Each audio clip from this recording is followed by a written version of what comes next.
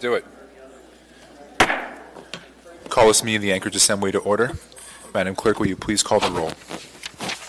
Yes, Mr. Chair. Ms. Strain? Here. Ms. LaFrance? Here. Ms. Zolotel? Here. Mr. Rivera? Present. Ms. Kennedy? Here. Mr. Dunbar? Here. Mr. Weddleton? Here. Mr. Peterson? Present. Mr. Constant? Here. Ms. Quinn Davidson? Here. Mr. Perez Verdia? Here. Mr. Dyson? Chair, you have a quorum. Thank you. Ms. Abby Muth, would you please come lead us in the Pledge of Allegiance?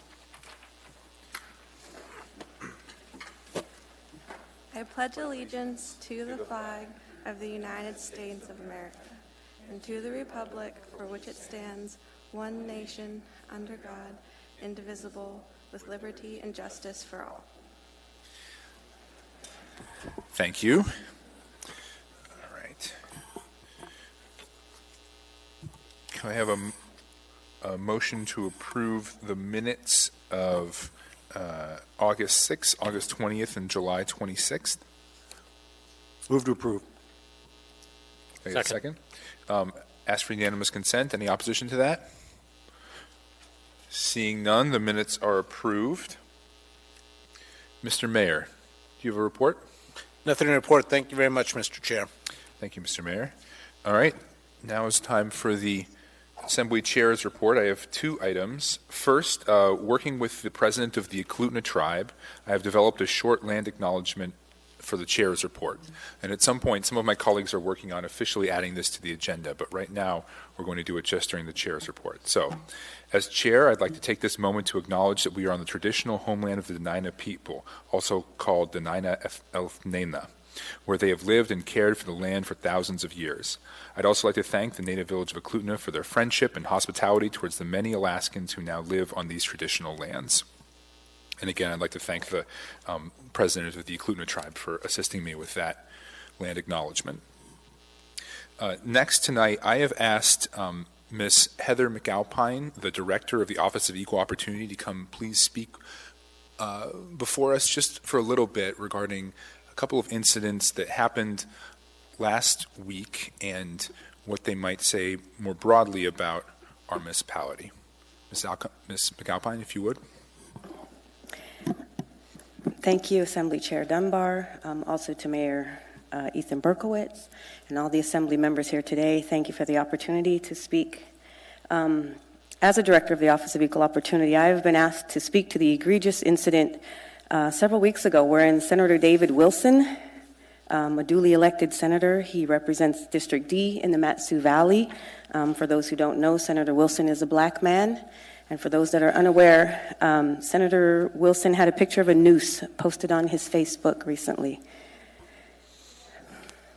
As a director of the Office of Equal Opportunity, I would like to state unequivocally that the threat of violence towards another human being is never acceptable in any context, and perhaps particularly when that violence is tinged with overtures of hatred, terrorism, and racism.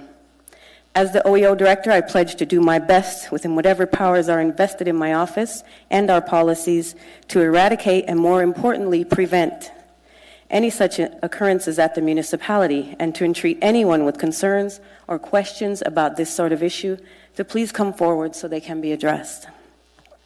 But there is another story here, or maybe I should say there should be a story here. Or maybe what I want to say is, where is the story here? Where is the outrage, the uproar, the indignation? Where is the public outcry?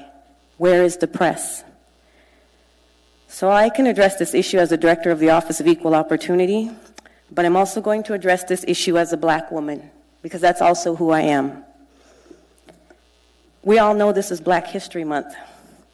Across the nation, even recently in these chambers, this month there are celebrations, proclamations, and conversations going on. But Black history is not all about singing and dancing or even celebrating the myriad of amazing accomplishments that Black people have contributed to our great nation and this great state. Black history is more than a month of special events. Black history is the long, laborious, and excruciatingly painful story of what it took this country to grow into the greatest nation of the world. Black history, like our American history, because Black history is American history, is woven into the fabric of this nation, and some of that fabric is laced with the bloody strands of a hangman's noose. Black history is the over 4,000 documented lynchings of black Americans, men and women, between 1877 and 1950. Black history is telling my beautiful brown daughter, because our schools don't teach black history, that Emmett Till was 14 years old, just like her, when he was dragged from his home, beaten and lynched. Black history is that I was 14 when Michael Donald was just walking home from the store, and he didn't make it. He was beaten, murdered, and hung in a public neighborhood in Georgia. Black history is my mother telling me that when she and my father got married at All Saints Episcopal Church downtown, a block from City Hall, where I now work as the director of the Office of Equal Opportunity, that a bomb threat was called in to the pastor who agreed to marry my parents, a white woman marrying a black man. So black history must also be an acknowledgement of what it took for us to get where we are now. Pain and perseverance, struggle and strength, terror and triumph, death and determination, persecution and pride. And it must include an acknowledgement that there is still work to be done across the world, across the nation, in our city and in our schools, to achieve the equality all people deserve. I find it particularly ironic that this week the United States House of Representatives will vote on the Emmett Till anti-lynching bill that will make lynching, hopefully make lynching, a federal hate crime. Over 100 years after its first iteration was introduced to Congress and still not passed. So that is black history. That is why no one should post pictures of nooses on a black man's Facebook page or anyone's page. But even more importantly, that is why when someone does do such a thing, people must speak out. People must stand up. People must, as the saying goes, interrupt racism and refuse to let the vicious cycle of terrorism, intimidation, and marginalization continue. As apparently new civil rights leader and definitely cultural icon Rihanna said at the NAACP Image Awards just a few short days ago, we can't fix this world alone. We can only do it together. We can't let the desensitivity sink in. And like Rihanna, I'm challenging all of us, black folks, and those who care about black folks, or any color of folks, or any religion or sex, race, sexual orientation. When you see an issue, when you see something wrong, whether legally, morally, or just intrinsically wrong, in the words of Rihanna, pull up, stand up, speak out, speak up. Because to quote a much older civil rights leader, Dr. Martin Luther King Jr., in the end, we will remember not the words of our enemies, but the silence of our friends. Thank you.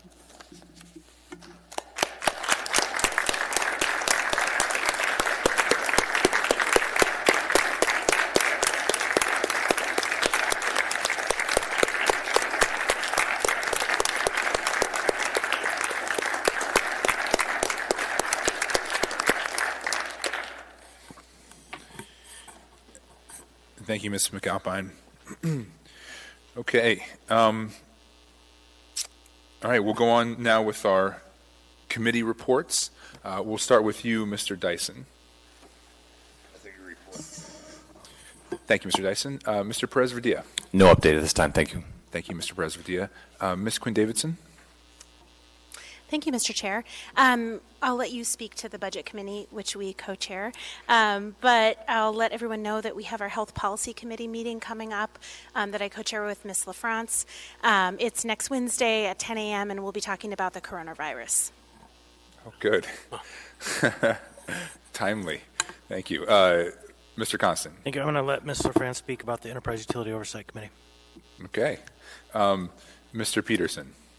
Thank you, Mr. Chairman. The Ethics and Elections Committee will be meeting tomorrow at noon at the Election Center, which is located at 619 East Ship Creek Avenue. Tomorrow at noon, Election Center. Thank you, Mr. Peterson. Mr. Weddleton. I will let Ms. Kennedy speak on the Community and Economic Development Committee. Great. Thank you, Mr. Weddleton. Ms. Kennedy. Whoops. Slight warning. Thank you, Mr. Chair. Community and Economic Development Committee has their next meeting on March the 5th from 9 o'clock, and that's at the Permitting Center. Thank you, Ms. Kennedy. Mr. Rivera? Thank you, Mr. Chair. The next Rules Committee meeting is this upcoming Friday, February 28th, from 11 a.m. to 1 p.m. We're meeting at City Hall first floor. We'll be doing our first dives into our priorities, going through our goals and actions for our homelessness, communications, and public safety priorities, along with discussions on naming panels, a walkthrough of the Ombudsman Suite, and an update from Mr. Peterson on the AML conference that wrapped up last week in Juneau. Thank you. Thank you, Mr. Rivera. Ms. Zolotel? Thank you, Mr. Chair. No report. Thank you, Ms. Zolotel. Ms. LaFrance? Thank you, Mr. Chair. The Enterprise and Utilities Oversight Committee met last week, and Solid Waste Services was there and presented on some proposed updates to the Solid Waste Services Master Plan, including the Waste to Energy project. That item to update the master plan is actually on the agenda for tonight. It's item 14F, and the intention is to push it to the meeting of March 24th so that we can hold a special meeting of the Enterprise and Utilities Oversight Committee on March 12 from 11 to 1, and that will be at City Hall. Thank you, Mr. Chair. Thank you, Ms. LaFrance. Ms. Strain? Thank you, Mr. Chair. Nothing to report. Thank you, Ms. Strain. All right, this time I'd ask for a motion to incorporate the addendum as printed and distributed and laid on the table items. So moved. Second. Any opposition to incorporating those items? All right, seeing none. So consent agenda items numbered 9A through 9F are typically routine or non-controversial items such as bid awards, new business, information and reports, and ordinances and resolutions for introduction. The items in the consent agenda may be approved by the Assembly by a single vote on a motion to approve the consent agenda. Prior to approval, items may be polled by an Assembly member for discussion and separate vote on each of those items. Under the Assembly Rules of Procedure, all ordinances and some resolutions will have the opportunity for public hearing on a future date. So now we'll go down the dais and ask if anyone has anything. Do we add the addendum and all that? Do we do that first? What's that? Do we do this first? No, we already did that. You got everything on the laid on the table? Yes. Oh, it's okay. Yep. So we're going on the dais now and see if there's any items to pull. We'll start with on the other side this time. Ms. Strain, do you have any items? Thank you, Mr. Chair. Nothing to pull. Thank you. Ms. LaFrance? Thank you, Mr. Chair. Item 9B3, 9 Beta 3. Mm-hmm. Okay. 9B5. I'm sorry, Ms. LaFrance, is that the only item? Yes, thank Okay, you, I'm Mr. sorry. Chair. 9B5. Okay. No items, Mr. Chair. Thank you, Mr. Rivera. Ms. Kennedy? Thank you, Mr. Chair. If you don't mind, if I have some, I don't have anything right now that I can find, but I'm looking for something. Okay, so we'll come can I back to come you. back if Uh-huh. I need to find. If I think. Thank you. No worries. Mr. Weddleton? I'd like to pull 9 Bravo 2, 9 Delta 5, 9 Delta 7, and 9 Delta 13, and also 9F10 and 9F11. Great. Mr. Peterson? Thank you, Mr. Chairman. No items this evening. Thank you, Mr. Peterson. Mr. Constant? No items, thank you. Thank you, Mr. Constant. Ms. Quinn Davidson? And for me, thank you, Mr. Chair. Thank you, Ms. Quinn Davidson. Mr. Perez Verdilla? Nothing from me, Chair. Thank you. Thank you, Mr. Perez Verdilla. Mr. Dyson? Thank you, Mr. Dyson. Ms. Kennedy, were you able to locate that item? Thank you, Mr. Chair. Mr. Weddleton pulled it. Thank you. Great. Okay. So now I'd ask for a vote to approve the consent agenda minus the pulled items. We already, do we need to move, oh, sorry. Do we need to move to approve? Oh, okay, yes. Could we have a motion to approve? Move to approve. And a second? Okay, moved and seconded. Let's go ahead and vote on that motion.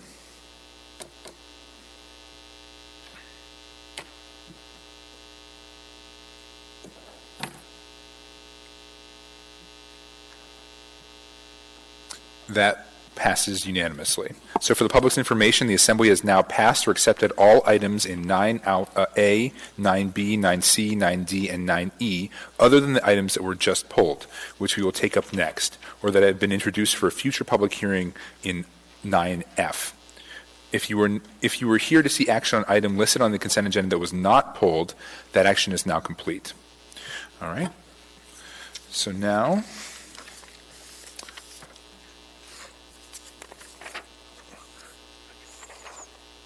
I have, before we get started, I have 9 Bravo 2, 9 Bravo 3, 9 Bravo 5, 9 Delta 5, 9 Delta 7, 9 Delta 13, 9F 10, and 9F 11. Did I miss anything? Okay.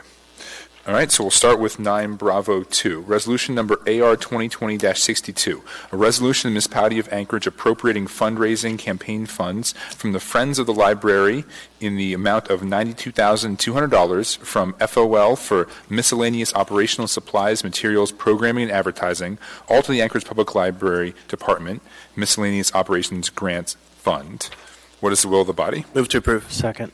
Moved and seconded, and we have some wonderful folks to come here, and I think you have an oversized novelty check to give us. That we do. Yeah, is there any opposition to receiving this check? All right, seeing none, that motion is approved. All right, so Mr. Slifka, I think this is your department, and please, if you guys have anything you'd like to say to us, we'd love to hear it from you now. Well, I will make this brief. I'm excited to be up here again. I often come and talk about library business. But we're donating $92,200 to the public library. And I just want to say it comes from small donations of $10, $20, $50, some big ones, but most of them are small donations. And then our primary events of the book sale, which is volunteer intensive, and our Beyond the Stacks Gala. Without this check, there wouldn't be programs at the library.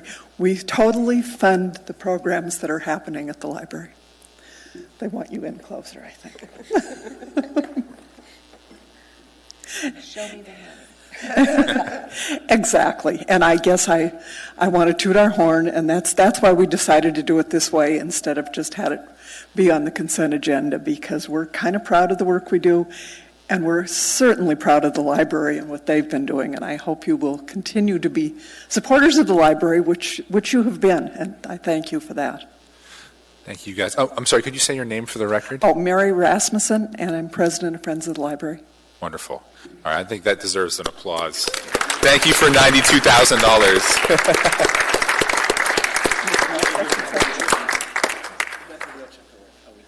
Yeah, I was going to say, you do have a real check, too. So. Would anyone else like to speak? No? Okay. Well, thank you guys so much. Thank you for letting us do this. All right. We are now on item 9B3, resolution number AR 2020-65, a resolution of the Anchorage Assembly requesting the state legislature and governor amend state statutes to raise the minimum age to purchase or possess tobacco, electronic smoking products, or products containing nicotine to 21, and to remove the criminal penalty for underage possession. What is the will of the body? Move to approve. Second. Moved and seconded. Is there any discussion on this item? Ms. LaFrance. Thank you, Mr. Chair. So over the last few months, we've had quite a bit of discussion about citations issued to students by APD school resource officers for minors in possession of tobacco. Most recently, we had a health policy committee meeting on this topic. And while minor possession and use of tobacco is no longer a violation under the Municipality of Anchorage Code, it still exists as a criminal violation under state law. There's a $500 fine, mandatory court appearance, name and court view. So this resolution encourages the state legislature and the governor to raise the minimum age to buy tobacco and vaping products to 21 for the state of Alaska. And this actually was just enacted at the federal level this year. It does a second thing of asking the state legislature and governor to remove the criminal penalty for underage possession as well. And I want to note that we've been talking, some of us, with community councils for a while in the last few months about making this change. And generally, there's a lot of support for it being a civil penalty. I think most people agree that a $500 fine is pretty excessive for tobacco possession and use. And I also wanted to note that our ombudsman, Daryl Hess, has organized a working group. Ms. Quinn Davidson and I will be participating along with members of ASD, APD, and our health partners so that we can continue to work with the school district to update tobacco policy to include progressive discipline and education for vaping instead of fines and other penalties. Thank you, Mr. Chair. Thank you, Ms. LaFrance. Mr. Constant. Thank you. Just kind of a sidebar note to this. I have been hearing a little bit of hot conversation in the downtown about some tobacco stores that are, at least according to their neighbors, not conducting business in a way that is proper. And so I've begun the process of investigating the tobacco store licensure a little bit, and it turns out that it's pretty meager at this point. And so it's a topic that I am beginning to dive into a little bit with council. So FYI. Thank you, Mr. Constant. Ms. Kennedy. Thank you, Mr. Chair. I just wanted some clarification on this, so maybe one of the makers of this could expand on this a little bit. But in the language in the whereas, it talks about that the Tobacco 21 policy actually encourages or recommends enacting only non-monetary and non-criminal consequences. And I can see in the therefore resolved section, it does talk about decriminalizing, but it doesn't specifically mention non-monetary. So what was the thought about keeping potentially some monetary portion to this so that there may be small fines? I heard the word minimal fines, but anyway, I just thought I would ask maybe what the thought is in terms of monetary fines. Thank you. Thank you, Ms. Kennedy. Would anyone like Ms. LaFrance or Ms. Quinn Davidson like to speak to that question? Thank you, Mr. Chair. So if I understand your question correctly, Ms. Kennedy, why didn't we just come right out and advocate for no fines whatsoever? Well, for purposes of clarification then, there is nothing in here that says anything about non-monetary, even though in the whereases it refers to that. So I'm just saying, are we recommending to the state that there be no non-monetary fines, or are we saying there's some potential for some minimal monetary fines? Thank you. Well, the first focus is to get it out of the criminal classification to the civil, and that's the priority. Tobacco 21 does, as you note, make that recommendation to do away with fines. Quite frankly, and the other sponsors may want to weigh in, I mean, many of us would be happy if we would just at least get it out of the criminal into the civil. Thank you, Ms. Kennedy. Mr. Constant. Thank you. Just having had a conversation for a good hour or so with Chief last week, I would just enter into discussion that the proposal that came from there was maybe we use youth court as the vehicle. And so it's an amazing organization, and they're set up to adjudicate youth outside of the courts. And so whatever path we go down, there are some options that are probably mutually agreeable and beneficial in a number of ways. Thank you, Mr. Constant. Ms. Quinn Davidson? Thank you, Mr. Chair. I just wanted to quickly add that some of the partners that Mr. Weddleton and Ms. LaFrance and I originally worked with on this from American Cancer Society and the other health organizations, they've been working pretty closely with the state legislature and have been lobbying them. And so I think they'll probably get into the more nuanced details there. But you're right, we didn't address the fine here. So I guess I would somewhat defer to them and what they think makes sense. Thank you, Ms. Quinn Davidson. Seeing no one else in the queue, please vote on this item.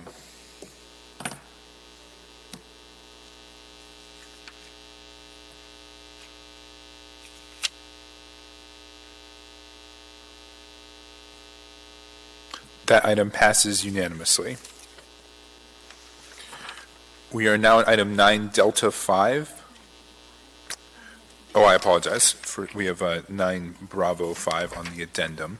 Resolution number AR 2020-68, a resolution in support of mental health education in Anchorage classrooms from Assembly members Zalatel and LaFrance. What is the will of the body? Move to approve. Second. Moved and seconded. Any discussion on this item? Ms. Zalatel. Yes, Mr. Chair, and with your permission, we have a video queued up to introduce this resolution. Wow, we have the technology.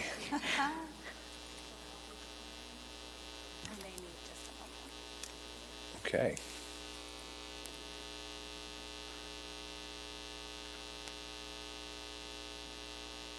And it's Miss Natalie Frazier.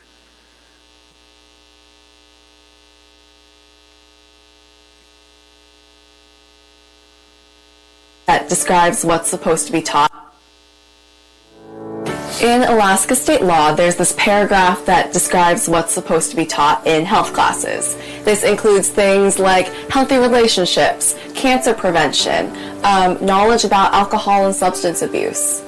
But there's one category that is hugely missing. And mental health. And mental health. And mental health. And mental health. And mental health. If we truly want to teach our students how to be healthy and happy for the rest of their lives, we need to treat mental health as just an important part of health as physical health. So HB 181 aims to add 3 simple words: and mental health. I definitely see a lot of my peers and friends dealing with mental health and dealing it in a sense of like having so much stress, anxiety, but not really understanding what mental health or mental illness is in general. So personally, I have struggled with depression and anxiety for most of my teenage life. And it began in 8th grade. I suffered a very severe depressive episode coupled with lots of suicidal ideation. And luckily, I was able to have a really supportive family who got me help, but it's really unreasonable to assume that the majority of teenagers suffering from this kind of issue have the same access. Other students aren't so lucky. 1 in 5 individuals aged 13 to 18 have a diagnosable mental illness. This is even more prevalent among Alaskan teens. 36% of us have reported that we've experienced a depressive episode, and 12% of us have attempted suicide. It's frankly irresponsible to not support legislation for providing mental health education. Overwhelmingly, teenagers want to talk about mental health and the experience that they're having because it is the defining experience of a lot of people's education. I think what ends up happening is that students end up going to each other for information and Google, and they start kind of cross-referencing their information, and a lot of times it can be really inaccurate. Testing to see if I was depressed or not on Google did not solve any problem. My classmates don't know where to go for help. They don't know who to turn to. They don't feel like they have people to turn to. So instead of dealing with the emotions or handling them, I just kind of pushed them down, and I went into a really dark place and I didn't know what to do about it. That's me. That's your friends, your family, your nieces and nephews, your grandchildren, and most importantly, those are your constituents. 50% of all lifetime cases begin by age 14. So by the time that freshmen enter high school, half of those who will experience mental illness in their entire life will already have some of those early onset symptoms. And so the earlier that we start that conversation with kids and the more information that we give to them, the better tools that they have to deal with their stress, their anxiety, or their friends' stress and anxiety. This bill, I believe that it can save actual real human lives. And it is your responsibility as lawmakers to protect the lives of your citizens. Please support HB 181 and mandate mental health education in K through 12 schools. I'm Claire, and I support mental health education in Alaska. I'm Jessica, and I support mental health education in Alaska. I'm Bella, and I support mental health education in Alaska. I'm Gabby, and I support mental health education in Alaska. I'm Zoe, and I support mental health education in Alaska. I'm Natalie, and I support mental health education in Alaska.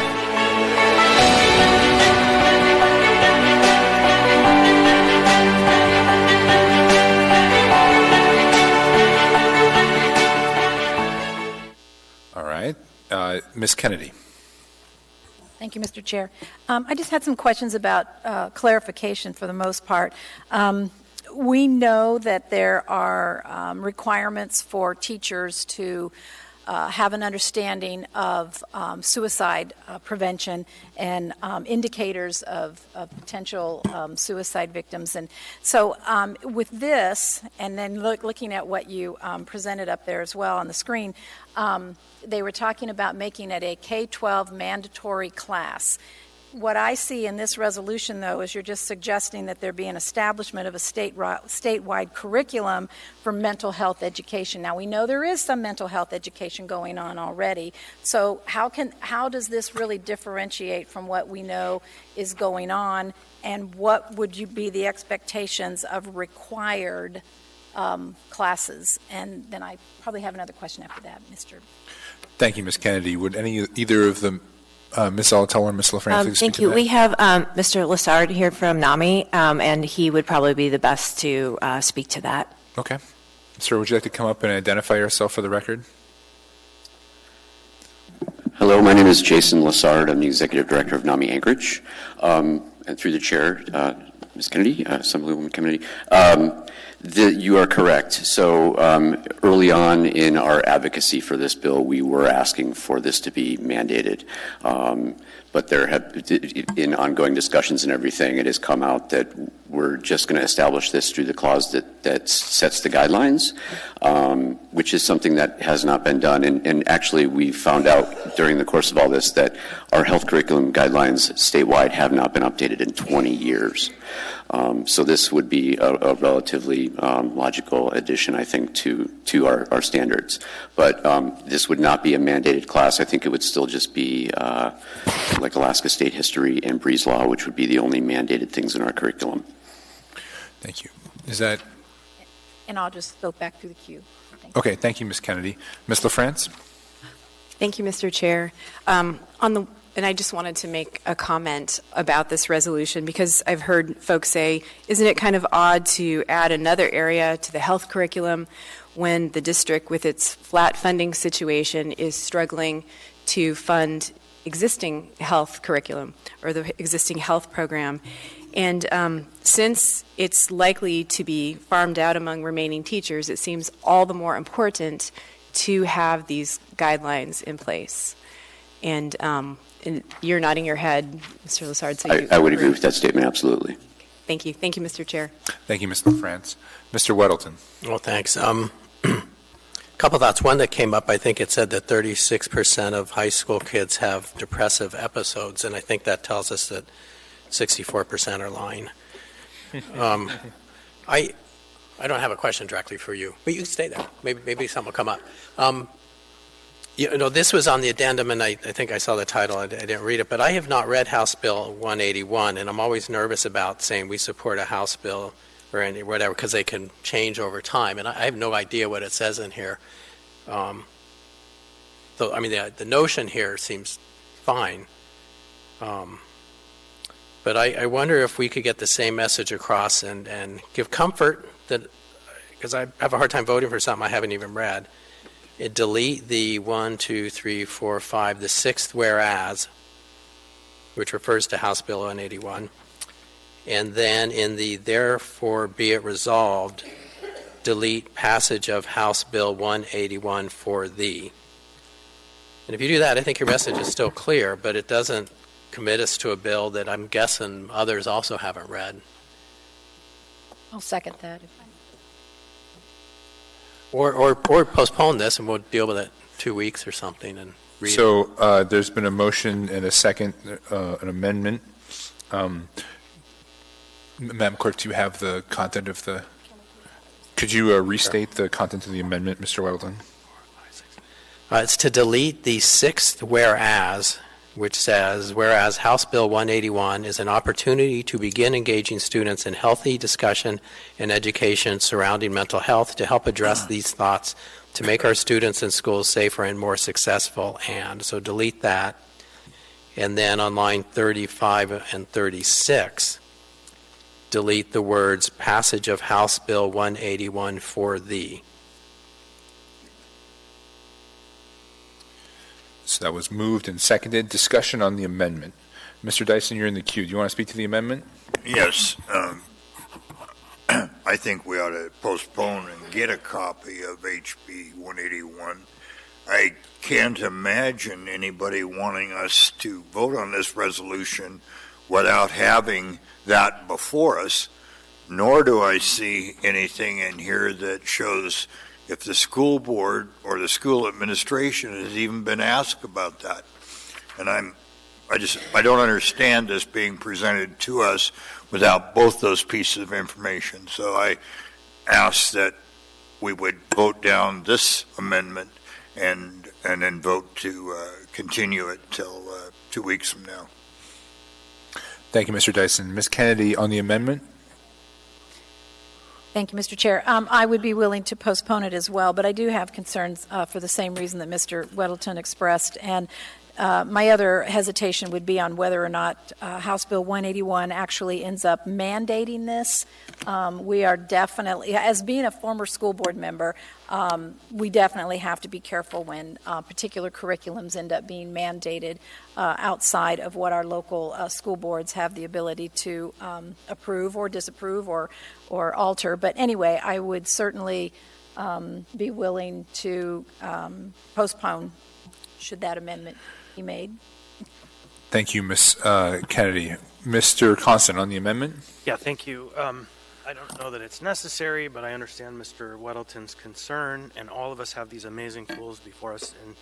And you have the means to, within what I just did, 10 seconds, find HB 181, and you can note that it adds the words mental health. It strikes the word physical in front of the word health, and it adds a sentence that says health guidelines must provide standards for instruction in mental health and shall be developed in consultation with the Department of Health and Social Services and representatives of national and state mental health organizations. This may be truly one of the simplest bills I have ever seen.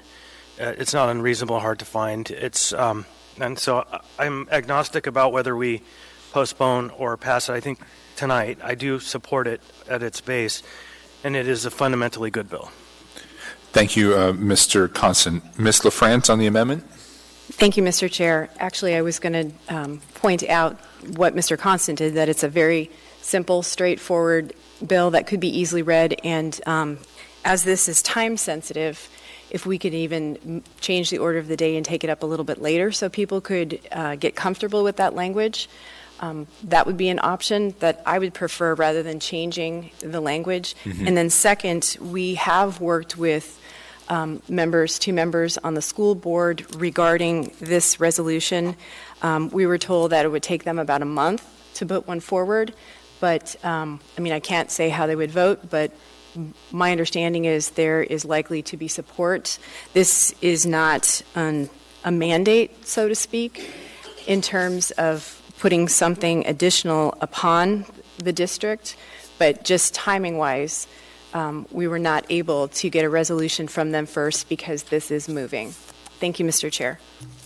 Thank you, Ms. LaFrance. So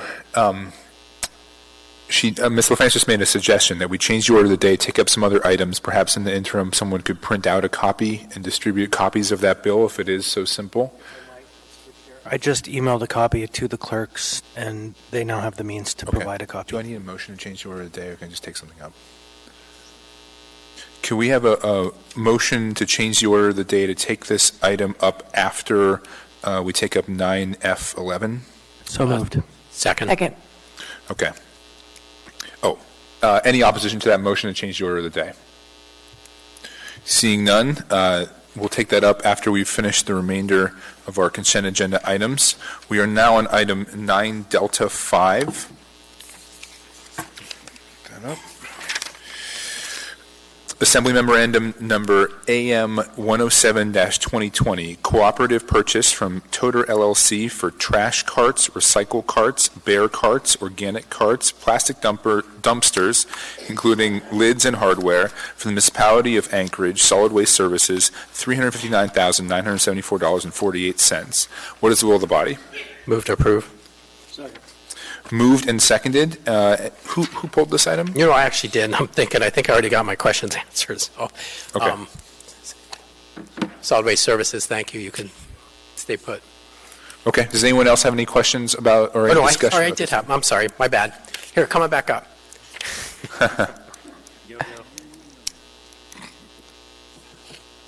Little form of torture. I guess we did have some discussion through email on the bear carts, that this is popular size. So a couple of questions. So 64 gallon is the smaller size, Correct. or middle? Maybe it's a middle size. It's the smaller of the two versions of bear carts that we offer. Okay. Have you had the smaller sizes bear carts before? No. Okay, so this is totally new to have bear carts this size. This is a new size for us, yes. Okay, and it has now the larger size of bear cart, you only have you have to unlock them. Is that correct? Do you have the ability to get lids or something now to convert those to the non-locking? What we'll be doing with those through the chair is we will be converting those to regular trash carts. For the ones that we have in the field right now, we'll be replacing those with the gravity locks so that when we pick them up, they automatically unlock. So are we going to see that later? Because the large ones are on here as well. Okay. Correct. Okay, so you're going to totally revamp your Correct. Your thing. Okay. So within solid waste services, your district, everyone pays, even if you don't have trash, you pay. That's right? correct. So is everyone required to have some kind of trash can, or you can say, I'll pay, but I don't want a trash can, I just handle on my own? Through the chair, that according to code, they are required to have carts. We are required to place carts at their residence. Okay, why is that? It's the code. I didn't write the code, but it's been that way since we became a mandatory service area. Okay. I was just curious because I'm outside of your service area, but I don't have a trash can because I just make one bag a week and throw it in my dumpster. So, okay, that's good. I recommend approval on this. This style of bear cart is substantially better and meets the goals of our previous ordinance on this. So it's good to see that you're switching. It's expensive, unfortunately, but I think it's an improvement. Thank you. Thank you, Mr. Elton. I'm sorry, sir. Could you identify yourself for the record? Glenn Halsell, Solid Waste Services. Okay. We have two more questions for you. Ms. Kennedy? Thank you, Mr. Chair. I guess my question is in regard to how you're going to go about actually replacing those newer bear carts, the locking ones, to the gravity release ones. Will you do that just on a regular basis in terms of when something needs to be replaced, or are you just going to go and get rid of all of the current regular locking ones? Because I did see something in the email that Mr. Weddleton was talking about going back and forth that said that the truck drivers would often have to get out of the truck to unlock the bear cans. And that's not the case in my neighborhood. I mean, he just reaches out the window and unlocks it and then pulls up a little further and lets the arm dump it. And I just thought, that would be really relatively wasteful if we were just going to replace all of those and then turn them into something else that may or may not have the popularity that the bear cart or the bear locking ones do. So anyway, can you just tell me a little bit? You're just planning on replacing Through the them all chair, at we once? will be, over time, as we get the new gravity locks in, we will just go through and phase the old locks out. It's actually a safety concern for our drivers getting in and out of the trucks continually to have to deal with those manual locks. The other option is for people to unlock their cart in the morning when they put it out there, but that goes against your bear ordinance code. So we will, our goal is to switch all of our bear carts out to the gravity locks, and then through inventory updates, whatnot, we have the need to replace the lids on those carts and put them back in service as a regular cart for areas that don't need bear carts. So they won't go to waste. Okay, good. Thank you. Thank you, Ms. Kennedy. Mr. Constant, you good? Okay. All right. Thank you, sir. There are no further questions. Members could please vote on this item.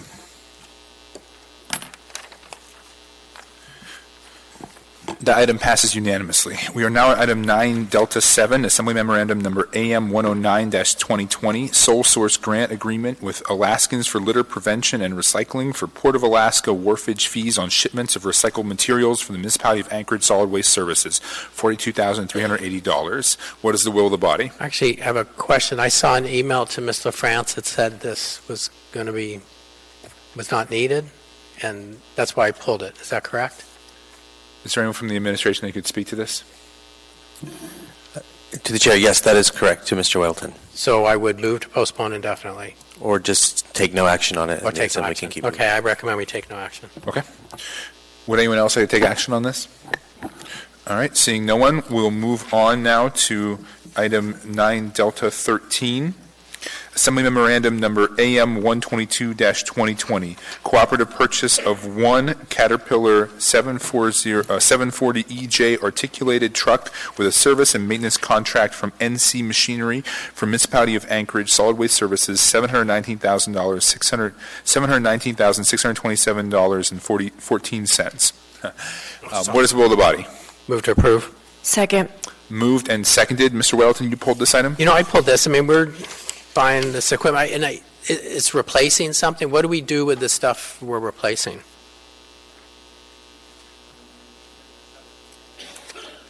Again, Glenn Hosel, Solid Waste Services. Through the chair, this is to replace an older piece of equipment that is timed out on its service contract, and we will be surplusing that. And no.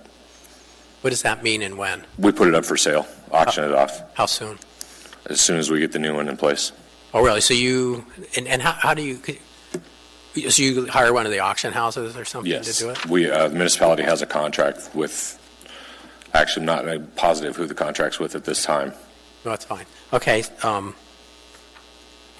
do you have like excess surplus equipment in your inventory now? Or? Through the chair, we surplus equipment pretty much yearly. Okay. As we replace with newer equipment, we surplus the old. Okay, good. Thank you. Mm-hmm. Thank you, Mr. Weddleton. Any other questions on or comments on this item? Seeing none, members may vote on this item.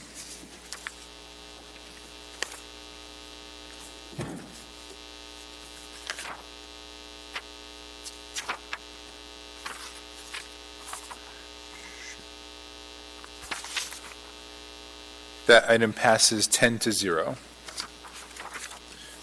What did we miss it? I don't know. Wow, here. Here we go. Yeah, I voted yes. Oh, okay. We are now on item 9F10, ordinance number AO 2020-25, an ordinance of the Municipality of Anchorage, Alaska, providing for authorizing and approving a borrowing program for the municipality in the aggregate principal amount of not to exceed $4,950,000 for the purpose of providing funds to finance success payments to the municipality's Pay for Success account and appropriating from this account. Waive reading. Thank you. What is the will of the body? So did you pull this? Right. I moved to introduce with a public hearing date of March 24. Okay. Second. I think third. Do we have a third on that? Third. All right. So that's it. So it's now moved to March 24th. Do we need any additional motion on that, Madam Clerk? Okay. Next, we have item 9 Foxtrot 11, ordinance number AO 2020-26, an ordinance of the Anchorage Municipal Assembly establishing a Pay for Success account in the restricted municipal funds account. Waive reading. For can we waive reading for these items? It's so short. Go for it. Okay, sorry. For Home for Good Outcome Payments Mayor's Office, do we have a motion for introduction? Move to introduce. Second. On which? Third. 9F11. On which date? Move to introduce with public hearing on March 24. Okay. So the second and third, do you concur with that? Yes. Okay. All right. All right, so that is set for public hearing on the 24th of March. So now we are back to item 9 Bravo 5.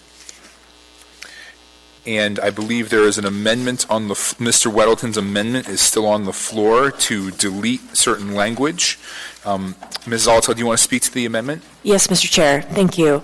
I oppose the amendment. I think the amendment, we don't need to take out the language. Referring to the House bill as 181, it's short, it's to the point.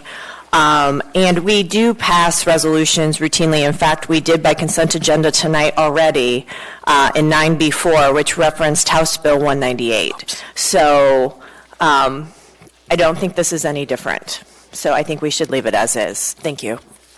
Thank you, Ms. Zalatel. Mr. Weddleton. Well, maybe I'll move to reconsider that one.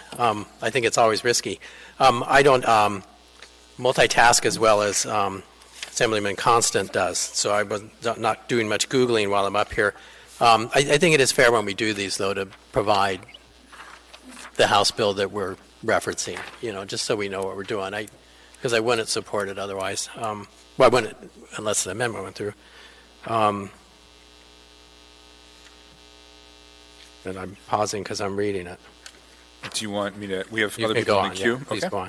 Mr. Constant. Yeah, thank you. What we did in HB 198 that I thought was a smart move to allay the concerns of Mr. Weddleton was added a very small phrase. And that phrase was written that it says, HB 198, if the substance of HB 198 as enacted is substantially the same as pre-filed HB 198, that if we added some language that added a statement of if it's similar to what exists today, then I thought that was actually aimed to you and Mr. Weddleton. And so I think that if we were to amend this, I would prefer not to take out the number of the bill, but add in just a caveat that states as it exists today or as written on this date. Thank you, Mr. Constant. Mr. Dyson, on Mr. Weddleton's amendment.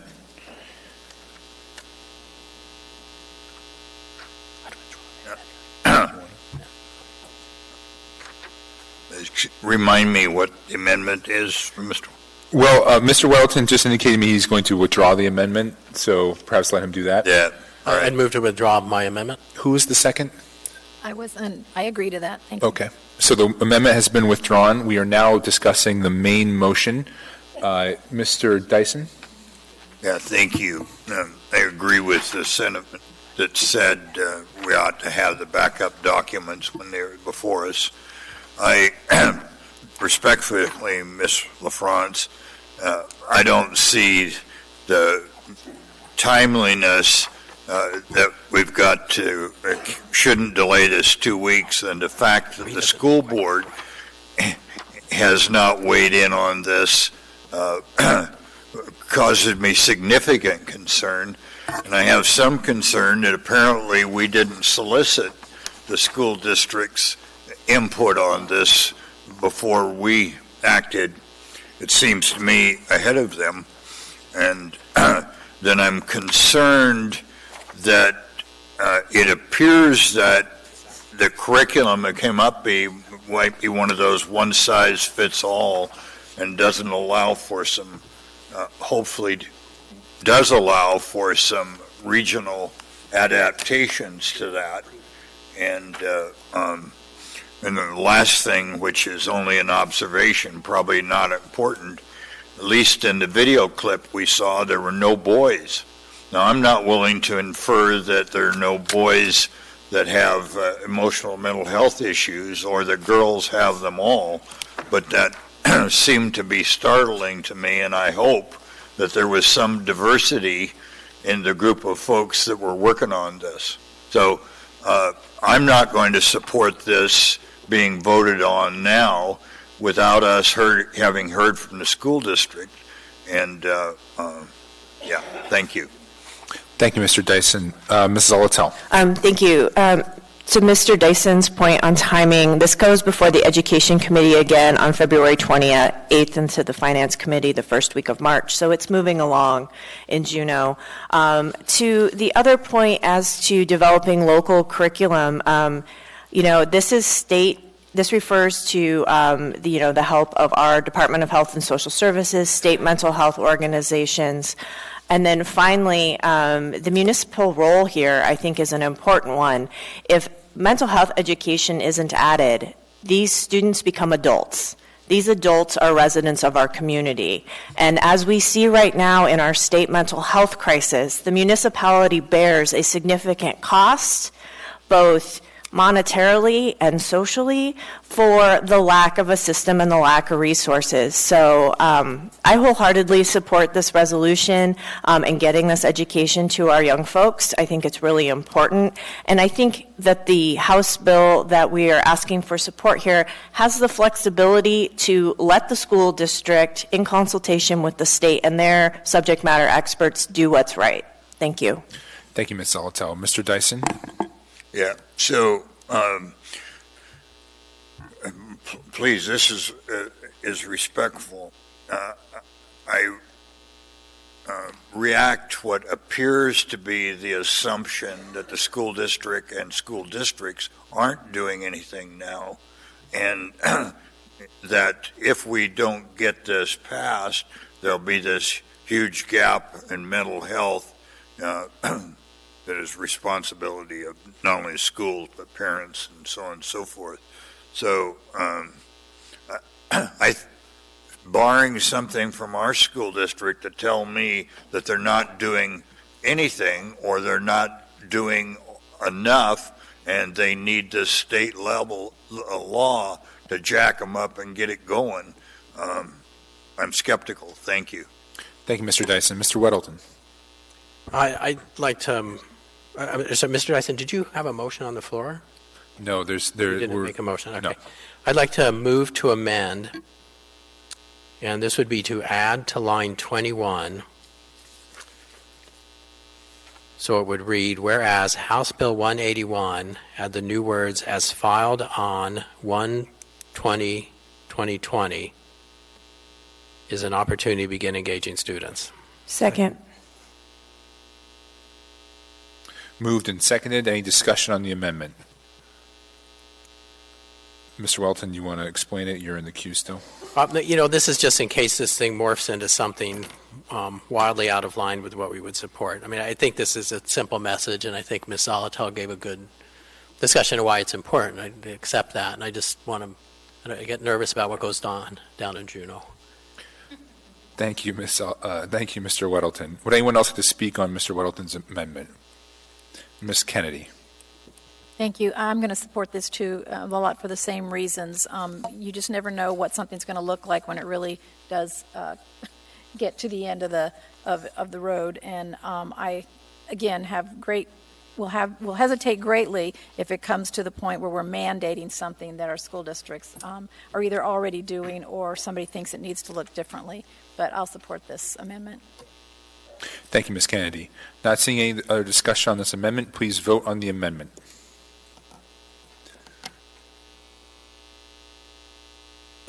That amendment passes unanimously. We are now back to the main motion. Any further discussion on this resolution as amended? Mr. Constant. I'm strongly supportive, and I'm not sure who it was that crafted that little phrase into the HB 198. If it was Mr. Gates, I would say thank you very much, because I think it does solve a problem for us that continues to crop up. And so I do support this ordinance or resolution. Thank you. Thank you, Mr. Constant. Ms. Kennedy.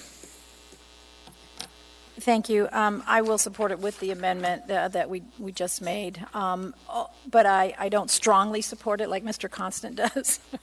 But most of this is really directed at the state board. It does just kind of expand and specifically put in language that says mental health. I'm a little disappointed that they took out physical health, and I don't think adequately actually puts anything that tries to focus on the physical health part of things. But just in looking what this bill should do, should it stay, as we've now said, as filed on 1/20/20, I could support that. So I will support the resolution. So thank you. Thank you, Ms. Kennedy. Not seeing anyone else in the queue, please vote on this resolution.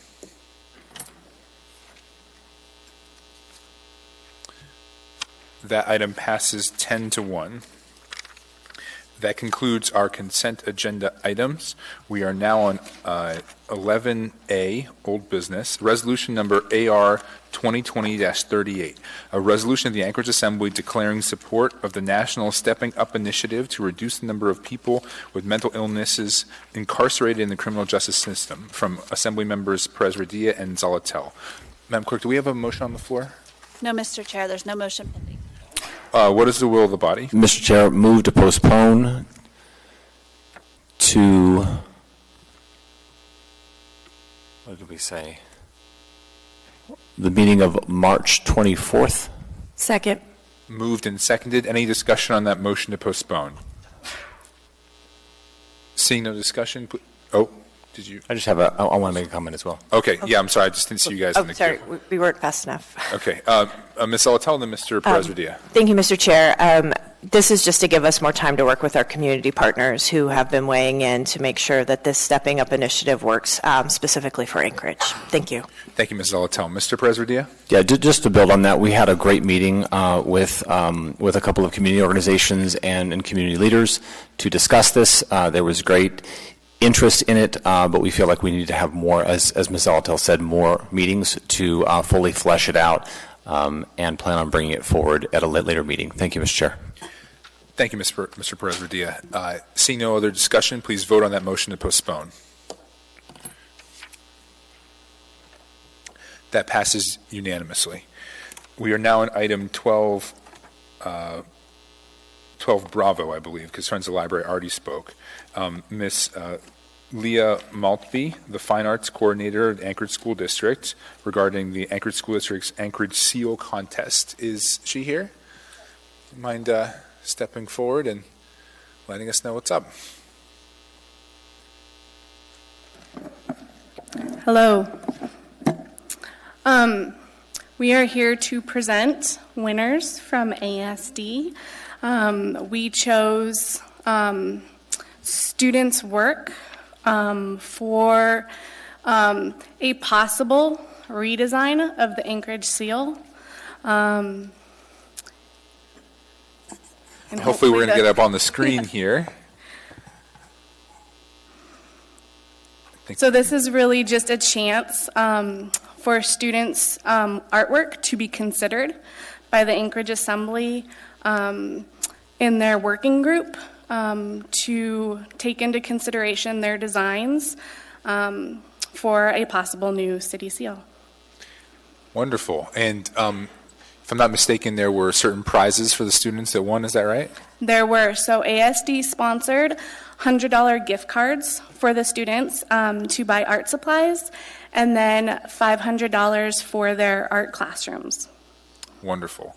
And then we have some certificates here that I signed from the Assembly to the winners, so if you don't mind delivering that to them. Yes, we'll do that, and we will make sure these go to the winners when we deliver their gift cards.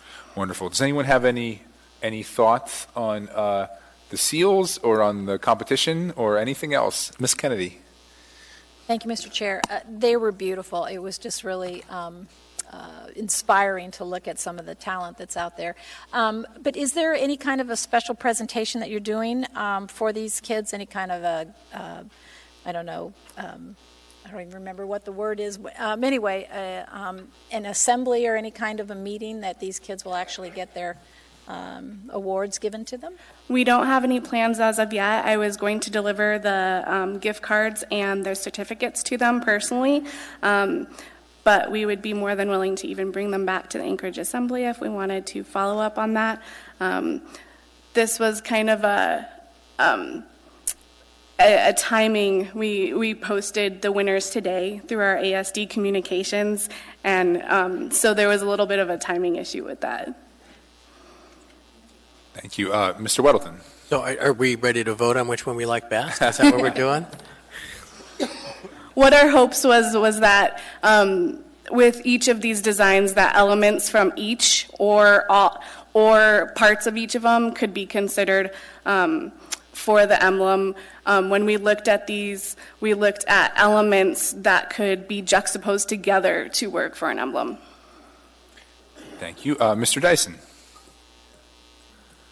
Thank you. I want to say thank you for this. It was my hope that this would get most of our students informed about the history and culture of this community, and that folks would learn more about our history and think about it all. And you've done a marvelous job of getting these kids going, and we'll see what comes of it. But I want to thank you personally and Dr. Bishop for jumping on this and going forward with it.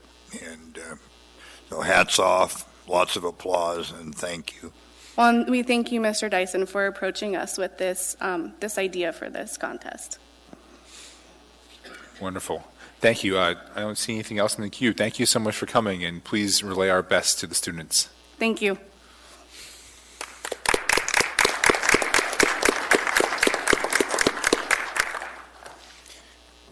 Next, we have.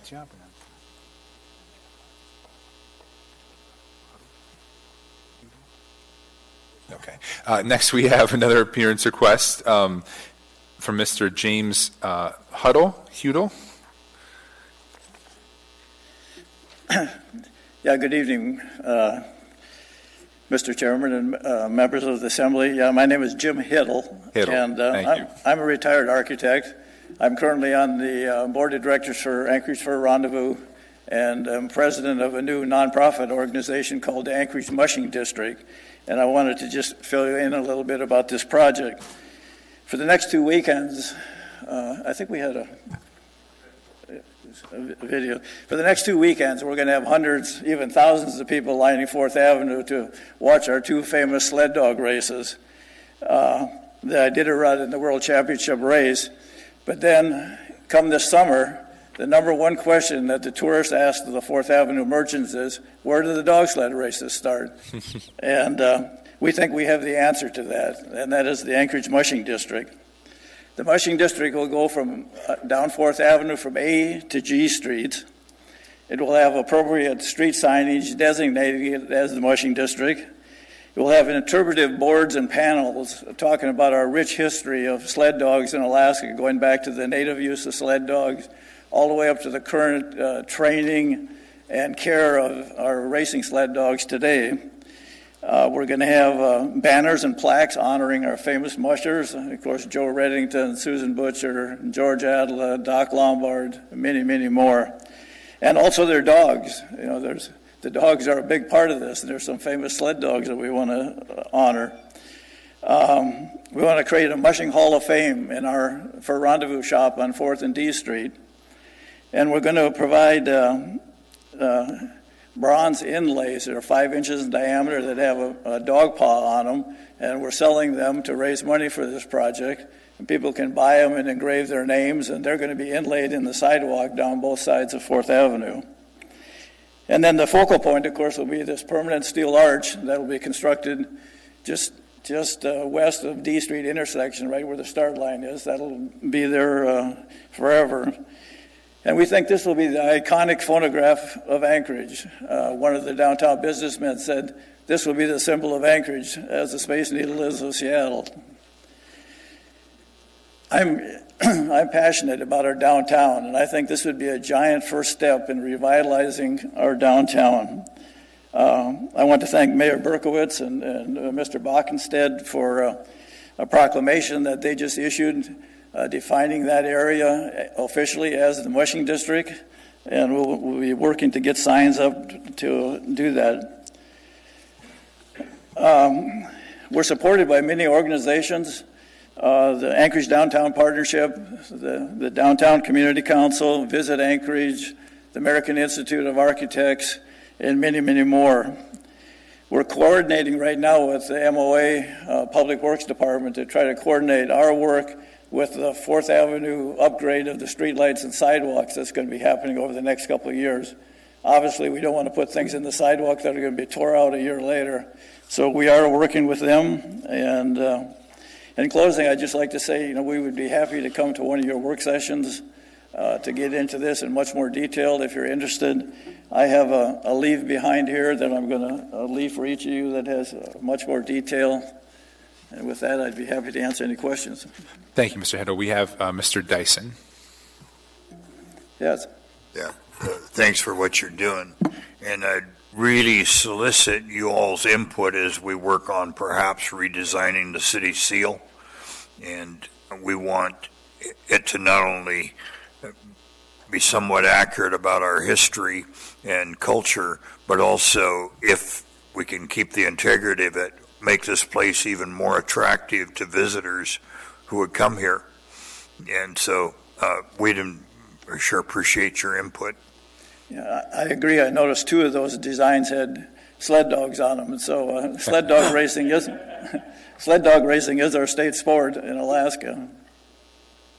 Thank you. Thank you, Mr. Hiddle. I don't see any further questions. If you want to come up and give those items to the clerk, she can distribute them, or down here. Yeah, perfect. Thank you. Okay, with that, we're going to take our regularly scheduled dinner break, and we'll be back in 20 minutes.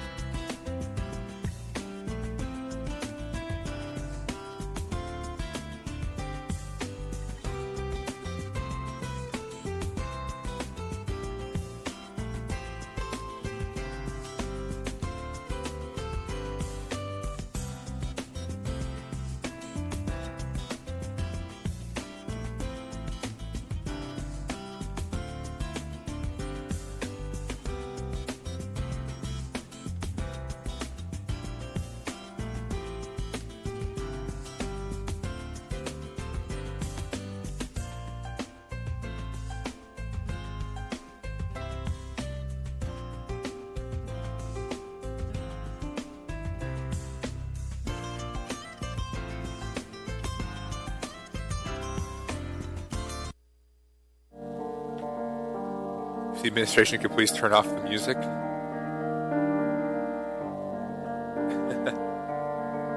Not that we don't appreciate a soundtrack.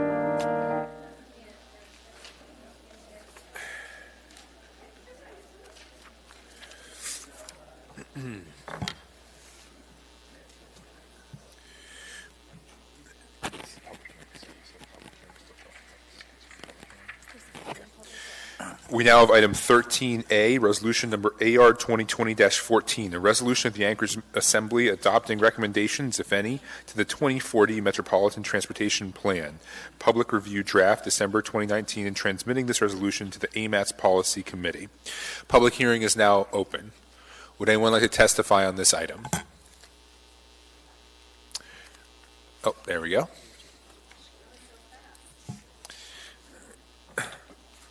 If you don't mind stating your name for the record, you'll have 3 minutes. Yep. Hi, my name's Lindsay Hyduk. As of this month, I'm serving as the president for the Spenard Community Council, and we are submitting some comments on the MTP 2040 planning process, and wanted to take this opportunity to share some of the priorities for Spenard, as well as some recommendations for the AR 2020-14 substitute amendments. So to start, the Spenard Community Council has been really involved in putting together a cohort of residents who really care about forward thinking and planning about what our community is for residents of Spenard today and into the future. So we are really excited to see within the MTP 2040 a few of the projects that are priorities for our community. One of those is Spenard Road upgrades in the middle section between what was just redeveloped on the northern end and what was developed years ago on the southern portion. So that was a really important priority to see within the plan. Another was to study to look at the Northern Lights and Benson Boulevard couplets and potentially reducing the amount of lanes and thinking about walkability, bikeability, and having a more safe corridor along that whole section, especially through our community. And we also are excited to see a study for the for the Minnesota Drive from Tudor to Hillcrest, which is an opportunity to rethink how the Minnesota Drive separates our community, similar to how some of the highway projects and even Northern Lights and Benson divide other communities throughout the city. So those are some really exciting projects within the MTP. We also want to just reiterate that it's important to integrate a lot of the other really good plans and processes that have taken place currently or even ongoingly. One of those is the Anchorage Climate Action Plan and making sure a lot of the goals within the MTP align with the Anchorage Climate Action Plan. The Vision Zero Action Plan is another one. The MTP refers to some of the high injury network area, but not the rest of the plan itself. The 2040 Land Use Plan, and two that are near and dear to our hearts in Spenard, the Spenard Corridor Plan is an ongoing effort that for us has felt long delayed, but a lot of the community comments that we came together around are really integrated in that plan, and we want to see it reflected in the MTP 2040. And the Anchorage Non-Motorized Plan is another one of those, has been long in the works in the last few years, and we haven't seen that integrated into the current version. So as we think about the resolution and some of the amendments that are forward today, we want to request some additions that we didn't see within the MTP that we'll be submitting in our comments in more detail. One of them is a big priority for our community, and it's daylighting the Fish Creek corridor from about here, Cuddy Park Pond, all the way to the Fish Creek Trail estuary along the coastal trail. That's something our community has been advocating for and really working to move forward in a long time. It'd be a project we'd like to see integrated into the MTP. It is something that is a cornerstone in a lot of the work we did in the Spenard Corridor Plan itself. Another project is improvements along Chugach Way. It's a connection in our community that's really narrow, really dangerous, and something that we've been prioritizing in our planning comments, the capital improvement projects, and a whole bunch of different other places. So those are two that we would like to see prioritized for Spenard. And then just a comment about the Midtown Congestion Relief projects. There are a number of projects in the MTP 2040 that equal millions of dollars that could be spent on some of these priority projects in our community. And so we'd like to see a lot of the Midtown Congestion Relief projects moved into the long-term project list rather than pushing those forward in the short term when we know there's a lot more work that needs to be done, especially in making sure that projections for residents and access into that area are really taken into consideration. So those are some of the priority comments we have in Spenard. We will be submitting comments in the AMATS process itself, but wanted to take this opportunity as you all consider the amendments in front of you today as you move forward tonight. That's all I have. Any questions? Thank you. Ms. Quinn Davidson? Yeah, thank you, Mr. Chair, and thanks, Ms. Hyduk, for being here. Are you proposing that we amend our S version specifically? And if so, typically, I mean, it's kind of last minute, so we can do that, but I think I would need more specific information on what amendment you're proposing. Sure. It is very last minute because it is brought to my attention today that Great. this And was in the I'm glad works. you're here. I just mean in terms of our amendment process, getting it moving. Sure. What would you need? There's a section on the changes. Sure. I mean, the amendment would be making a specific change to the thing we're adopting, so it would be like specific language change around it. Sure. Where that section would be. I understand conceptually what you're saying, and I took notes, but I guess for us, a priority could be in the Amendment A section, the very end of the chart. There are new projects to add. Off the top of my head, it's something like Muldoon Curve, projects along CNA Street. And if we would be able to add projects that support the daylighting of Fish Creek, maybe just that general language in that section could be a potential possibility. That would be our number one. Tell me where that was again. In the Amendment A, the very bottom of the chart. Okay. Okay. Thank you, Ms. Quinn Davidson. Ms. Zolotel? Thank you, Mr. Chair. On Chugach Way, can you give me like a one sentence about like what the project description would be? Sure. So it probably would be a study, so supporting a study for Chugach Way. And is that referenced in the Spenard Corridor Plan? Okay, thank you. Thank you. Thank you, ma'am. There are no further questions. Thank you. You for your testimony. Would anyone else like to testify?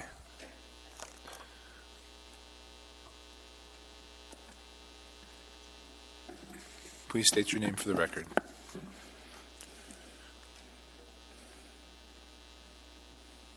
My name is Eugene Carl Haberman.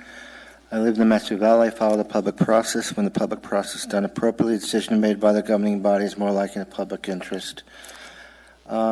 For the record on this issue, the addendum for the agenda, the addendum for the public doesn't understand what addendum means. It was like Friday for including it, basically, this item, the 2020-14S.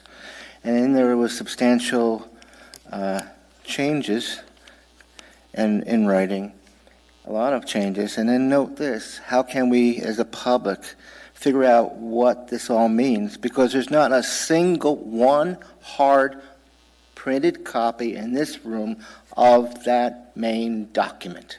It doesn't exist. The work session that the Assembly had in City Hall on the scenarios, and I'm not talking about the S version, because that S version didn't come until later, the no hard copy for the public. Assembly members had a hard copy, but the public did not. So we're asked the public to go to electronically and see the hard copy there, where the Assembly members have a real advantage from the public in not having it before them. Now, with all fairness, there's a lot of, even though it's not that many pages, there's a lot of changes in editing, and you need that hard copy. and this was an addendum, and you're having a public hearing, second one, and this is coming at a later date. So where's the fairness? You need to continue public hearings so we can figure out what's what, and you need to get hard copies out for the public, including your work session, so we can figure out what's going on. And I note here is one community council testified tonight. One. There are a lot more community councils than one. But how could they comprehend what's going on when this came out like Friday? How could they connect with the dots and check all this stuff out? And just before the testimony started, I note for the record another document, Dunbar Amendment number 1, just passed out. Yeah, I don't miss much. I watch when the paper flows through the room.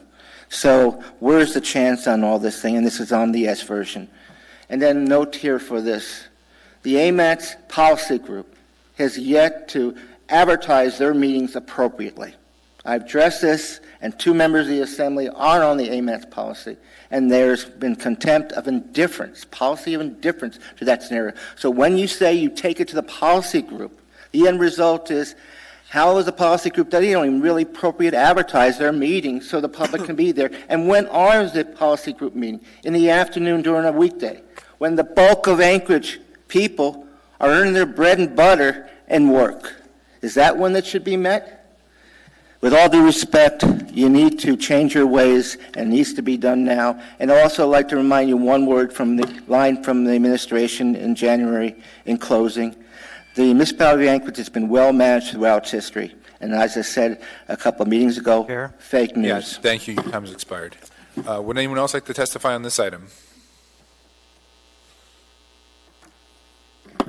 Mr. Chairman, members of the Assembly, my name is Tom McGrath, and I would ask you, like the last speaker, to postpone the 2040 Metropolitan Transportation Plan, your revisions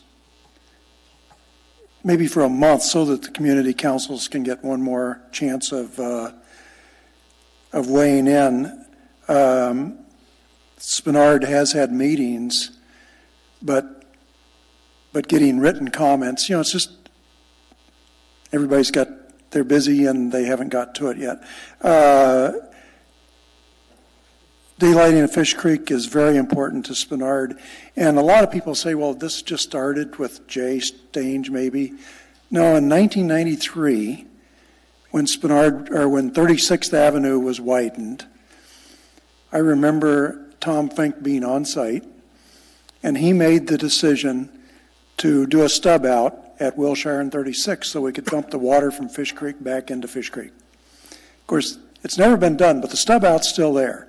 Now, Dave Donnelly, when he was a Democrat, and that's been a couple of years ago, got us the oil and gas separator for underneath the bridge there at Chugach.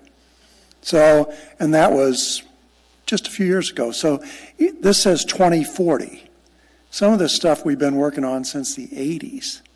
So by the time this plan is implemented, done, it'll be 60 years.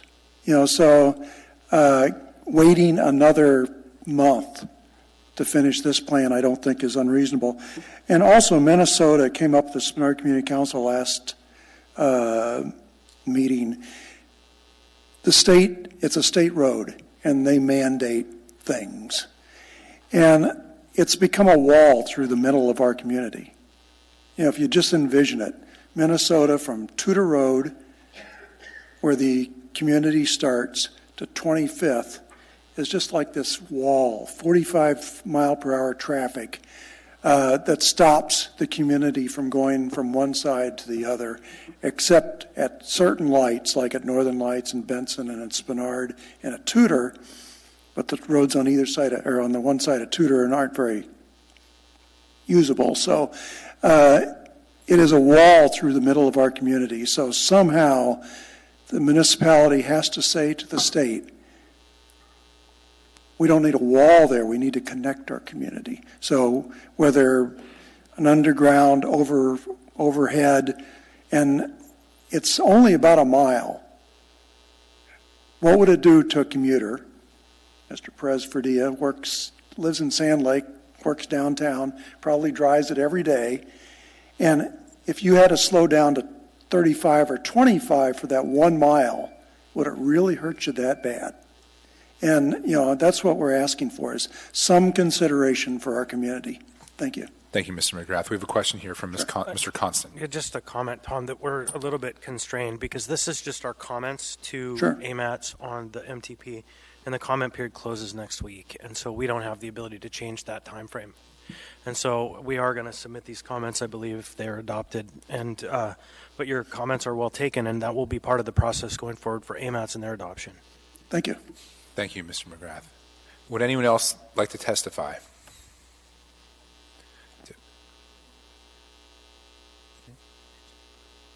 Yeah, if anyone else would like to testify after this one, please queue up at the blue line if you wouldn't mind.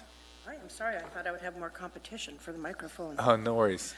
My name is Cheryl Richardson, and tonight I'm representing myself.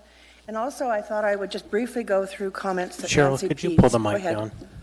Just pull the mic down. Oh, okay. Thank you. That better? There you go. Okay. Nancy Pease, sorry,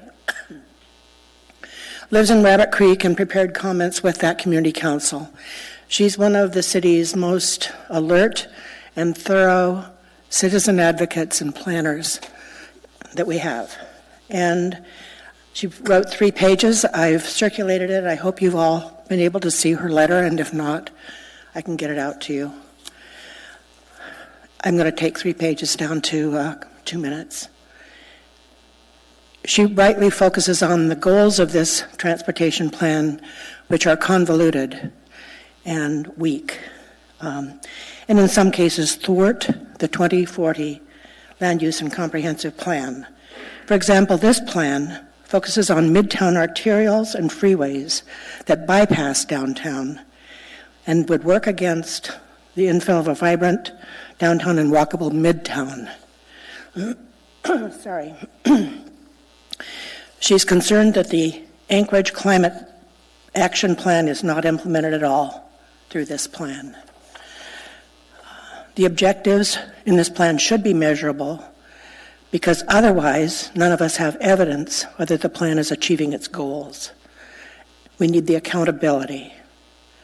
The data collection, she says, does not require, or this plan does not require or enable data collection and reporting to the public and elected officials. This has been a frustration for decades in this town, that we don't coordinate directly and make incremental changes year after year to collect the data that tells us whether we're achieving our goals.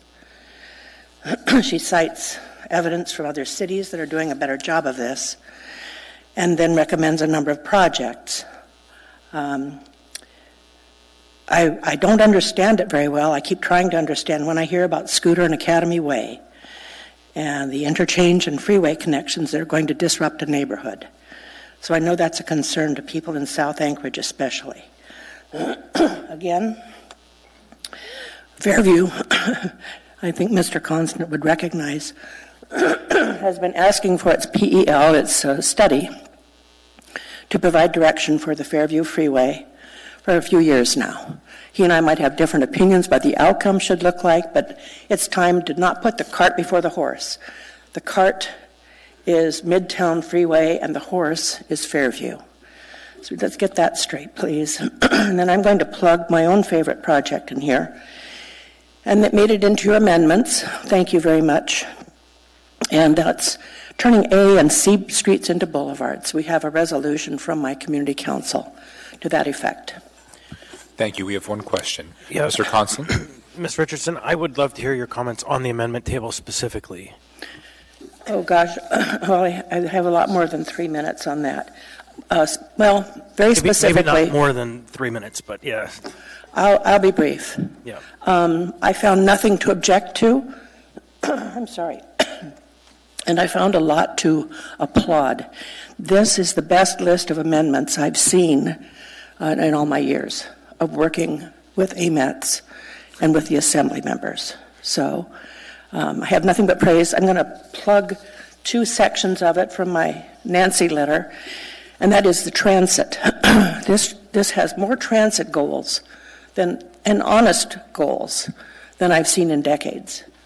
And then again, it also moves into the climate action plan. So that's very exciting. It's the whole thing.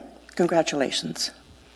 And the credit to most of that work, there were comments from the body, but really it was Mr. Weddleton and Ms. Salatel who sweated over all of the lists of comments and unified them into a clear, Coherent. bright line. Yeah, it's lovely. Thank you very much. Oops, no purse. Okay. Thank you.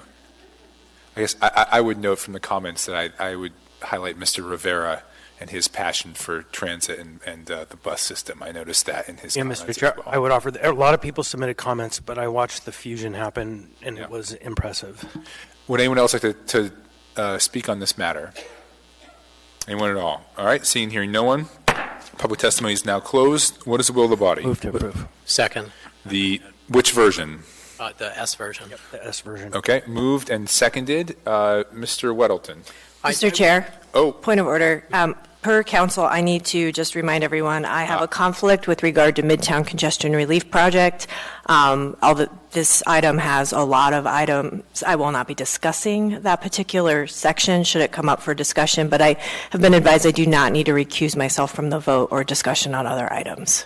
Okay. Thank you, Ms. Salatel. Mr. Weddleton. You know, I'd like to invite Aaron and Vivian up here, staff for AMATS, to ask a few questions. Is that okay? I'm going to go through a couple of questions. Yeah, of course.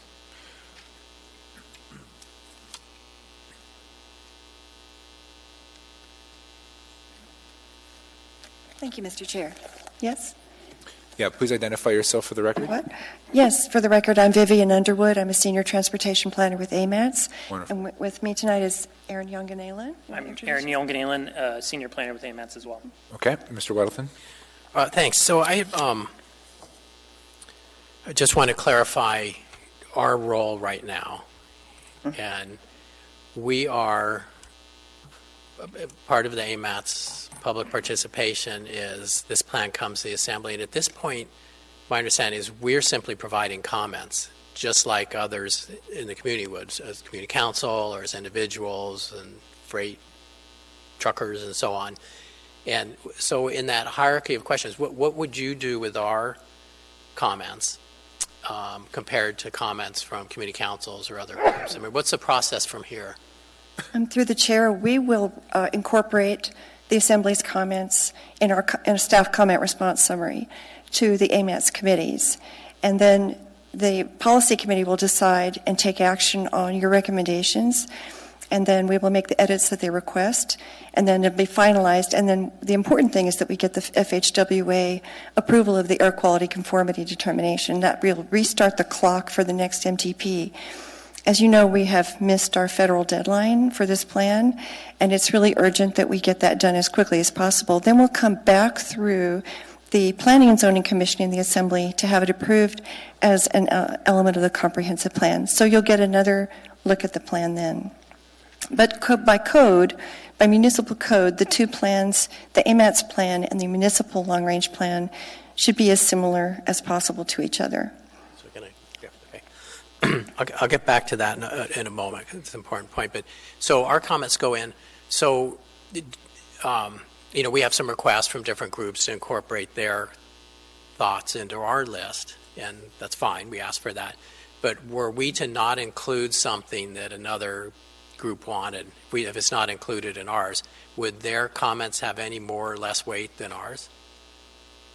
I'm not sure I understand your question, but I would like to let you know that we heard earlier that Nancy Pease from Rabbit Creek Community Council has submitted comments, but AMATS has not received them yet. So I may actually reach out to her and say, you know, if you have any comments for us, please get them to us. I know that she has shared them with all the other community councils. And we do have a copy, but they were not formally distributed to us. Okay, I guess that's good. So she knows the deadline is March 9th, which is also our deadline. Is that correct? Well, actually, your deadline, you have 45 days from the day that you received it, from the day it was entered into place. We get extra time? You have 45 days by code to comment on the AMATS plan. So if you need to take your March meeting if you want to postpone till then, you have I think it's till March 10th you have. We have till March 10th? I believe so, for your 45 days. Well, The public comment period ends on March 9th, but Well, our meeting wouldn't be until March 10th. That's why we decided to have it done by this meeting. oh, Our meeting starts at the close of business, so we figured we would try to get it done tonight. Okay, and my goal here is just to clarify for the world that, we're simply commenting just like anyone else on the plan. And our comments will be listed in probably potentially 100 different comments. And where ours are essentially the same as someone else's, you typically would consolidate that as one comment and have a response. Is that correct? If 6 people said Daylight Fish Creek, you wouldn't answer the same one 6 times. You would just say Daylight Fish Creek and give your analysis. Is that correct? we've done it different ways in the past, and we haven't exactly decided how we're going to organize the comment response summary. But the assembly is advisory to the policy committee. So your comments will be received as advisory from the assembly to the policy committee. Okay, so I think that's good. Thanks. So then one last point, if I could. So this is commenting on essentially a federal plan for how we would spend $2.6 billion over the next 40 years with all the various assumptions. As a separate process, the city creates a long-range transportation plan that we do control, that when we submit comments, that is the way it'll be, right? But that's our process with our planning department. Is that correct? Actually, by code, it says that the two plans should be as similar as possible. But the process is very different, right? We'd like to have them not polar opposites, but we control that, and then, right? In the past, we have had a situation where the AMATS plan was different from the municipal plan, and it really wasn't a good situation. So. Okay, so, and that may be true, but the fact is, this is one project doing the AMATS federal plan, and then there's a separate one, the city making its long-range transportation plan. But those are really separate. That's true. Correct? Okay, and we're not doing the long-range transportation plan here. No. We're simply commenting on the federal. Yes. Okay, thank you. Thank you. And this is so that, Did I excuse beat me. that to death enough? Yeah, it was like a cross-examination, but you didn't quite know what you were getting out of your witness. Would you, I'm not sure if my other colleagues in the queue are speaking with you specifically, but could you maybe hang out near the front just in case they will? Yes. Mr. Chair, my question is actually to them. Perfect. Ms. Quinn Davidson? Thank you. I think I had the same question that John did, but more specifically, and I think this is what he was getting at, do you give more weight, and I think you said yes, to assembly comments than the public? I think that's what you maybe meant by advisory. Can you speak to that? Well, the intergovernmental operating agreement specifically calls out that we will get assembly comments on the MTP. So okay, in that can regard, I just ask you something? Can you just say yes or no? Is an assembly comment more valuable or given more weight than a comment from a member of the public or a community council? I can't say that. No. No. No. Okay, so that was John's point, I think, is that anybody can make a comment. It doesn't have to come from us. And what if you receive 6 comments versus 1 comment? Do you pay more attention to the 6 comments if you hear it the same thing repeatedly? I can't speak for the policy committee or I can't speak for the policy committee on that. Mr. Whittleton may know better than I. You just asked that question, so hopefully he doesn't know the answer, or else this is... If I may, yeah. Yeah, go ahead, Mr. Whittleton. Well, I think Ms. Underwood makes a valid point there. I mean, they are staff, and they would compile the stuff. So I think my thinking was actually wrong, because ultimately it is to the policy committee. So the question would be, to the policy committee, would the policy committee weigh comments from the assembly more than comments from a community council or other thing? And I don't know if I can speak for the policy committee. I mean, in my view, I'll take a good idea from anyone at any time. So I don't weigh them differently. But I think that is fair. It's kind of putting you on the spot for something you're not really in control of, I think. So, but you simply list the questions or comments, and then you analyze them, and that's, you do it very great detail, typically. Yes, and we make staff recommendations, and then we take it first to the Technical Advisory Committee, and then they make their recommendations to the Policy Committee, and then the Policy Committee makes their decision. And the Policy Committee can do whatever they want.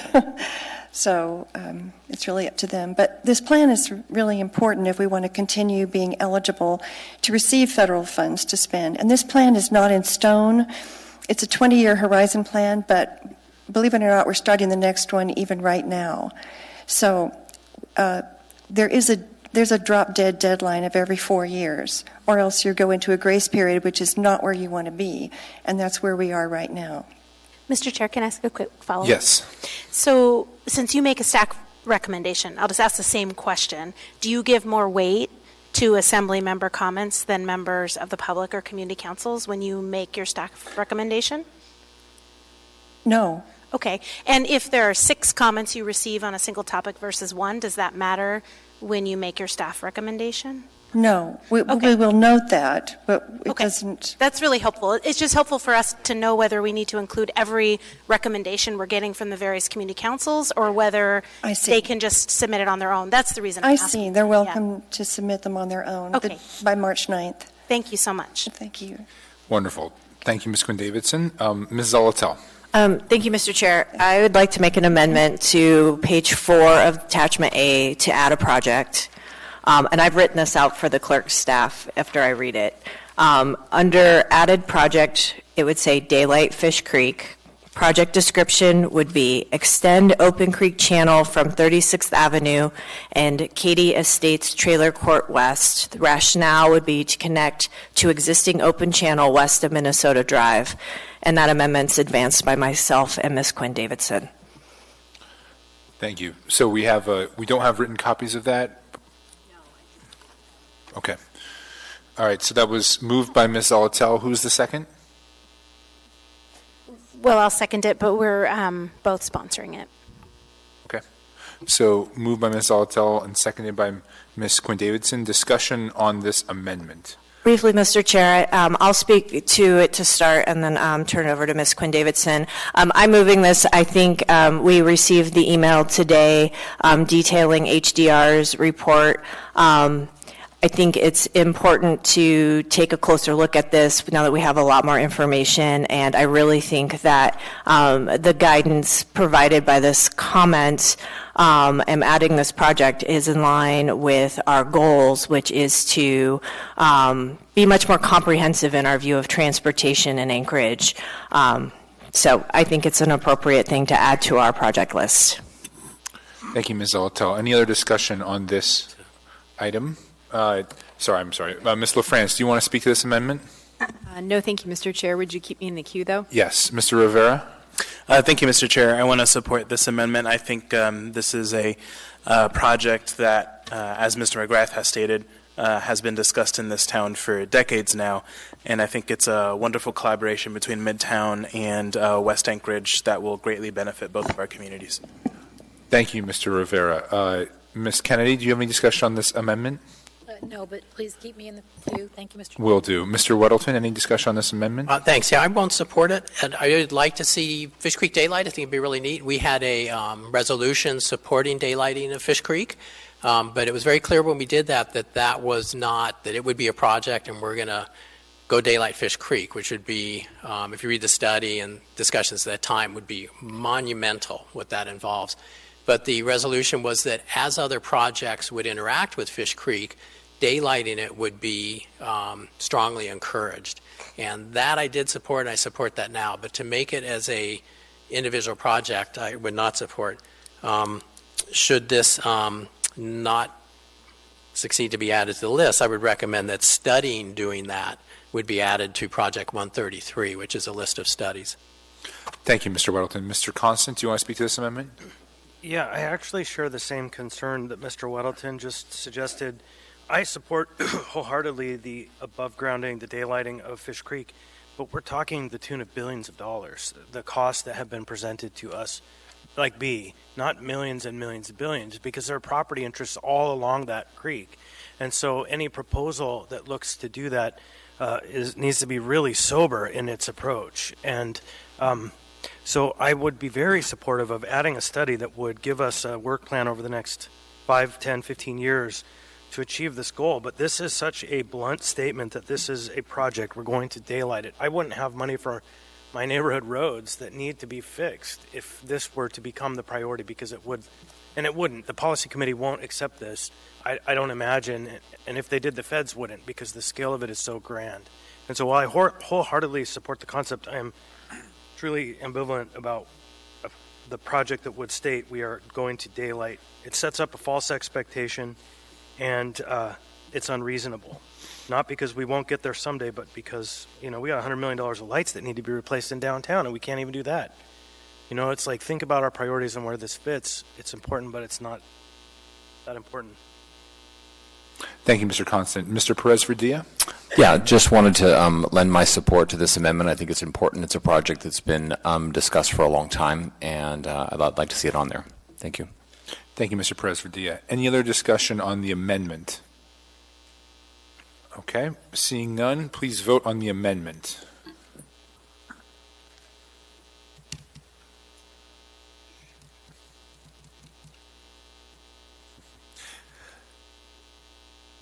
That amendment passes 7-4. Okay.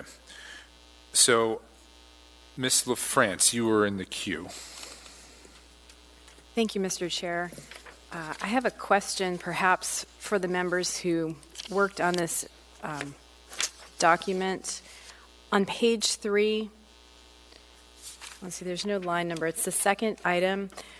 We received an email from Sean Holland of DOT who commented on the use of the word segmentation, and I can't access my emails. He and I went back and forth, but I can't get to it right now. And I was wondering if there are other members who had some conversations with him about the use of the word segmentation in the description and could speak to that. Yeah, Mr. Weddleton's in the queue for that. Anyone else want to add themselves to the queue to discuss that? Mr. Rivera? Okay, we'll start with Mr. Weddleton. I printed out their comments, and it reads like you'd expect from the engineers who are strong proponents of this project, and it might actually be completely technically accurate. But the spirit of what is in Appendix A, I think, is shared by many of us. And if it's specifically not technically correct, this actually goes, there's just one input. This will go to staff. They will then put it into correct terms, and it will move forward. They'll have some recommendation that I suggest may pull from the stuff from Dal and so on. So I guess that's my view on this. I mean, if you were to make a motion to replace our comment with theirs, I think that would be legitimate, but I'm comfortable with what we have. Mr. Rivera?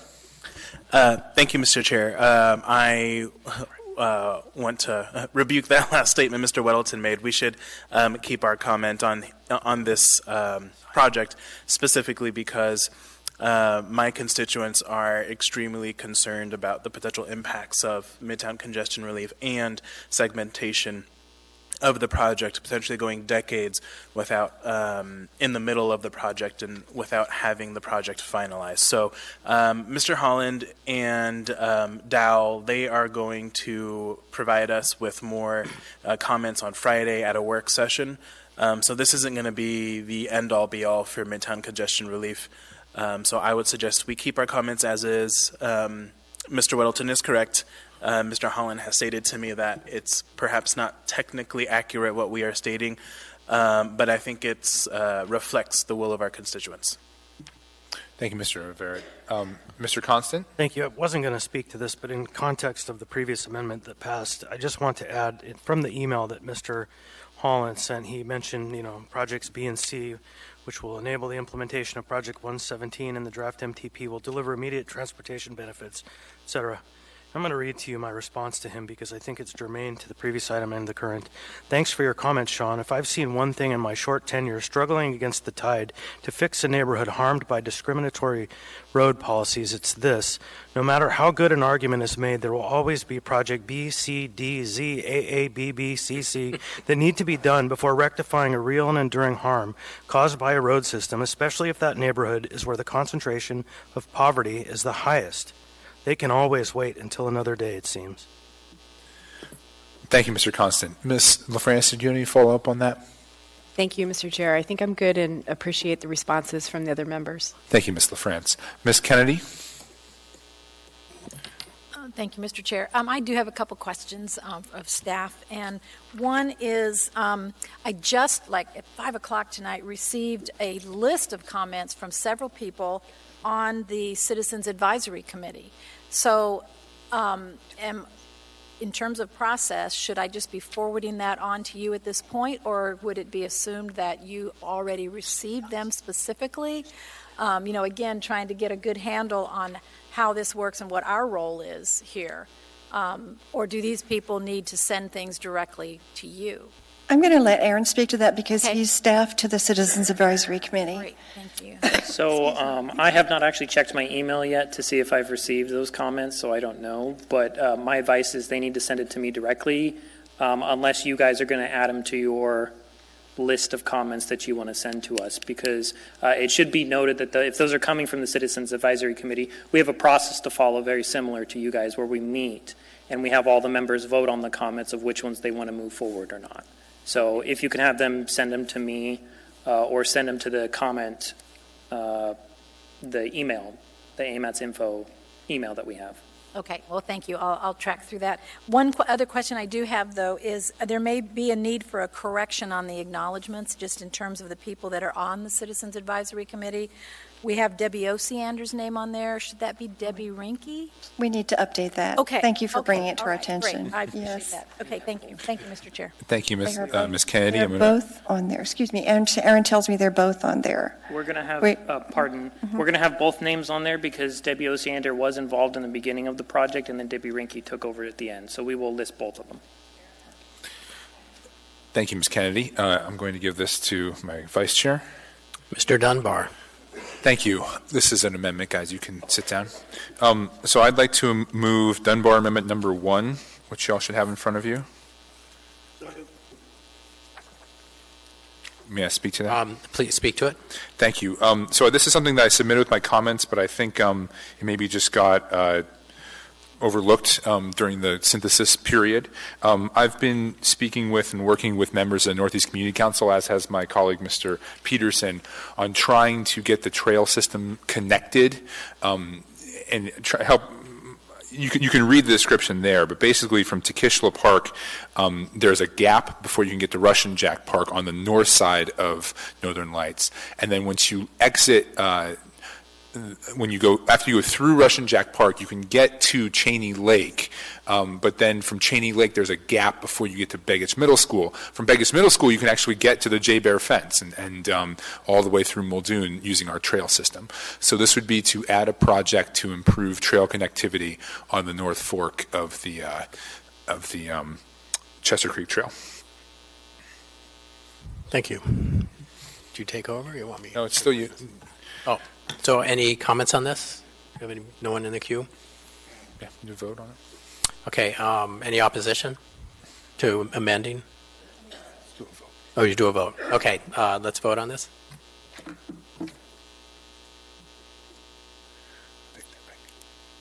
Mr. Dyson? That passes unanimously.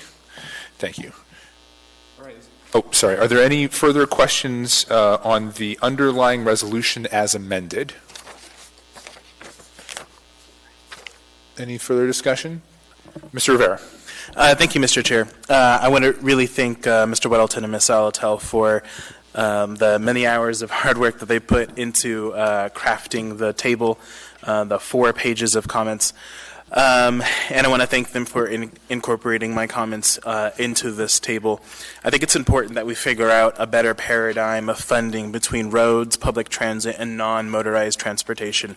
Our paradigm in Anchorage is really shifting away from bigger, faster roads, and our transportation plan should reflect that. Both on the state level and the local level, and really should take this issue seriously of climate change, Vision Zero, and the changing trends in transportation among younger generations. So I think this is a great start. I agree it's farther than we've gone in the past, and we have more work to do. And I want to encourage members of the public to weigh in. The deadline is March 9th. So as you have heard, AMATS will seriously take your comments into consideration, whether it comes from us or any member of the public. Thank you, Mr. Chair. Thank you, Mr. Rivera. Mr. Weddleton. Well, I guess more of that. You know, this Meg and I consolidated comments from our colleagues, and we got quite a few, which was really very, very nice, because a lot of times these things don't get a lot of attention. But ultimately, we spend more money building roads in this city than we do in all other building, houses and office buildings and so on. And how we build our roads define our city. And we heard in testimony how, Minnesota gets us downtown lickety-split, but it divides that part of Anchorage. Seward Highway is also, it's a wall between the two parts of Anchorage. We have to be very, very careful how we build our roads and how much weight we put on getting from point A to point B literally seconds faster. You add another lane, it doesn't get you there a whole lot faster, but it does a huge amount of damage to, right-of-way taken, homes, and so on.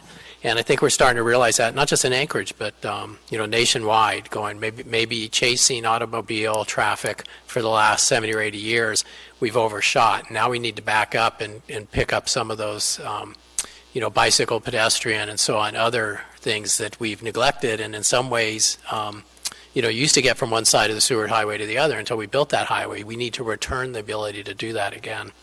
So I really appreciate everyone working on this. I think we have some good comments, and I think the process in this plan has been very good. I've enjoyed working with the staff on this, and we're going to have the best plan that Anchorage has developed. Thank you, Mr. Weddleton. Ms. Zolotel. Thank you, Mr. Chair.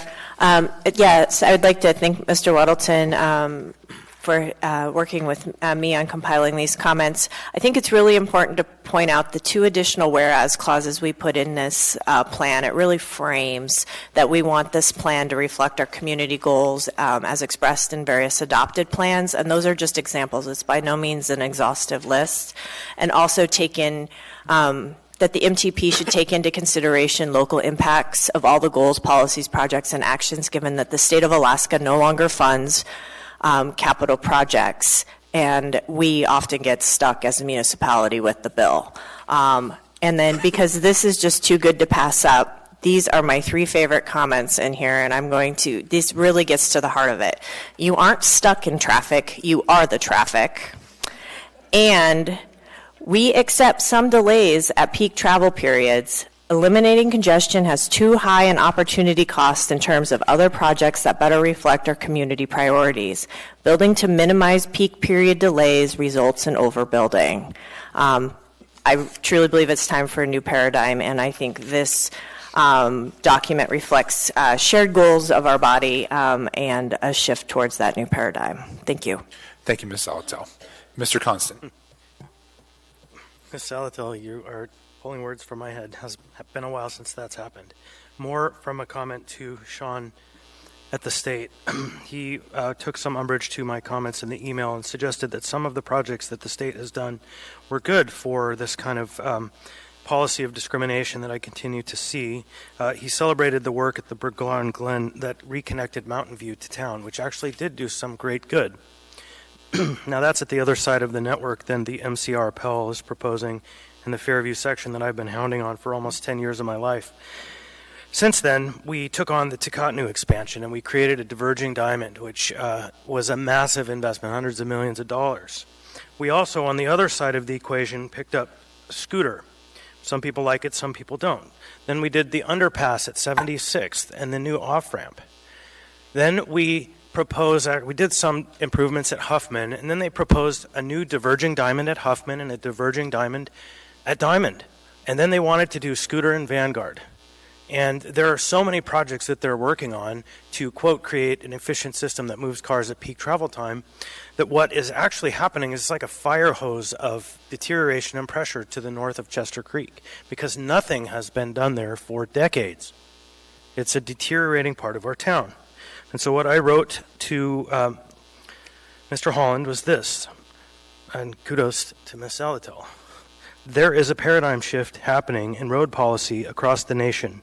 Anchorage is having its own right now. This project, meaning the MCR Pell, seems to be caught right in the middle.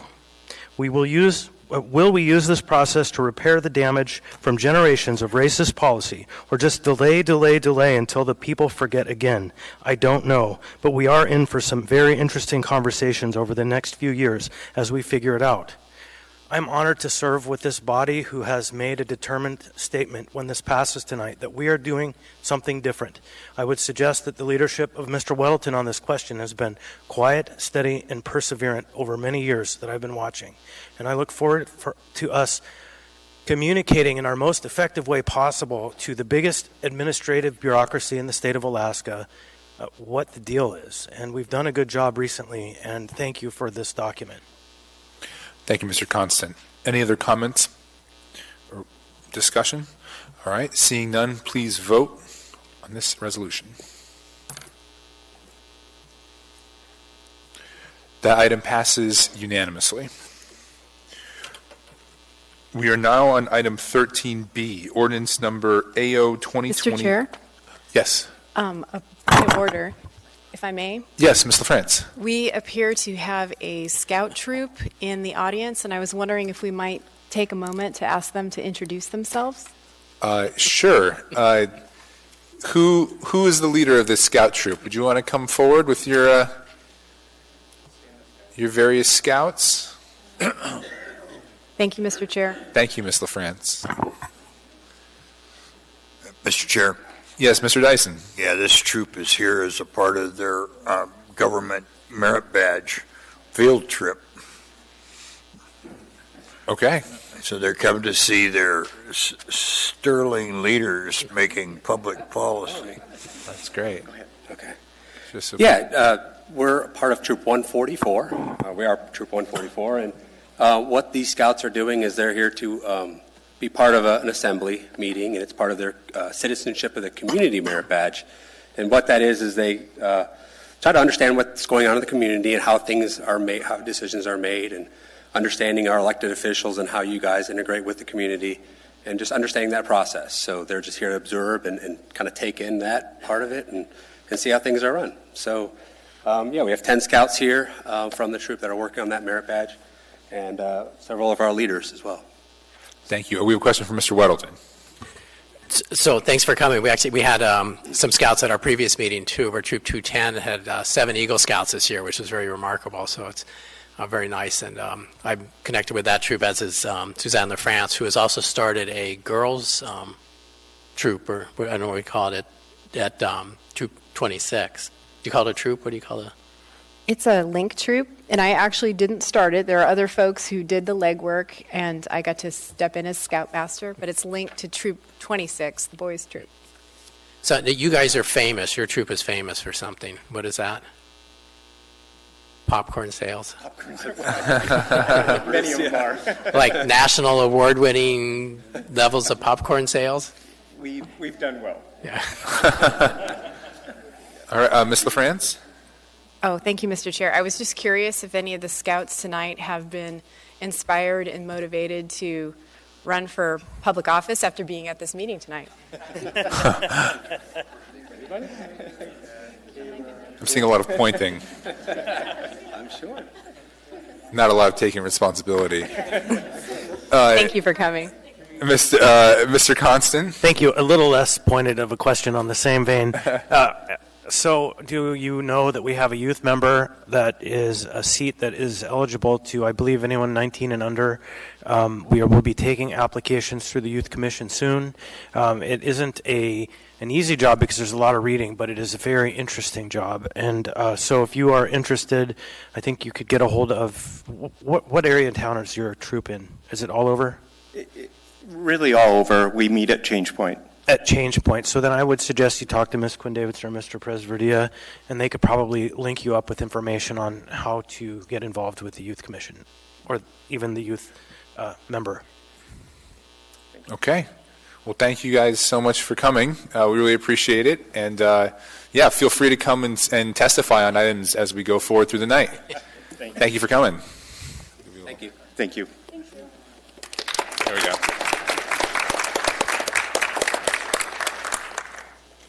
Always nice to have the popcorn cartel in attendance. All right, next is item... Speaking of cartels.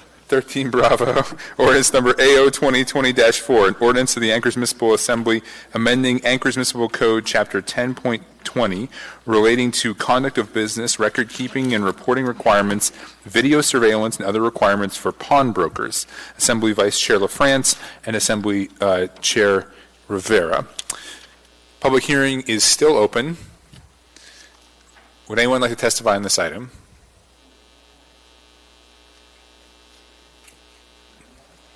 Anyone at all? Okay. Please state your name for the record. So long. My name is Brian Eddy. I'm the district manager with Cash-America Pawn. We have 6 of the 9 pawnbroker licenses that operate here in the municipality of Anchorage. I mainly just had a comment on some of, I think there's going to be some introduced amendments to it. And so I wanted to say that I'd make myself available if there is any comments or questions for anybody related to anything for the AO or the amendments that are being introduced. So I'll step aside. Thank you, sir. I don't see any questions. Thank you for your testimony. Would anyone else like to testify? Anyone at all?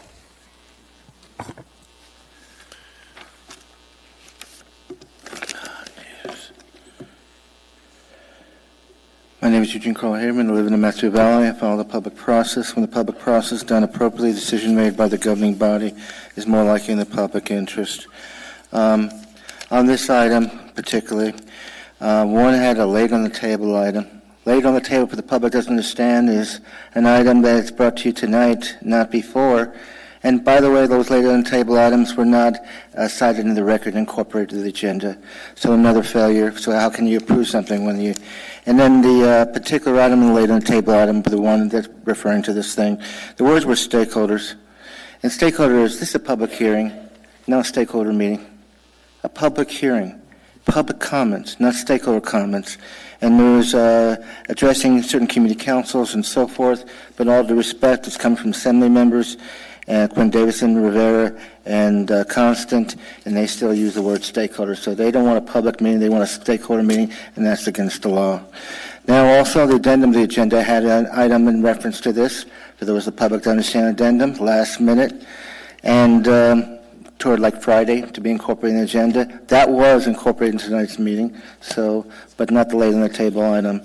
Now, I'm attending a lot of meetings, and on this subject, I was present with the Assembly and City Hall, and I have yet to see, and in particular this item, where you have to come to City Hall with your Assembly committee meetings and so forth, and that's where you're going to see paper trail, see agenda, not published on the website.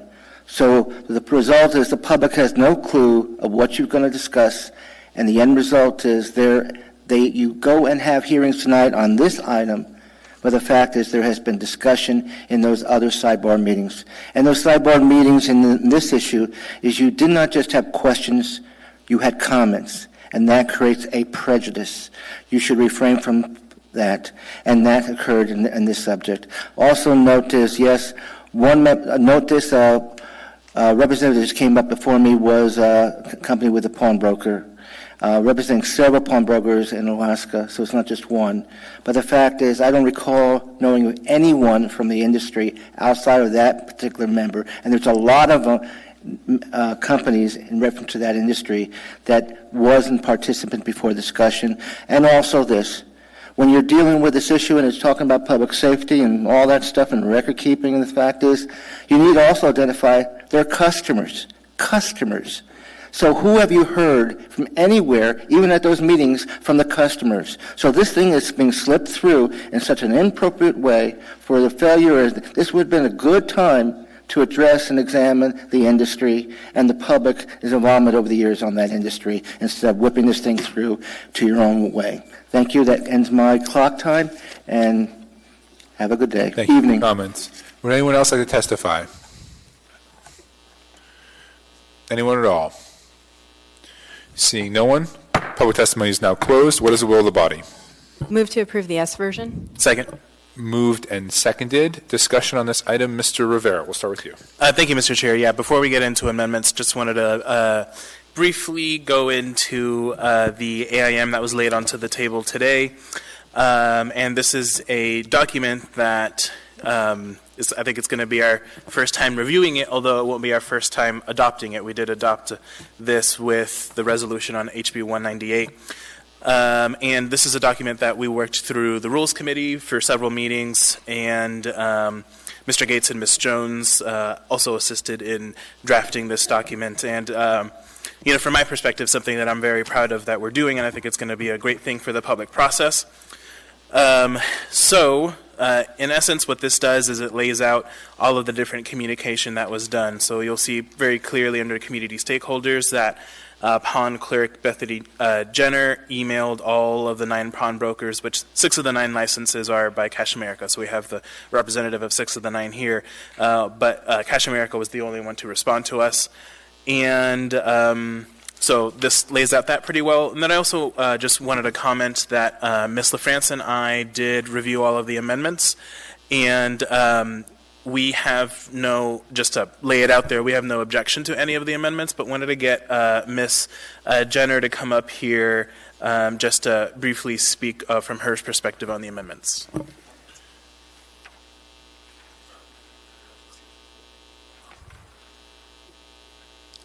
For clarification, Mr. Rivera, is this on any particular amendment or on all the amendments? This is just a general statement on all of the amendments. I figured might as well just do it all at once. Can you please state your name for the record? Bethany Jenner, pawn clerk for the Anchorage Police Department. So I reviewed the amendments tonight, and I have no issue with any of the amendments. Perfect. Great testimony. If you might want to sit up front in case somebody does have a question for you. Thank you for coming. Would anyone else? Oh, I'm sorry. Mr. Peterson. Thank you. Actually, Mr. Chairman, I do have a question. Looking at Ms. Kennedy's amendments, she's lowering some of the fines from $500 a day to $50 a day. And was there problems in the past getting compliance with smaller fines, and is that why they were raised to $500? Are we aware of that, or do you think it's necessary to lower the fines? Do people get fined often? Well, the problem is there was a question as to who would actually issue the citations, and so no fines, at least to my knowledge, have ever been levied. So at this point, the question is kind of moot because lowering it would be fine, in my opinion, because we've never issued a fine. So I think for that question, the only time that we would come back to that is if the fines were found to be ineffective. Okay.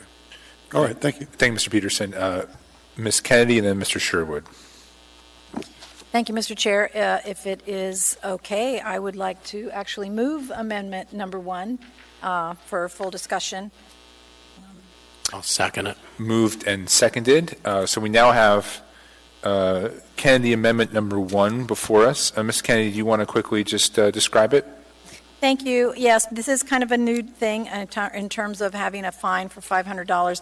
What it didn't state in the original ordinance was whether that was $500 a day, $500 whenever anybody just decided to report late, or what. So not only does this specify that it's per day, but it gets kind of in line with some other types of daily fines. I was thinking at the time specifically of like APOC, if you don't file on a daily basis with your candidate filings, it's a $50 a day fine.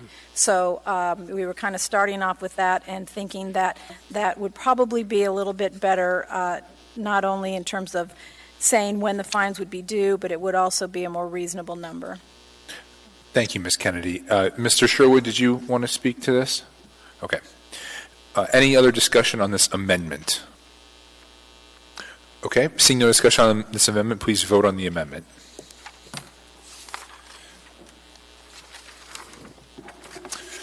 All right. That amendment passes unanimously. Would anyone else like to propose an amendment? We have a variety in the packet.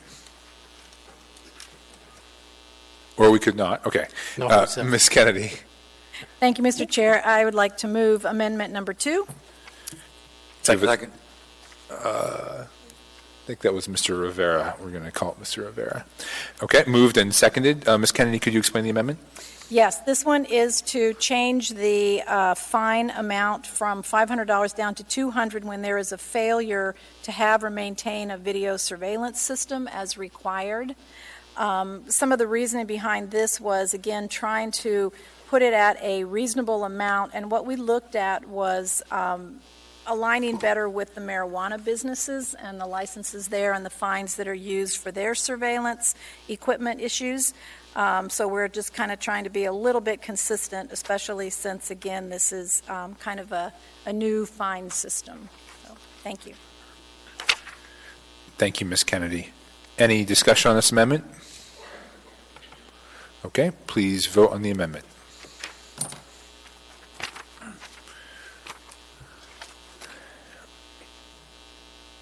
That amendment passes unanimously. We are now on amendment number 3. Or maybe not, actually. Would anyone else like to propose an amendment? Yes, Mr. Chair. Okay. Thank you, Mr. Chair. I'd like to move amendment number 3. Okay. Do we have a second? Second. Moved and seconded. Please describe the amendment, Ms. Kennedy.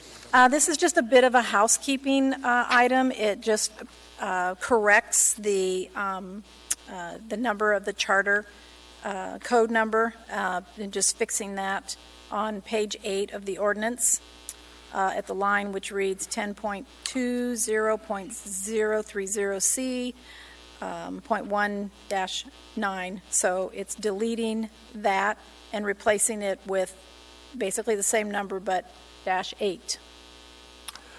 All right. Thank you, Ms. Kennedy. Any discussion on this amendment? All right. Seeing none, please vote on the amendment.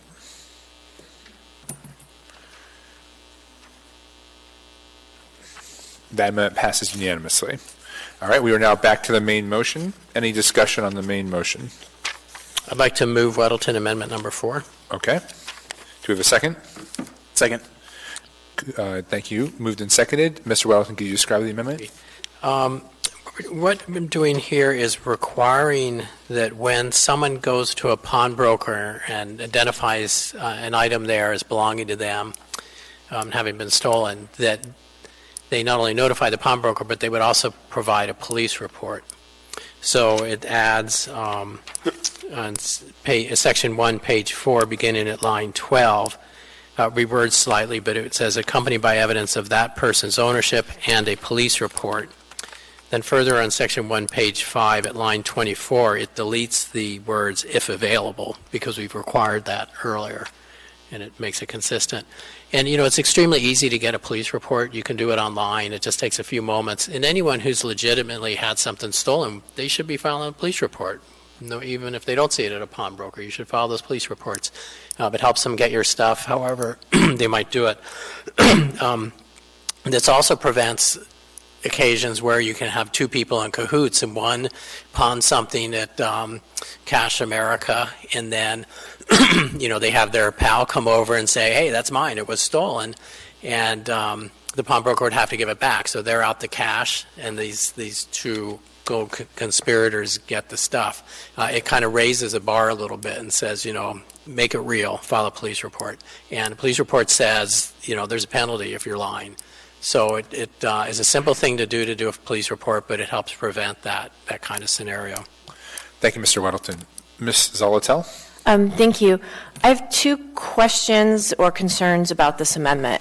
One is how quick can you really get a police report? Because we've heard about the delays in getting a police report. So if an online police report can be instantaneous, then great. The other is, what is the language accessibility on police reports?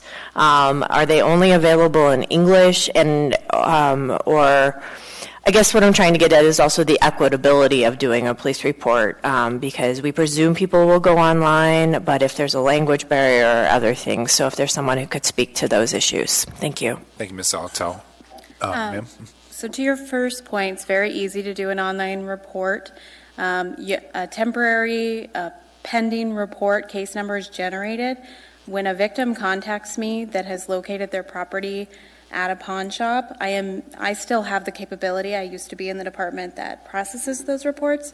I have the capability to go in that online system, see any pending report, and then approve it and process it and generate a case number for them. Can I ask a follow-up, please? Yes. Is that considered a police report, or is that just like evidence of having filed a report? Those are pending reports. They've not been reviewed. Because I want to make sure that we capture what the person's actually going to be getting and not have to be waiting. So if there's some other language, like evidence of having filed a police report, that might be versus a full-on police report. I don't know if there's truly a difference there or not. Would you like to speak to that? There can be a difference because those reports can be rejected. Okay. Mr. Weddleton, you want to speak to that? So what do you call it? I mean, because I've done police reports. It feels to me like I'm filing a police report and I get a number right then and there. What you get is your online reporting tracking number. So when I correspond with victims, I advise them this is a pending online report, meaning it's not been reviewed yet and it's not been approved and processed. APD case number has not been assigned. The pending number that gets generated will always be linked to that report if it's approved and processed. But pending online reports can be rejected for a number of reasons. But you can always locate the record using that that tracking number.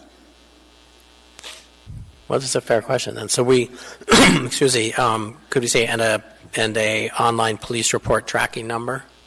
Would Yes. that, in the vernacular, be what you get? Right. I would say a police report number or an online reporting tracking number, because there are some people who do not have access to computers, are not mobile, cannot go to our headquarters, which has 2 terminals set up for online reporting. And so those theft reports are filed with our records department over the phone. So they are given an actual APD case number at that time, but the volume's so high that generally those reports are done online, and then it would be a tracking. I will say at this point, it looks like our records department's only 5 days out on online reports. So. Okay. We'd want something. May I offer an amendment to the amendment? So it would say that person's ownership and evidence of having filed a police report, period. And then that can be whatever the person is given. I'd second that. Moved and seconded. Any discussion on the amendment to the amendment? Mr. Sherwood. This Assistant Municipal Attorney Sherwood, through the chair. I do have a legal concern about that amendment because it's fairly generalized and based on prior experience in this area. People can argue about a lot of things and the meaning of the law as it regards the pawn ordinance. And I can just see people arguing about what they have to do based on the phrase evidence of a police report. And that's why I think if we can come up with something more specific, like reference to a police report number, that's going to be better because it's a very objective standard instead of a subjective standard. Can I try again? You want to withdraw that and we'll try again? Sure, that's fine. Okay, so that amendment to the amendment is withdrawn. I'd like to move. Can I go? Mr. Constance in the queue, but Mr. Constance, you want to allow them to? They can proceed. I don't know that I heard the answer to the other part of Ms. Zalato's question, which is related to language accessibility and other means. So I was wanting to make sure we heard that, but we can have the amendment first. Okay. Mr.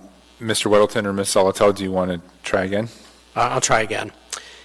So we would add after and a police report, add or an online tracking report number. Ms. Jenner, is that appropriate verbiage? That is appropriate verbiage. Okay. And Mr. Sherwood. Second? Did you get a second? Who wants to, would like to second that? Oh, seconded by Ms. Kennedy. Okay, great. Moved and seconded. Discussion on that amendment. Mr. Dyson.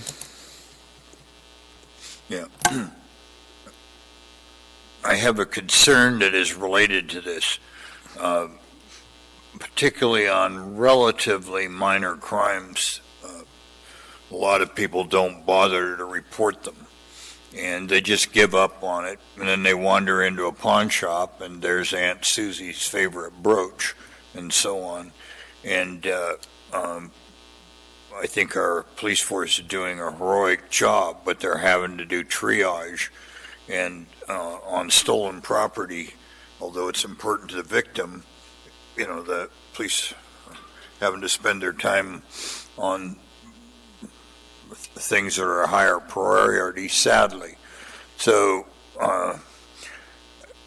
what I want is that if the person says to the pawn, that's mine, and oh, by the way, I have an old picture with Aunt Susie with that brooch on, and I want it back. I want something here so the pawnbroker said, look, I can't give you unless there's a police report been filed. Did you file a police report? No.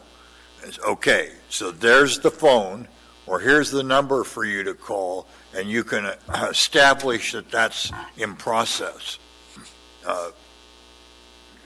What I want is something that's reasonable here for the pawnbroker to say, sorry, bud, you didn't meet the status for me being able to hold this thing. You didn't have a report, and I've got a guy coming in at 2:30 that's going to give me $300 for it.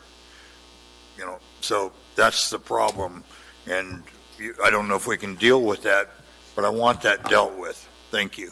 Thank you, Mr. Dyson. Ms. Kennedy? Thank you, Mr. Chair. Well, I would like to support this simply because it was kind of weird, but I had almost the same scenario that I said to Mr. Sherwood when we were looking at what can we do to make this, to really protect somebody from doing the very same kind of thing that Mr. Weddleton described.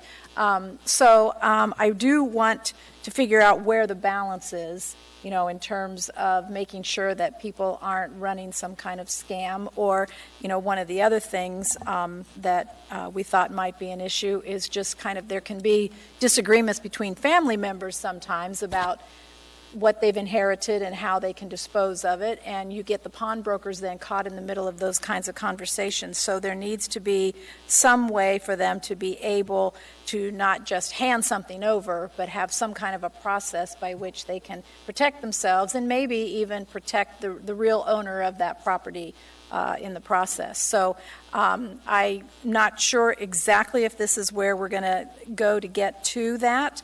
But I really do like the idea of there being the requirement or at least the capability of using that tracking number from a police report that really legitimizes somebody's claim. So thank you. Thank you, Ms. Kennedy. Mr. Constant, do you want to speak to the amendment? Okay. Mr. Weddleton? Yeah, I want to just address Mr. Dyson's point because I agree with you. I mean, I would not have proposed this if I thought it was a big barrier. But in my experience in my business, it's super fast. You go on, you get it's really not a complicated form, and you fill it out and you get that. I always called it obviously my concept was that it was the report, but we get this number, and my customers would get that. And it's been very helpful to us to have a claim. Then if the product we find, if someone brings to us something that we were told was stolen, when we call APD, we have that number, and they can look it up, and it really makes things go much smoother. So to me, doing this in my business has really helped the process quite a bit. But I speak English, so I don't know. We can discuss that. Yeah, let's work through this amendment first. Ms. Zolotel? Actually, I would like to get the answers to my questions before we work through this amendment, because if there are barriers to this process, I want to maybe take that into account because we can only amend an amendment so many times, right? No, you can keep going, but because we can only do it twice.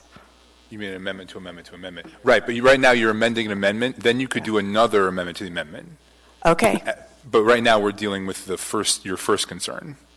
Yes. Yeah. Okay, that's fine. Okay, wonderful. Ms. Kennedy?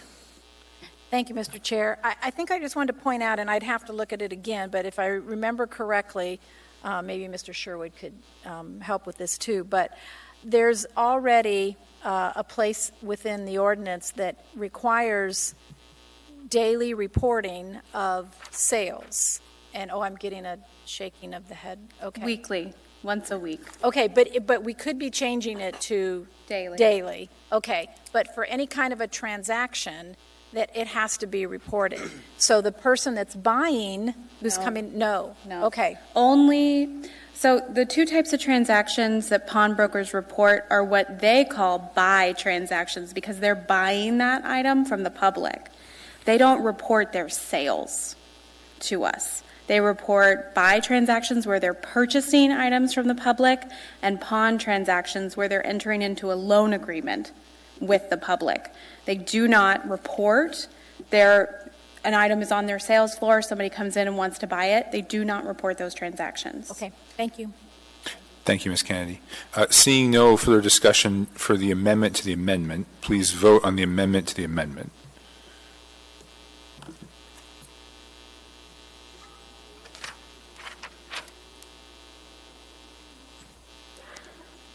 Okay, the amendment to the amendment passes. So now we have before us the amendment as amended. Now will be would you like to discuss the issue you raised, Ms. Alatel? Who would you like to ask a question of? Anyone who knows the answer. So, Ms. Jenner? if there is a language barrier, if somebody who cannot speak English contacts the Anchorage Police Department, our records division has access to a language line where they'll have an interpreter come on as a third party and interpret, and then the records clerk will take the report just like any other person. So there is not a barrier. And so in that instance, they would then be getting a police report ultimately. Yes. And there wouldn't be any significant delay to that compared, I mean, I realize the online report number is instantaneous, but the other one is within a few days? No. So there are two ways to file a police report. The type of report that would lead to, there are three ways. So the two ways that we're discussing, you can file a report online, or you can contact our records department and file a report with them. The third way is with an officer. Okay. And then what it generates, though, is there a significant time difference between calling the records and the online? Yes. Not significant, but so the online, a tracking number is issued instantaneously with calling the records department. An actual APD case number is issued as soon as the clerk is done taking the report. Okay. The tracking number is issued. That's not an APD case number yet. It will be once it's reviewed and approved. Okay, thank you. Thank you, Ms. Alatel. Ms. Kennedy? Okay. All right, so Ms. Alatel, given that, do you want to offer any further amendments to the amendment?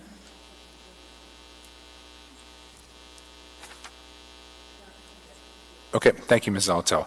All right, so please vote on the amendment as amended.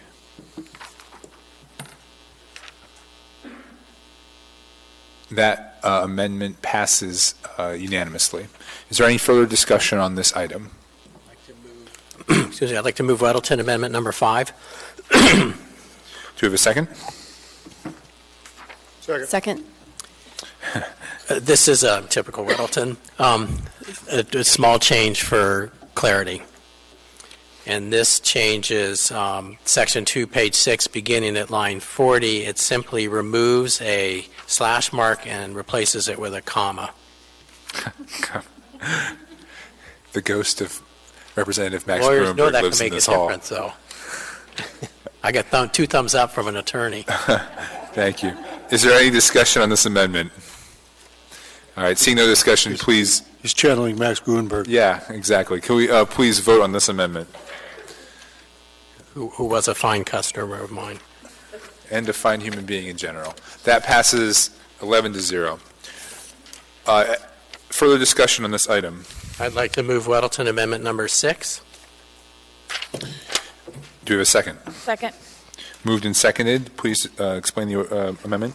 This would extend the effective date from 60 days to 120 days. And speaking with a representative from Cash America, it suggested that they only do particularly the photos and the daily reporting at one of their national locations. So they want to make sure they have time to change their computer programs and change their routines for taking photos of every piece of jewelry. And 60 days may not be enough. I'm very sensitive to that. All of us know the initials SAP. Things can go wrong. So it just gives them, 4 months roughly to get things together. Any discussion on this amendment? No, sir, not from you. Unless one of my colleagues wants to call you up. Discussion from Assembly members. Ms. LaFrance. Thank you, Mr. Chair. Actually, I would like to ask Mr. Eddy what his comment was on this.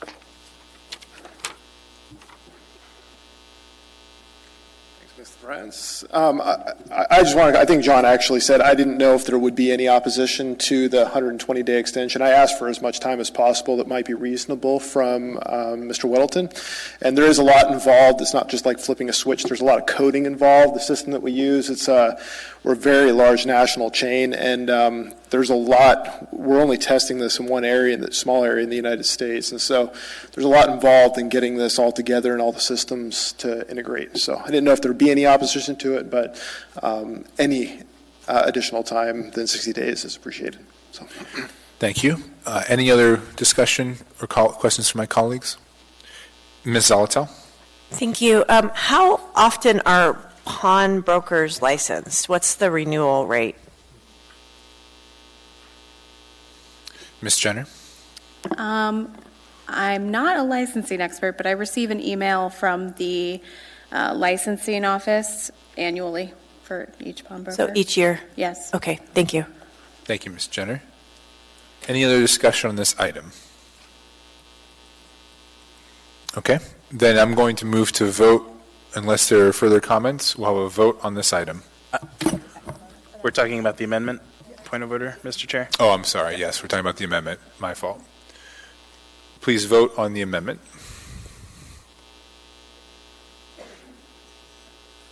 That amendment passes 11-0. Now we are down to the original item. Any further discussion? Ms. LaFrance. Thank you, Mr. Chair. So during the last 3 years on this body, property crime has been a hot topic. And while calls to APD have dropped for property crime since 2017, recovering stolen property is still challenging. And unfortunately, I am speaking from the experience of being a victim of property crime.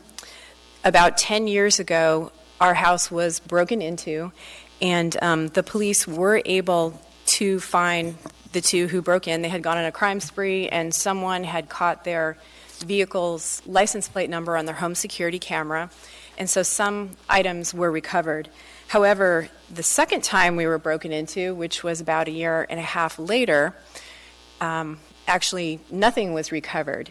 And in that case, if you'll just indulge me for a second, Mr. Chair, I would like to say if there is anybody here who is still receiving a paper newspaper, do not ever put in a vacation stop, because we did that, and I had heard that that was a bad idea, but I thought, wouldn't it be obvious if, your delivery person broke in?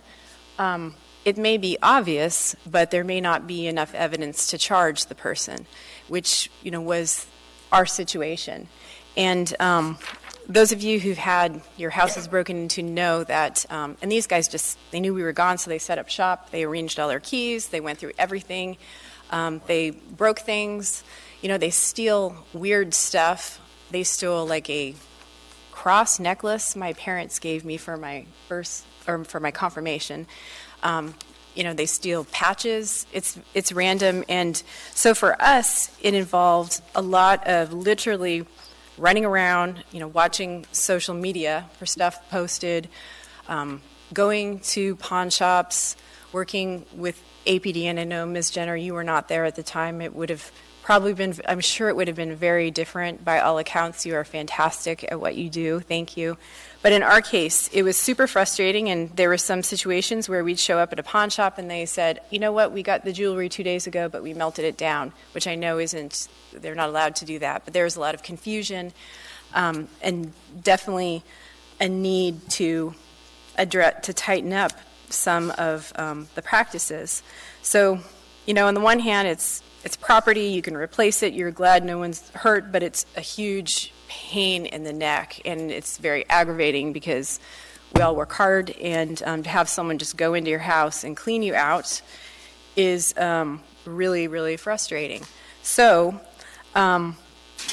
we started off with the idea, is there some way, to crowdsource, because people who've lost their stuff are highly motivated to get it back. Mr. Gates's previous staff had done some research, and then Mr. Falsey engaged the I-team to look at the possibility of having bots cross-reference police reports on social media, and that wasn't something we could move forward with at this time.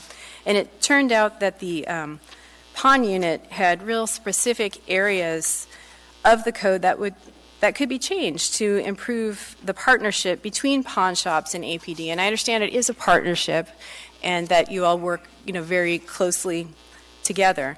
So in 2018, there were 165 cases of reported theft and pawn stolen property, and this AO tightens up the code with the intent of reuniting property crime victims with their belongings. It increases the potential for recovering stolen items. It makes better use of APD's time, which is good for all of us. And it might possibly discourage some folks from pawning jewelry in particular. So many thanks to Bethany Jenner and the pawn detail, and to Todd Sherwood, and of course to Mr. Weddleton for all his suggestions and edits for the S version. And I urge the body's support and hope that we could pass this tonight. Thank you. Thank you, Ms. LaFrance. Mr. Rivera. Thank you, Mr. Chair. The millennial in me is still stuck on paper copies of the newspaper. But I really want to thank the PON unit, Department of Law, and Ms. LaFrance for your hard work on this. I think it's really important that we remember why we're doing this in the first place. For victims who try to get their belongings back, dearly held belongings, but run into one hurdle after another. And this revision will, I think, help with that. So I urge a yes vote from my colleagues. Thank you. Thank you, Mr. Rivera. Mr. Dyson. Yeah, thank you. I would encourage, I appreciate what you all have done. I would encourage you to not quit here, and that the next step you take is to have a cooperative agreement with Matt Valley and Kenai Peninsula, and also our mayor and I and Mr. Croft worked a lot on restorative justice stuff, and the state had a part of the Department of Law to help individual citizens recover their losses. And unfortunately, the Walker administration, under budget pressure, dismantled it.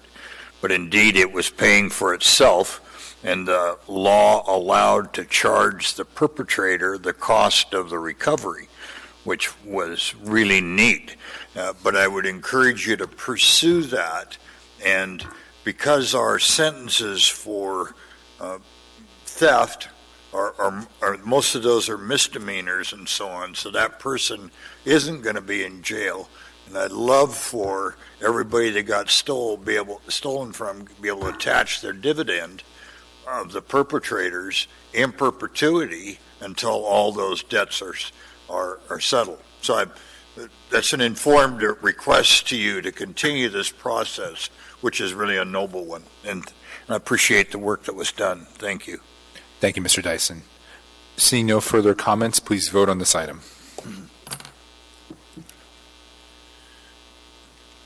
That item passes unanimously. We are now on item 14A, resolution number AR 2020-15, the resolution approving the Heritage Land Bank 2020 Annual Work Program and the 2021 to 2025 5-year management plan from the Real Estate Department. Public hearing is now open. Would anyone like to testify? Anyone at all? Seeing no one?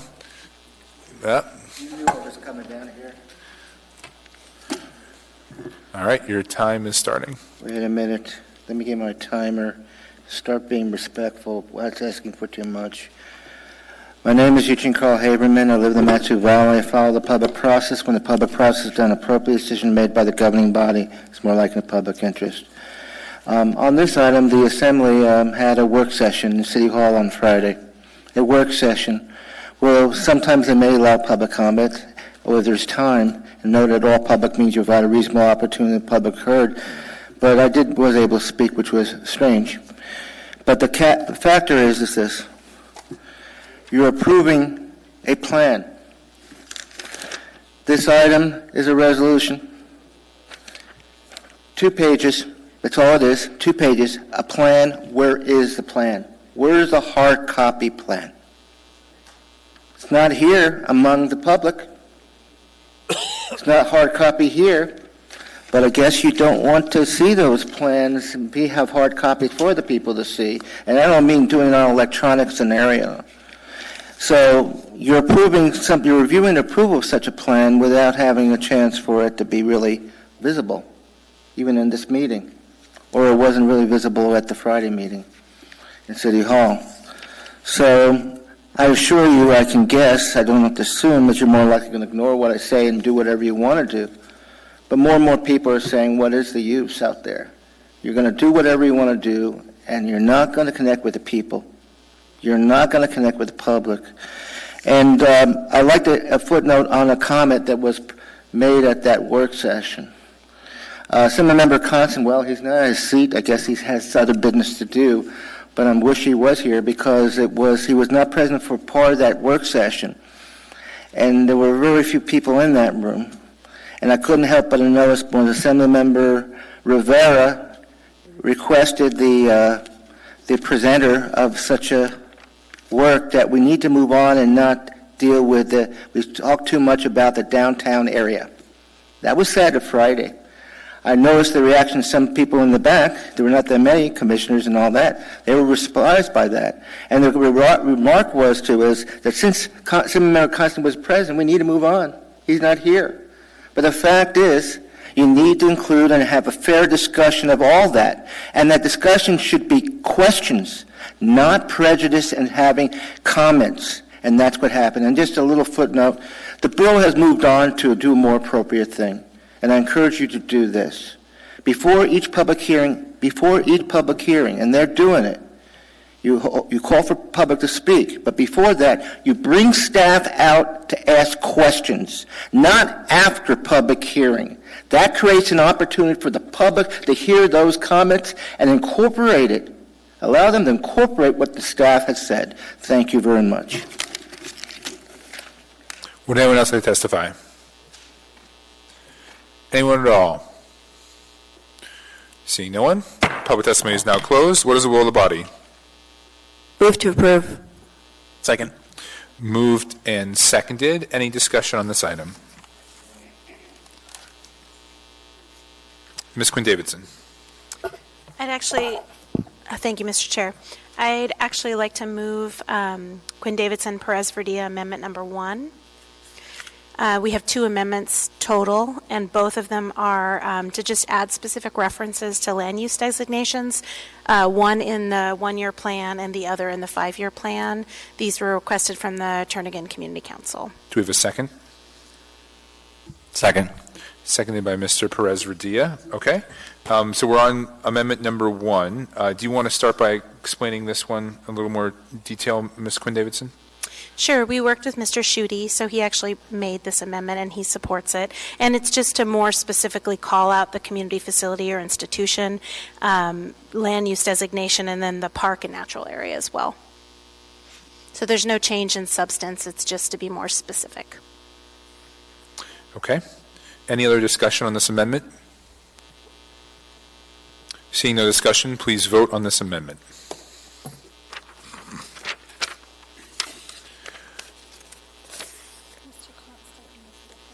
Ms. LaFrance?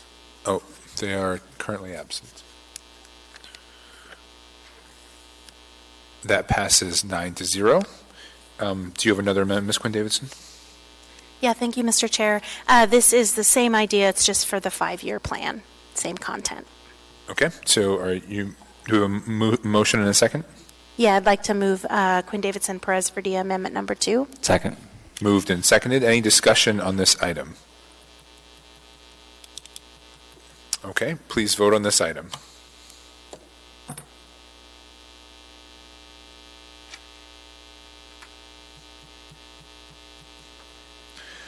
That amendment passes 9-0. Flawless victory by Ms. Gleason. So, are there any other amendments to this item? Any other discussion on this item? Mr. Rivera. Thank you, Mr. Chair. Yeah, I just want to make a quick comment about what I thought was a pretty obvious joke that I made at the work session. But it's interesting. I could make another joke because Mr. Constant is not here yet again because downtown only has one representative instead of two. But I won't. I will save Mr. Constant from my sour humor. And we'll just say that we all on the Assembly have supported downtown. So while downtown may not have a second Assembly member, they have all of us that support and realize downtown is so critical to our infrastructure. And hopefully Mr. Constant will hear that later. Thank you. Thank you, Mr. Rivera. Mr. Peterson. Thank you, Mr. Chairman. I just want to thank Robin Ward and the department for all their work. Thank you. Thank you, Mr. Chairman. I just want to thank Robin Ward and her department for all her good work on this. We are continually impressed with the good things that she does, and we're sure hoping that she's going to continue to work for the municipality and the Heritage Land Bank for many, many years in the future. Thank you. All right. Would anyone else like to discuss this item? All right. Seeing none, please vote on this item.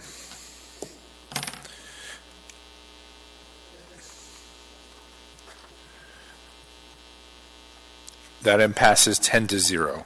We are now on item 14B, resolution number AR 2020-49, a resolution of the Municipality of Anchorage reappropriating a contribution for acquiring real property in an amount of $4,888,761 to a contribution to the area-wide general fund in fiscal year 2019 from the area-wide general capital improvement projects fund to record the land portion of the acquisition of real property legally described as Track B Cook subdivision as assets held for, thank you. Public hearing is now open. Would anyone like to testify? Anyone at all? Seeing no one, public testimony is now closed. What is the will of the body? Move to approve. Second. Moved and seconded. Any discussion on this item? Okay. Please vote on this item.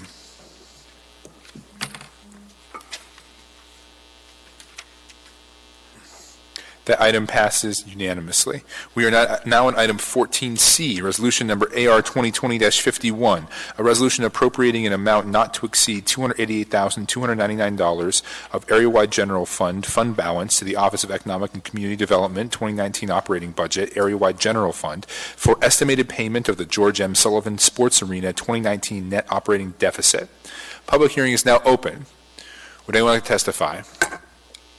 Please. Mr. Chairman, members of the Assembly, Mr. Mayor, my name is Tom McGrath.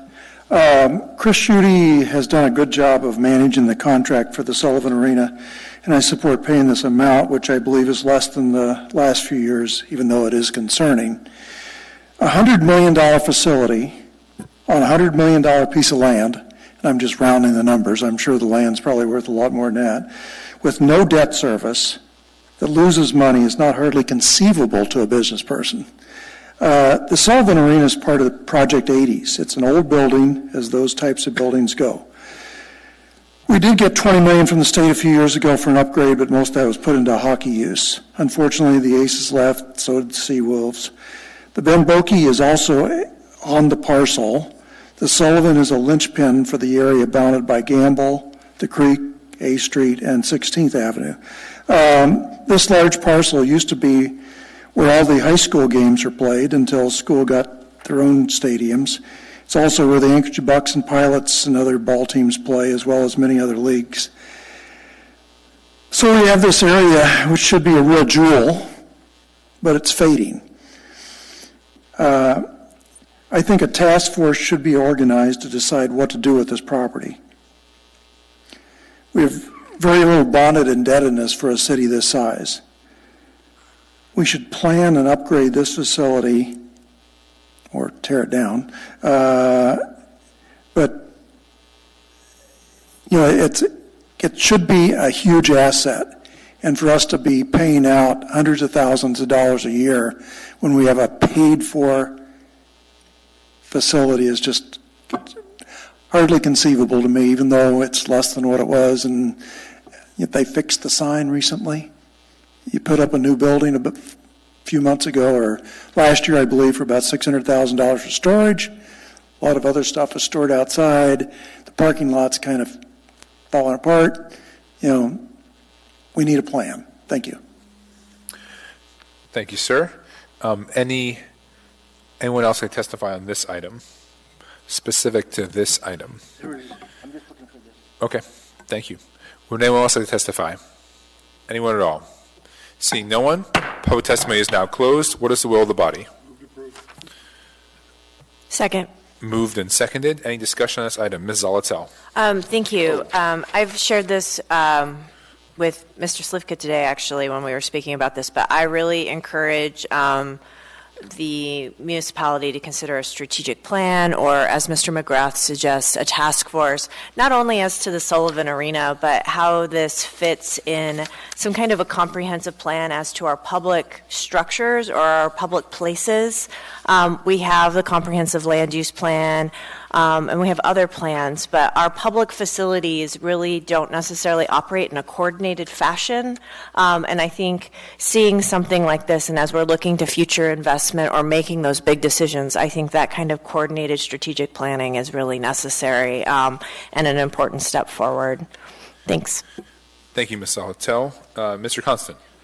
Thank you. I had two totally random opposite groups of people approach me and ask me how they could buy some of the ice arenas we have in this town. I thought that was very surprising that the community is starting to talk about these assets in a way that I hadn't heard before. And I'm not suggesting that that's what we do, especially with Sullivan Arena, but it's certainly an interesting topic among members of users who use these facilities. Thank you, Mr. Constant. Ms. LaFrance. Thank you, Mr. Chair. I was wondering if I could ask Mr. Schutte to come up. Mr. Schutte.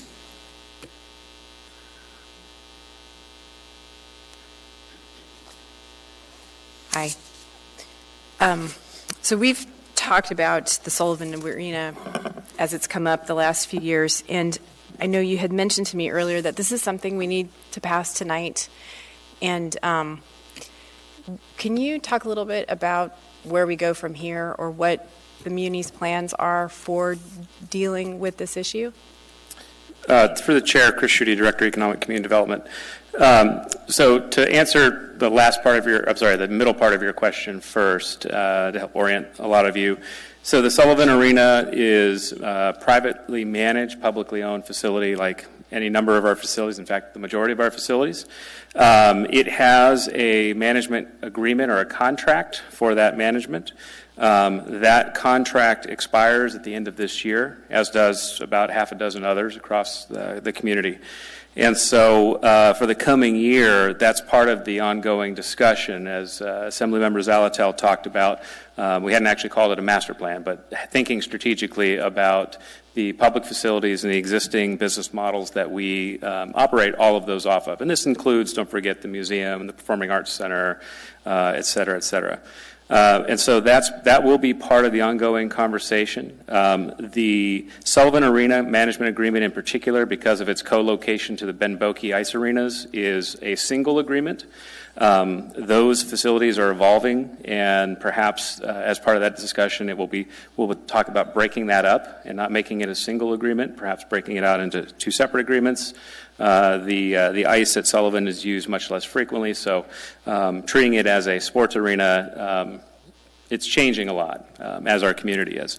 Broadly speaking, the Sullivan Arena contract was designed for eras when people are there, when there's butts in chairs, as they like to say. And with the loss of 2 anchor tenants that you heard about earlier tonight, and perhaps some of the general economic downturn, that's been a challenge since about 2015. And I heard an Assembly member mention that it's less than it has been historically, but we do see net operating deficits at these facilities each year.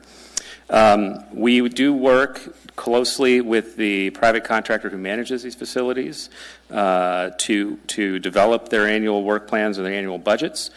We try to address and answer a lot of the questions that I heard tonight about, what are the other uses that are out there. I think many of you may recall past conversations we had about capital acquisitions related to turf, et cetera, to introduce new and additional uses to these facilities and others. So we're looking at what community space means and how to better translate that into a viable business product, at least as viable as public space can be. Thank you, Mr. Schutte. And a quick follow-up? Yes. Is there any existing commission that would be appropriate to take? Through the chair, there used to be a facilities commission, but I want to say it was back when I was probably 7. So I don't think it's around anymore. Why would you know that when you were 7? Well, I only know it now in hindsight. But through the chair, excuse me. Yeah, there is not a facilities commission these days. Now, what does exist is the Civic Ventures group that manages the Denina Center. And they really are a group that's organized around the ownership of that structure, but also they are sort of involved in the strategic decisions of that facility. There are facility committees, for example, from Visit Anchorage that oversee those facilities and the direction of those facilities from their perspective. Performing Arts Center has a board, et cetera. So there are a lot of groups that are involved in these discussions. There's a lot of overlap between them and a lot of cross-collaboration. Again, it's not as coherent as a single strategic plan, but all of the facilities, and including some of the private ones, are generally pretty interlinked. Thank you, Ms. LaFrance. Thank you, Mr. Schutte. Mr. Peterson? Thank you, and I've got a question for Mr. Schutte as well. I recall that we bought some turf to install so that they could play, I believe was it field hockey or rugby or something? Did that ever come to fruition? Through the chair, yes, it did, and in the tradition of having to evolve to stay profitable, they actually have modified the original plan, which was to turf the Sullivan. Large space, takes a lot of labor to put in and remove the turf. So they've actually modified the turf so that they can use it also at Boki when they shut the ice plants down. Ice hockey season ends, I think, in a couple weeks, and so they have a lot of empty time to fill that space. And they have found that the smaller Boki area works better for those sports like lacrosse, et cetera. They're doing the same thing at Dempsey Anderson and a few other rinks. Okay, thanks. When I was first starting on this assembly, there was talk of moving Mulcahy Stadium west and expanding the parking lot for the Sullivan Arena. And thank goodness we didn't go for that. Thank you. Thank you, Mr. Peterson. Any other discussion on this item? Mr. Constant. Yeah, just a minority report or a counterpoint to what Mr. Peterson just said. That idea isn't dead. It's just a matter of it fell victim to the recession as well. There's definitely still a vision that would see that whole ball field structure reorganized and done in a better way that would serve the neighborhood, the green belts and everything, but that's another talk for another day. Thank you, Mr. Constant. Would anyone else like to discuss any other discussion on this item? All right, seeing none, please vote on this item.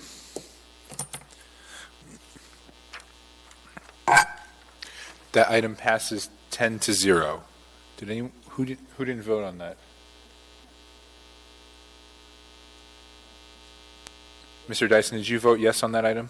I tried to. Okay. We'll record that as a yes. All right. We are now on item 14D, resolution number AR 2020-53, a resolution appropriating contributions from the area-wide general fund of an amount of $22,750 for continued work on the remittance processing conversion project in the Treasury Division Finance Department, an amount of $270,000 for continued work on the homelessness initiative, and $30,000 for building safety and security improvements in the Health Department, and insurance recoveries in an amount not to exceed $25,000 $5,211 for traffic signal and traffic sign replacement, all to project funds in the respective departments, Office of Management, and Budget. Public hearing is now open. Would anyone like to testify? My name is Eugene Carl Haberman. I live in the Matsuo Valley. I follow the public process. When the public process is done appropriately, decision made by the governing body is more likely in public interest. 4 pages. That's all it's here.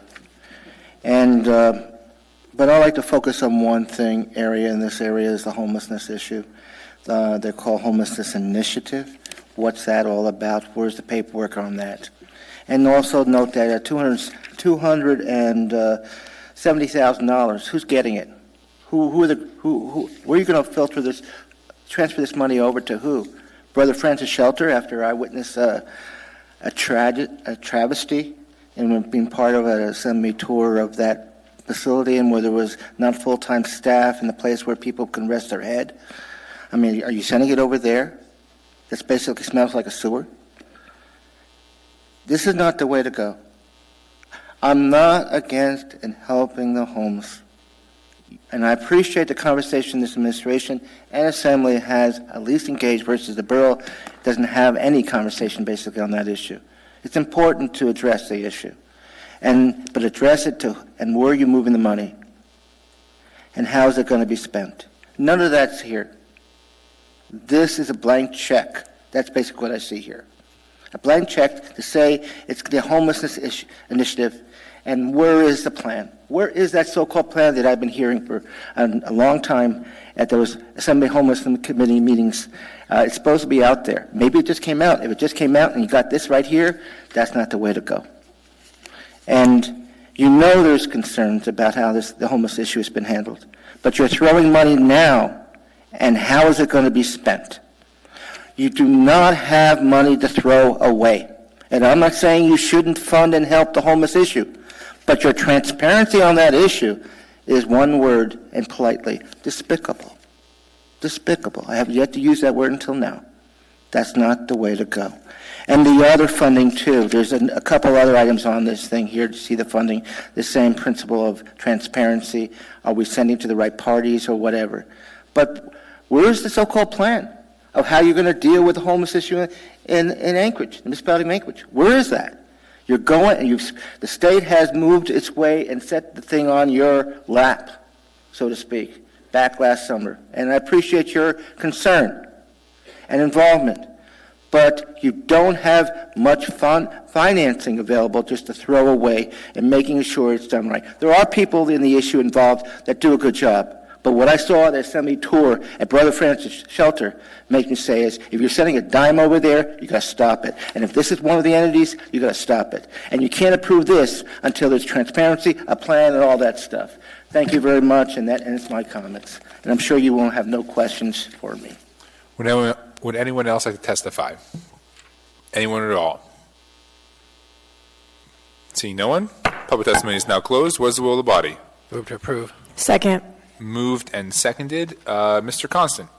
If you're interested in finding the Anchorage plan for addressing the homeless issue, you go to anchoragehomeless.org, the website of the Anchorage Coalition to End Homelessness. Thank you, Mr. Constant. Mr. Weddleton. A question for staff. This has really nothing to do with homelessness. We're just simply approving moving money within your ledger. Is that correct? Through the chair, Lance Wilbur of Management and Budget. So what we're doing is we're taking the remaining balance from 2019 from the Health Department. We're going to move that money and give it to their budget in 2020, and the purpose of it will be to support the shelters, homeless shelters. Right, but all this was in the budget. This is really, we're approving accounting procedures here. That is all correct. Thank you. Thank you, Mr. Weddleton. Ms. Zolotel. Thank you. Just a little bit more on the homeless initiative.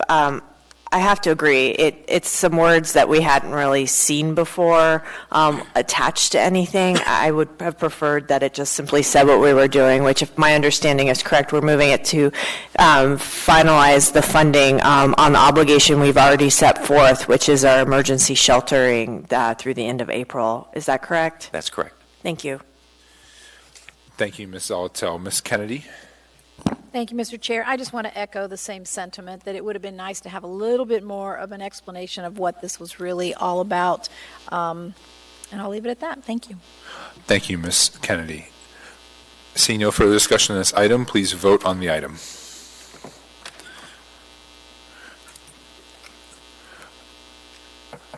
That item passes unanimously. We are now at item 14E, ordinance number AO 2020-11, an ordinance of the Anchorage Municipal Assembly amending Anchorage Municipal Code Title 21, sections 21.07.010D and 21.07.080F to allow for alternative equivalent landscape design, minimize land disturbance, encourage the retention of existing landscaping, and extend the allowed planting season from the Planning Department. Public hearing is now open. Would anyone like to testify? Anyone at all? Seeing no one, public testimony is now closed. What is the will of the body? Move to approve. Second. Moved and seconded. Any discussion on this item? Crystal, you want to? Oh, Ms. Kennedy. Thank you, Mr. Chair. We have, looks like, one amendment on this one. So I move amendment number 1. Second. Moved and seconded. Ms. Kennedy, you describe the amendment? Okay, let me remember what this one's about. Okay, this one is in regard to granting authority to the planning director to extend the allowed planting season. It's based on what the climatic conditions in terms of when they're trying to approve moving into, to approve landscaping, sorry. So this just adds the sentence at the bottom that the director may extend the period in which a certificate of zoning compliance can be requested to later than September 16th if climatic conditions support the survivability of plant materials. Thank you. Mr. Weddleton. Well, I guess I'd support this. I just broadly, we discussed this at the Community Economic Development Committee meeting, I think a couple meetings ago, and recommended approval. And this just, I think, really clarifies more the intent. Is weather's getting warmer, you can plant stuff later, and it just allows in certain years where they can plant later, they can get permit to do so. Thank you, Mr. Weddleton. Any other discussion on this amendment? Okay, please vote on the amendment.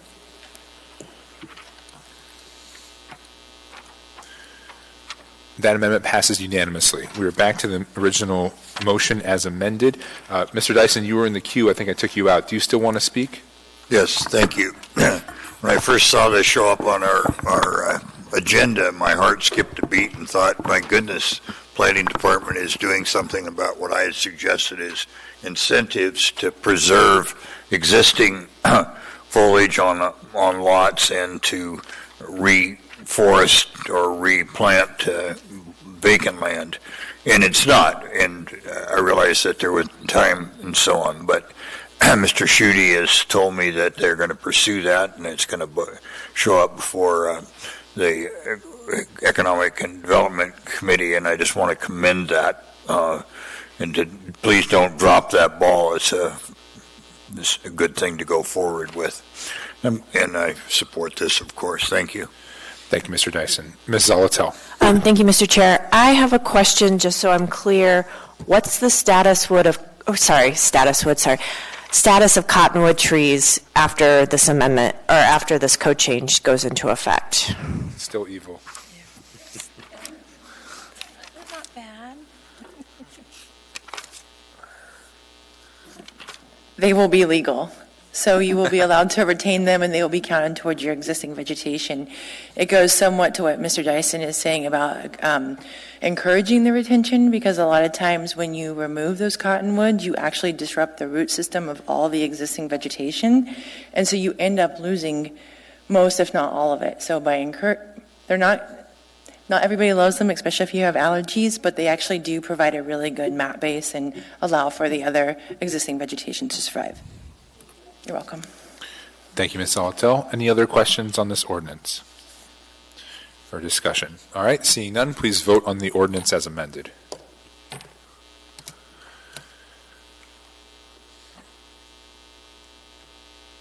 That item passes unanimously. We are now at item 14F, ordinance number AO 2020-15, ordinance approving and authorizing modifications made to Solid Waste Services Integrated Solid Waste Master Plan, Solid Waste Services. Public hearing is now open. Would anyone like to testify?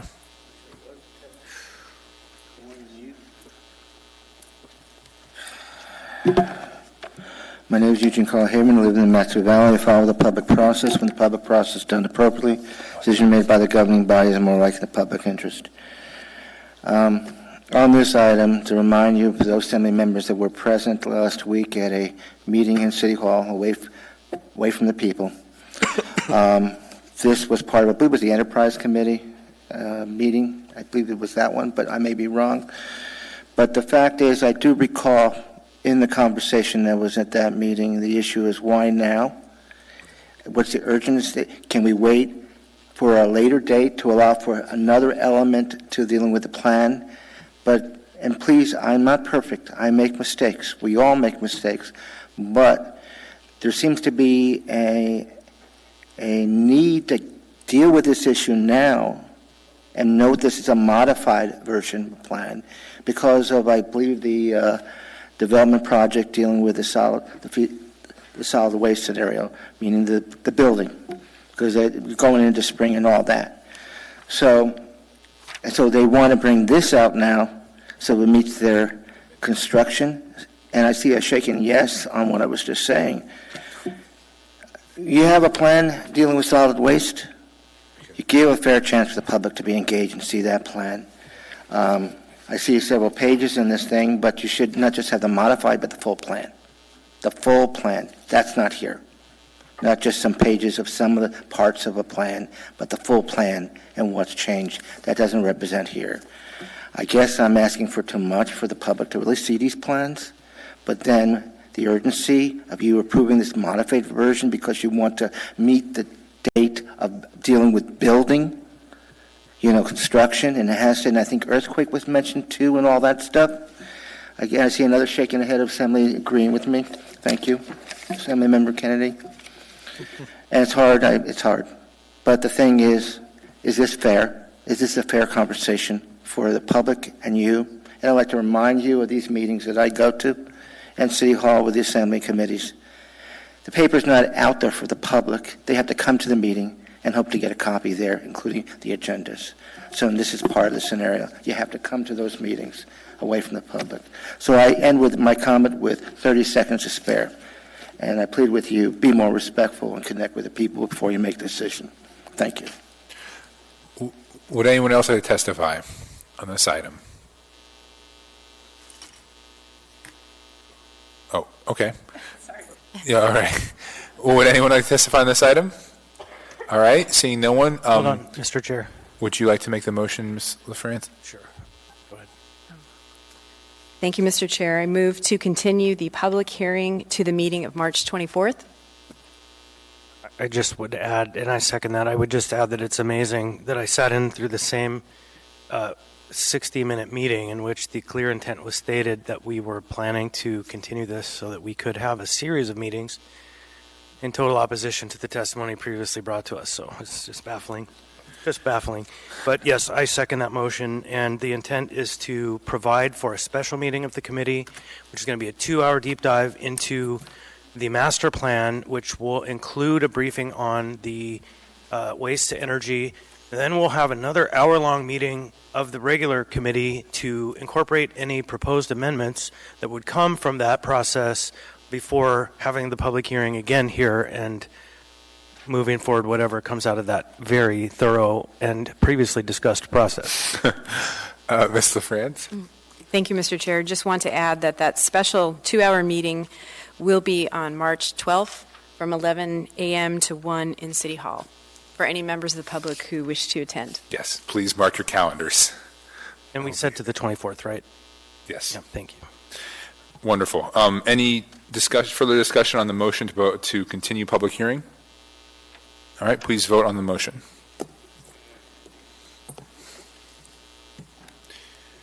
That motion passes. The public hearing will be continued to the meeting of March 24th. We are now on item 14G, resolution number AR 2020-36, a resolution of the Anchorage Assembly establishing a list of developed trails with prohibited trapping zones. Assemblymember Peterson. Public hearing is now open. Would anyone like to testify? Great. And if people would like to testify, could you please queue up behind the blue line there, and we can move through a little bit quicker. If you please state your name for the record. And my name is Neelan Taylor, and I've been in touch with all of you on this ordinance and on this map, and I've been involved in this process from the beginning, and so I'm here just to answer questions if you have any about this. But I think the staff has done a great job.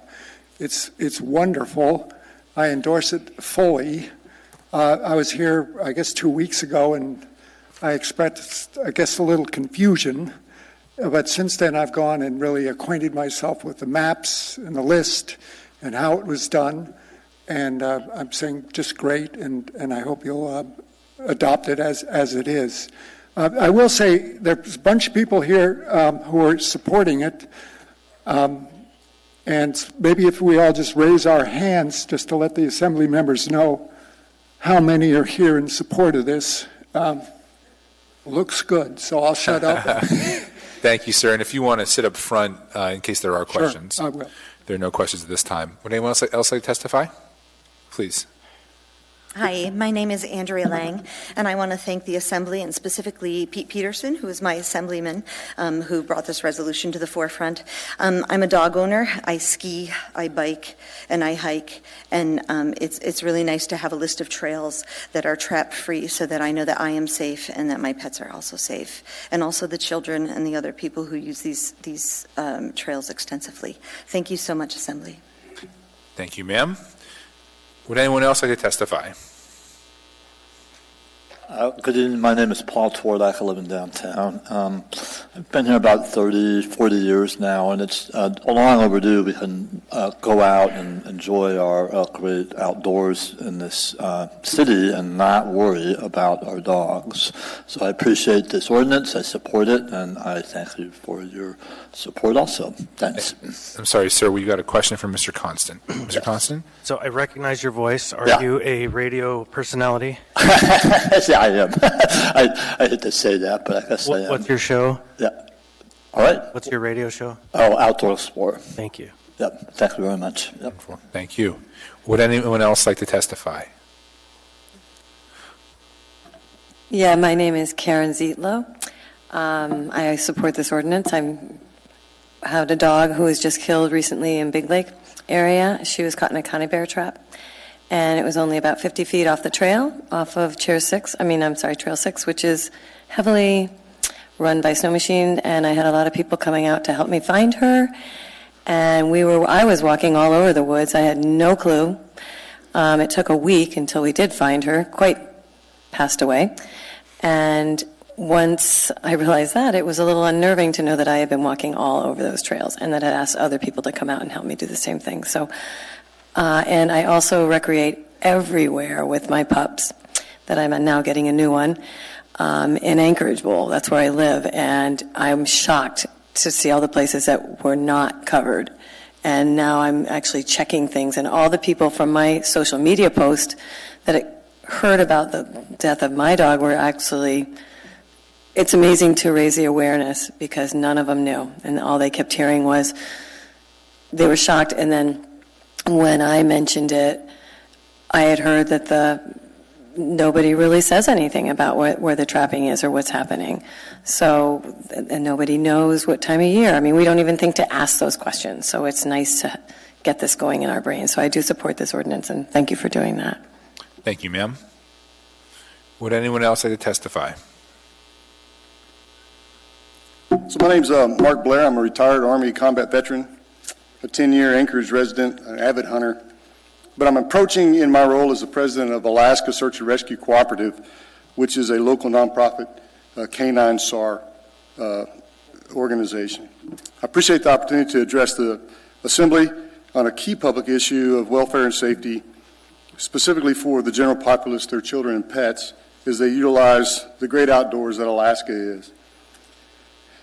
I just learned of this session early this morning, and I really appreciate Mr. Constant for your additional information, some of the specifics of the trails. What I have to say is I think this is a great effort. As a quick review for those members that didn't receive my email, I understand and I support trapping as a hobby, outdoor activity, but I'm concerned that it's not nearly as well regulated and monitored as hunting. And it's inherently more dangerous, as Karen just described. There's not as much human involvement in trapping. The traps are set and then left unattended for a number of hours or period of time. So it's indiscriminate at best. The active hunter has the opportunity to immediately judge the target and the relative safety of those nearby. The trapper doesn't quite have that immediate ability to mitigate any significant or existing safety issues. In addition to those overall public safety concerns I described, as a K-9 SAR participant, I'm deeply concerned for the safety of our valuable and highly specialized K-9 teams, handlers, and support personnel as we train and conduct real-world searches in and around the municipality. Thank you for considering to set these locations as described in the ordinance as off-limits to trapping, and I believe this will significantly improve the welfare of the people of the municipality, their children, and their family pets. Thank you. Thank you. We have a question for you, Mr. Weddleton. Hi, thank you for your email and your testimony. What is the group that you... It's Alaska Search and Rescue Cooperative. So it's a nonprofit organization located down in South Anchorage, comprised primarily of retired and active duty military K-9 search handler teams.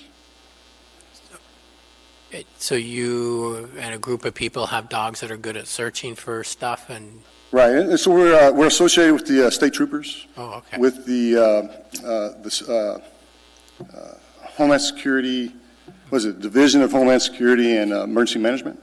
And there's also a number of, both in Anchorage, the Mat-Su Valley, Sitka, and various other outlying areas that have search and rescue teams that are volunteers ready to go out and take a look for people lost out in the wilderness. Oh, that's great. Thank you. Yes. Thank you. Would anyone else like to testify on this item? Hi, thank you. My name is David Jensen, and Mr. Chairman, I'd just like to bring up a couple of points quickly. First, I would like to thank everyone for the work that's been put into this, especially the list and the mapping that's been done.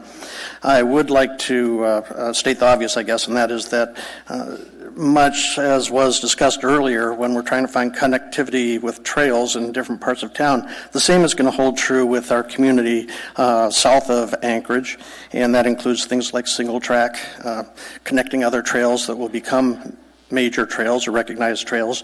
I see amendments coming to this in the future as other trails are recognized, perhaps more than they are. Even those that are considered right now to be, say, offshoots. And as you know, the hillside is spaghetti when you really look at all the trails. They all connect to each other, and I'd say most of those are 150 feet from each other.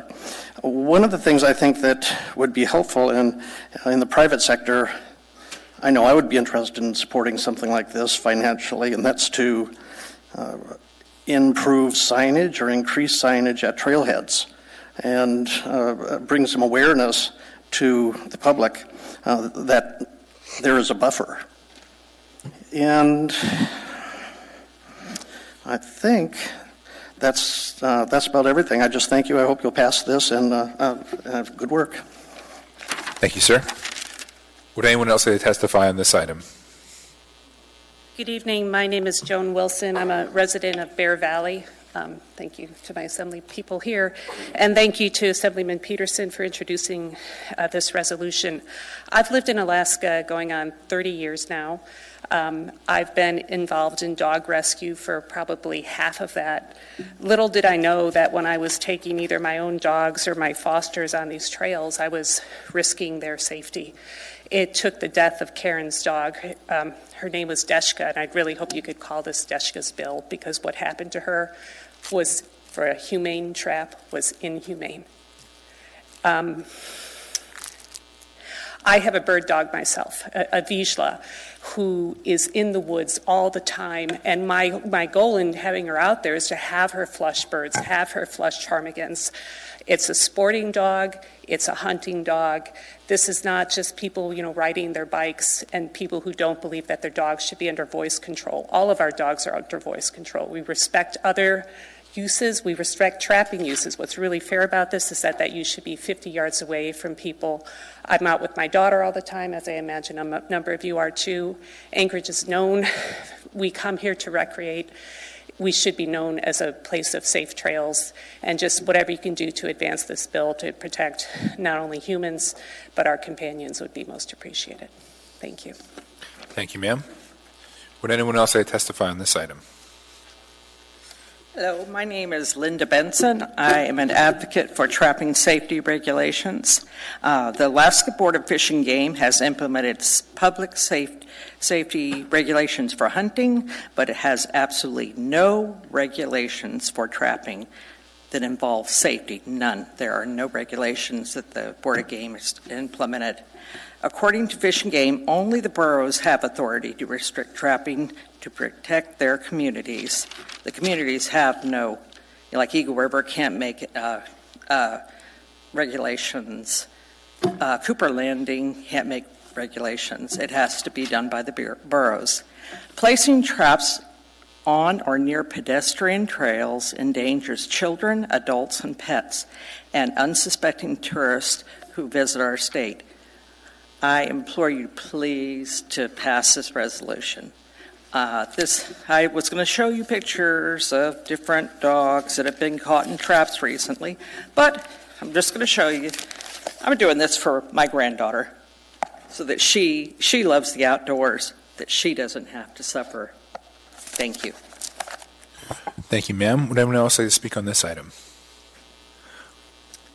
Hi, thank you. My name is Nicole Schmidt. I'm the executive director of the Alaska Wildlife Alliance, but I live downtown and recreate regularly with my dog. And I'm very much in support of this, especially the list of trails that have come forward, and want to echo what Neeland had said, that in a former life I did GIS work for the Fish and Wildlife Service, so I know how much work goes into these maps, and I think that they were really well done.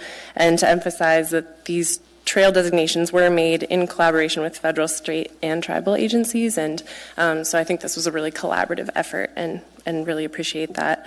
And I would also like to echo what some of the other members of the public have said, which is that I can see how, if you look at this list of trails, it might appear long, and this could be seen as a competing user group issue. And the Board of Game manages trapping in game units, and it's sort of jargony, but all of the surrounding game units around Anchorage, which is 14C to the north, 13A and D to the east, 6D to the southeast, 7 to the south, and 13A to the southwest on the Kenai Peninsula, have no trapping regulations. So in terms of opportunity cost for trappers who are interested, this is a really localized issue and doesn't pose much of a burden at all, especially when you consider the number of people who are out recreating. So I would just like to again echo my support, and thank you so much for bringing this forward. Thank you. We have a question from Ms. LaFrance. Yes. Hi. Thank you, Mr. Chair. Thank you for your testimony. And you mentioned that an area to the north doesn't have any trapping regulations. And so my question is, does the Mat-Su Borough have any local regulation on trapping? Because I understand that's where Deshka was caught, was off of a lake near Big Lake. Not that I'm aware of. Yeah, and this is from, when I was looking at the maps this evening, that was from the Board of Game issue, and yeah, to my knowledge, the municipality has not. So in a lot of ways, I think this is a great opportunity for municipalities to consider what the impacts are to their, local trails. But so for that, this is really monumental and important. So thank you. Thank you. And Mr. Chair, may I suggest that perhaps we might add this to the agenda for the next joint meeting with the Mat-Su Borough Assembly? Yeah, that's a great idea. We'll have the clerk make a note of that. Thank you. Thank you, Ms. Schmidt. Would anyone else like to testify on this item? My name is Eugene Carl Haberman. I live in the Mat-Su Valley. I'm over 42 years Alaska resident and 20 of those years in Anchorage and so forth. Currently live in the Mat-Su Valley. I go back before this building was built, where they approved the comprehensive trails plan. I'd like to compliment Assemblymember Wellington. Yes, I'm going to compliment you, because prior to this hearing that you're having here, a couple meetings ago, this was on the consent agenda. There was no public hearing, and there was no chance for the public to speak. And you recommended with others to have this for public hearing. Yes. There's very little information here, but I'd also like to remind you also that this is a resolution. Where's the law? There's reasons for the comprehensive trails plan, and I'd also like to remind you of those scenarios, Assembly members.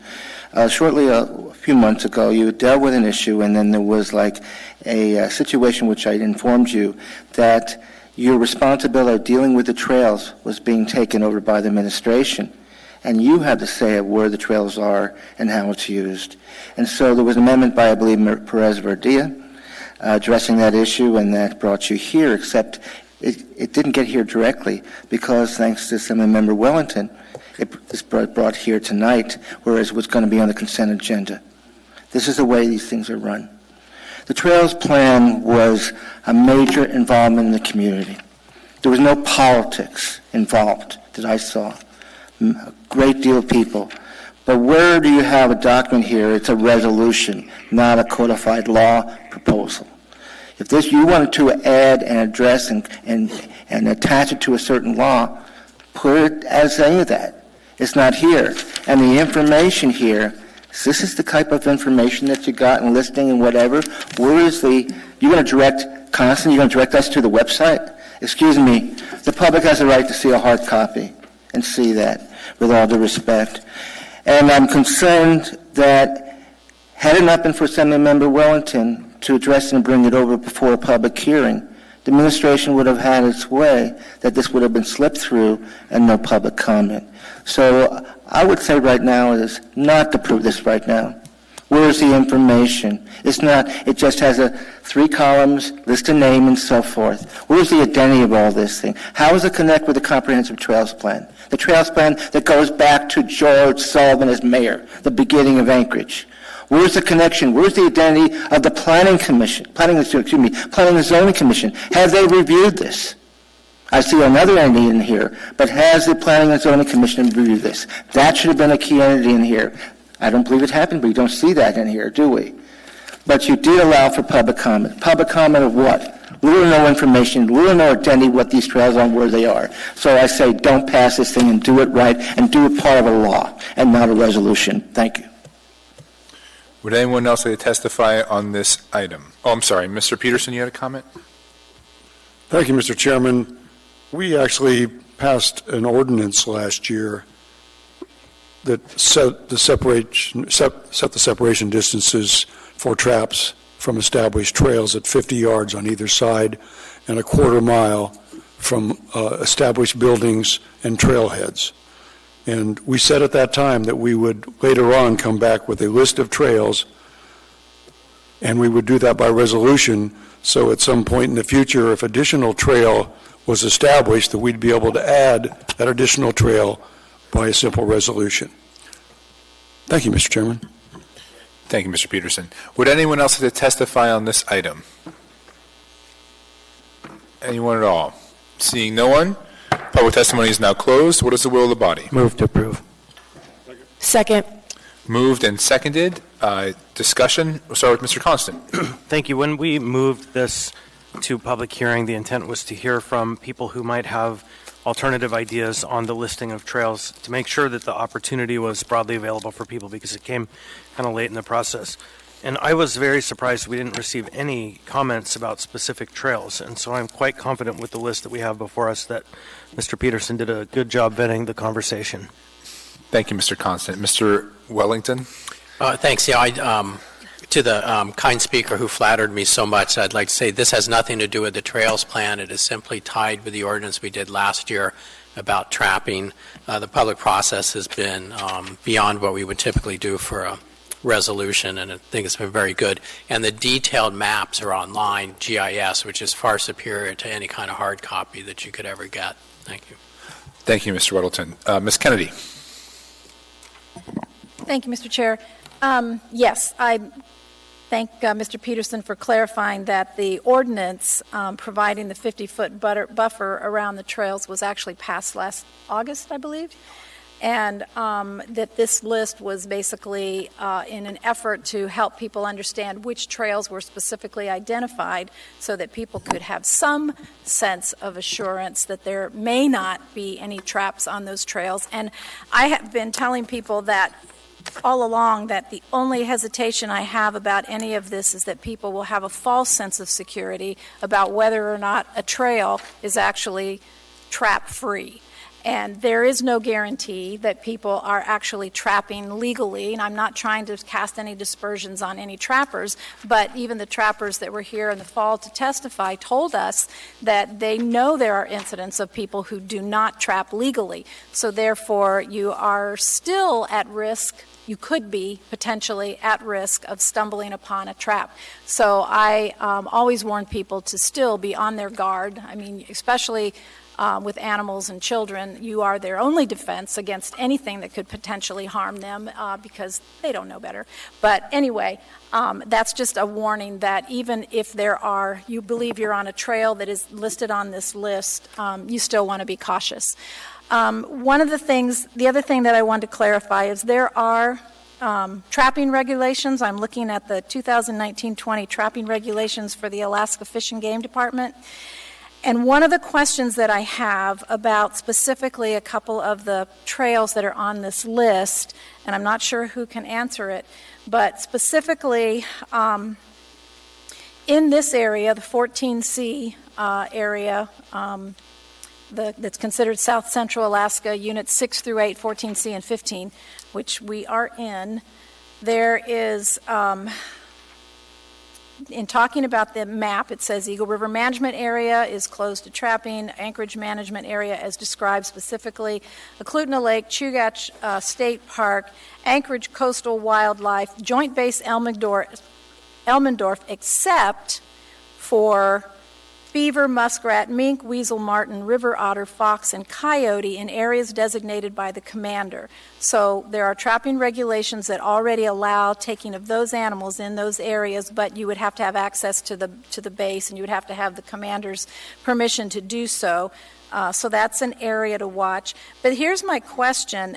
In the trapping of beaver in this area, it allows trapping of beaver within the dates of November 10th through April 30th in the drainage areas of Glacier Creek, Kern Creek, Peterson Creek, 20 Mile River, drainages of Knik River outside of Chugach State Park, the Birchwood Management Area, and Joint Base Elmendorf-Richardson.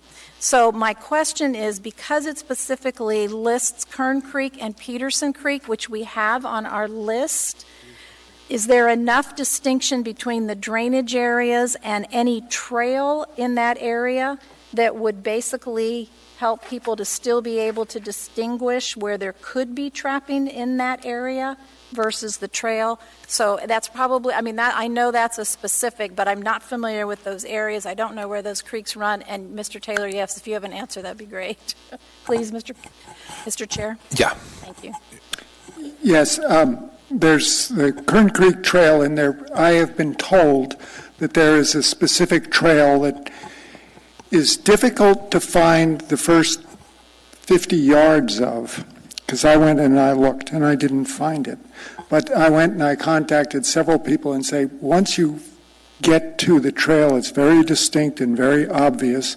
So the ordinance basically says no trapping within 50 yards of the trail. And so the information I have is that it's distinct once you're on it.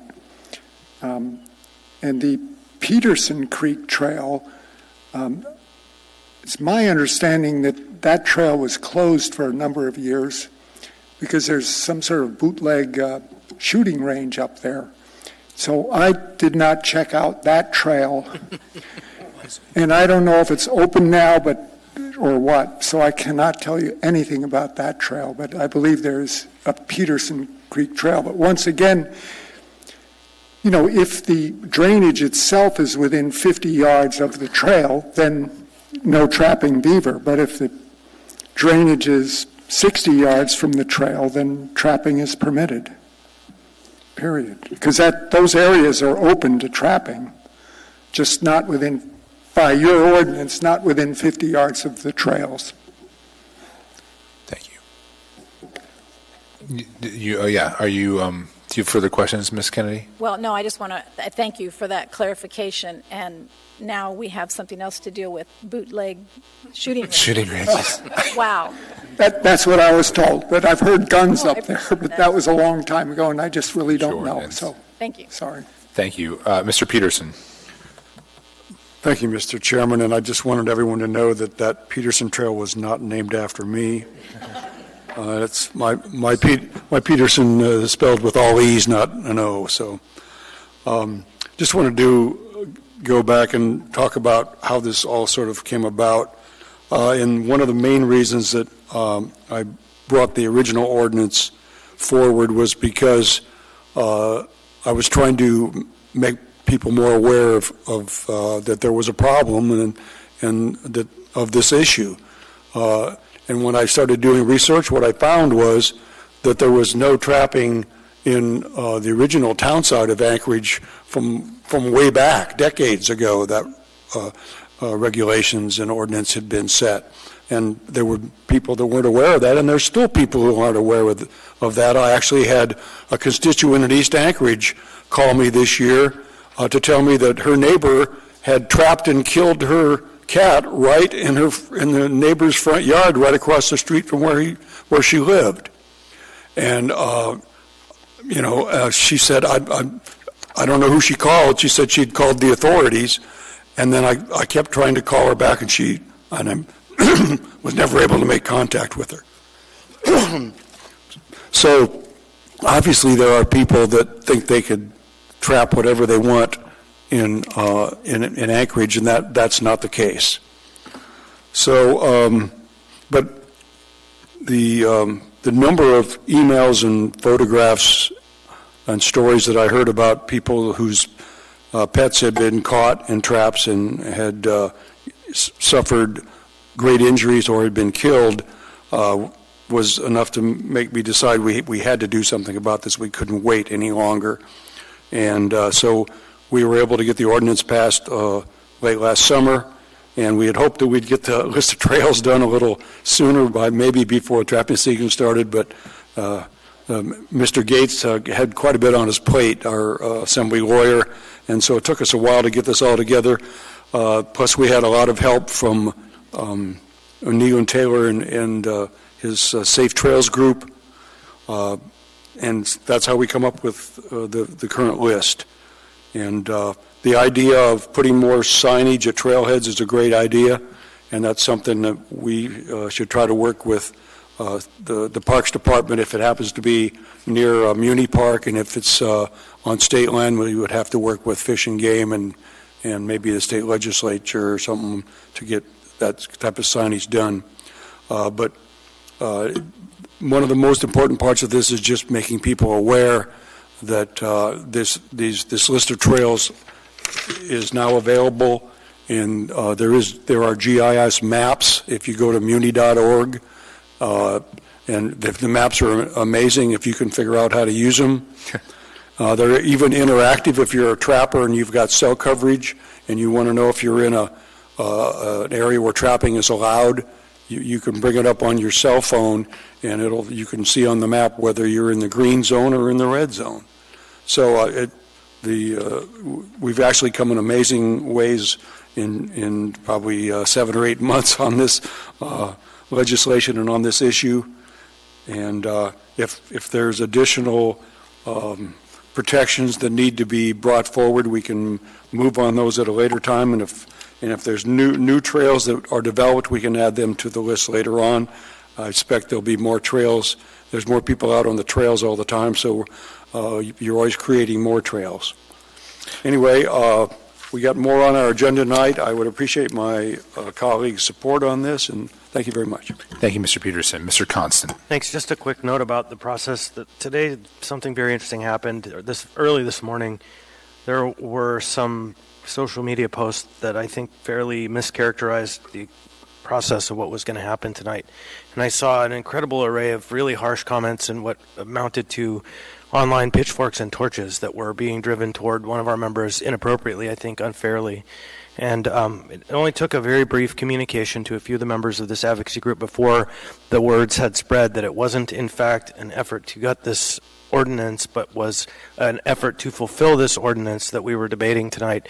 And the tone changed rather quickly. And so it just was an interesting thing to watch, and it's always just an eye-opening experience to see how quickly misinformation flies. Thank you, Mr. Constant. Mr. Weddleton.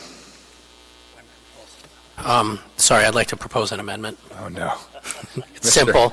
It go fast. Everybody nods their head and says yes. Page 1, the trails Girdwood to Indian Bike Path and Girdwood to Indian Bike Path Lookout Loop. We don't have bike paths or bike trails in Anchorage. I move to amend so it says instead of bike, that is changed to paved. Second. So it would now read Girdwood to Indian Paved Path and Girdwood to Indian Paved Path Lookout Loop? Correct. Okay. Who seconded that? Mr. Constant. Moved and seconded. Any discussion on this amendment? All right, I'm going to ask for unanimous consent on this amendment. Okay. Seeing no opposition, that amendment is adopted. We are now back to the resolution as amended. Any further discussion? Not seeing any, please vote on this resolution. Sorry, that was on the amendment.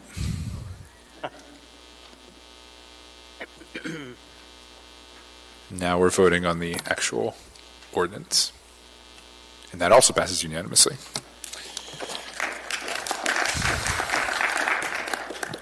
We are now on to item 14H, resolution number AR 2020-55, a resolution regarding the Midtown Congestion Relief Project by the Anchorage, Alaska Department of Transportation and Public Facilities, Assembly members Rivera and Constant. Public testimony is now open. Mr. Chair, before we start public testimony, I will be stepping off the dais. I can remain in the room because of my conflict of interest. Okay. I'll say the intention, I believe, with this item is to continue the public hearing until next, I don't know if it's next month, but March 10th. Yeah, okay. Would anyone like to testify on this item? Anyone at all? Okay. Are there any motions about this item? Mr. Chair, I move to continue public hearing to the meeting of March 10th. I second, just with the caveat that I'll be in D.C. on the night of the 10th. I'll want to participate in this deliberation for sure.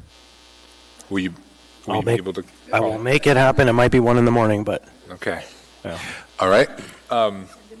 Okay. Any opposition to that motion to postpone? Well, if I might, the purpose of the motion to postpone, we heard from DOT that they had concerns about the language, and rather than rolling over them, we decided it was wise to have a work session with them so we can get to stepping on this conversation about a paradigm shift and how we're going to move forward with a new deal. So. Thank you, Mr. Constant. And that work session will happen at 10 a.m. this Friday in City Hall. All right. Seeing no opposition to that motion, that item is postponed until March 10th. At this time, I would. Oh, okay. Yeah, please vote on that motion then. Okay.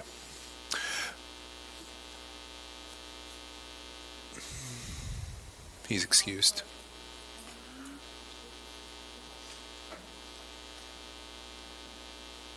Okay. At this time, we're going to take a 5-minute restroom break. Come back. All right. And we'll be back with the quasi-judicial hearings.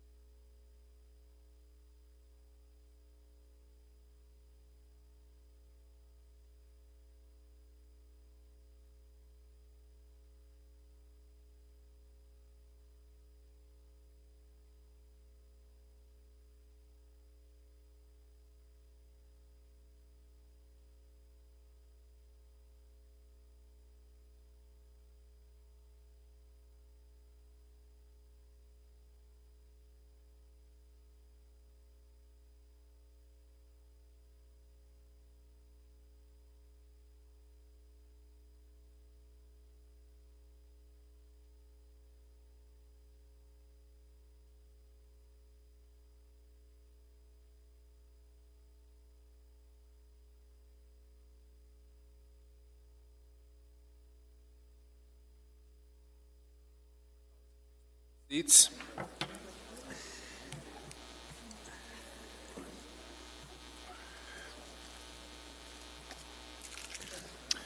So before we start our quasi-judicial hearings, we've got a special treat.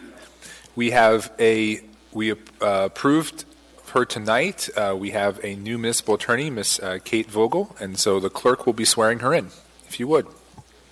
So here is what we're going to say. It is really easy, and we'll do the repeat after me, okay? Great. So first things first. Raise your right hand, please, and repeat after me. I solemnly swear or affirm. I solemnly swear that I will support and defend the Constitution of the United States. that I will support and defend the Constitution of the United States, The Constitution of the State of Alaska. the Constitution of the State of Alaska, And the Charter of the Municipality of Anchorage. and the Charter of the Municipality of Anchorage, And that I will faithfully perform the duties of municipal attorney the duties of municipal attorney to the best of my ability. to the best of my ability. Congratulations. Thank you. Kate.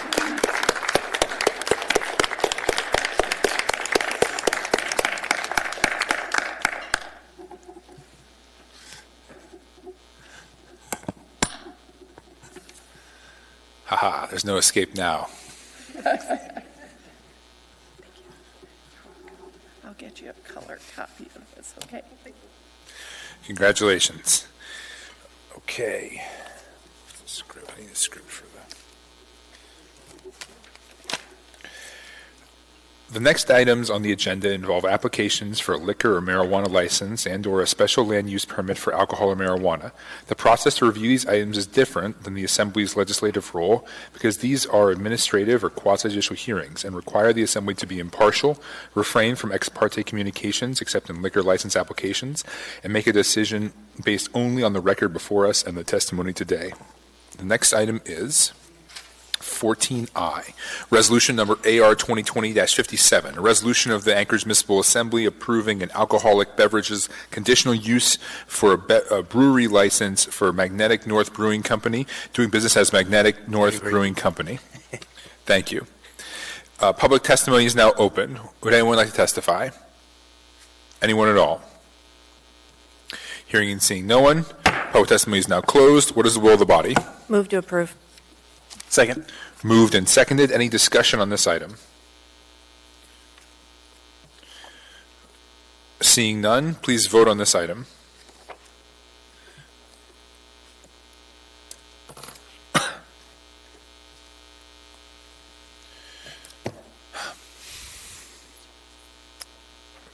Mr. Constant is absent. Mr. Dyson is excused. Oh, Mr. Constant, do you vote yes? Mr. Constant votes yes.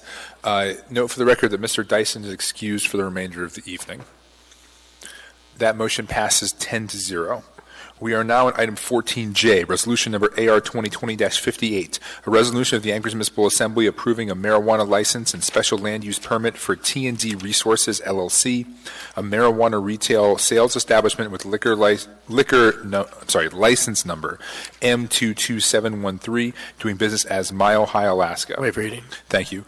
Public testimony is now open. Yes, sir. My name is Travis Owen. I'm the sole owner of T&D Resources, LLC, DBA, Mile High, Alaska. May I approach? I have some documents for y'all. Sure, yeah, please give them to the clerk.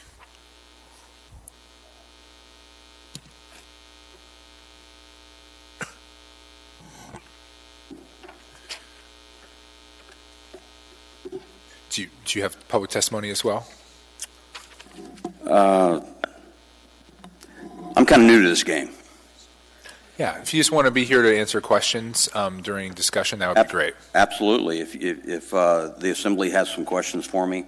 We have done some revisions based off of the meeting prior to on the, I believe it was the 20th, where we did some addendums, enhanced some security measures, and part of that addendum was a little bit more clear spoken word on relocation of product at the close of business.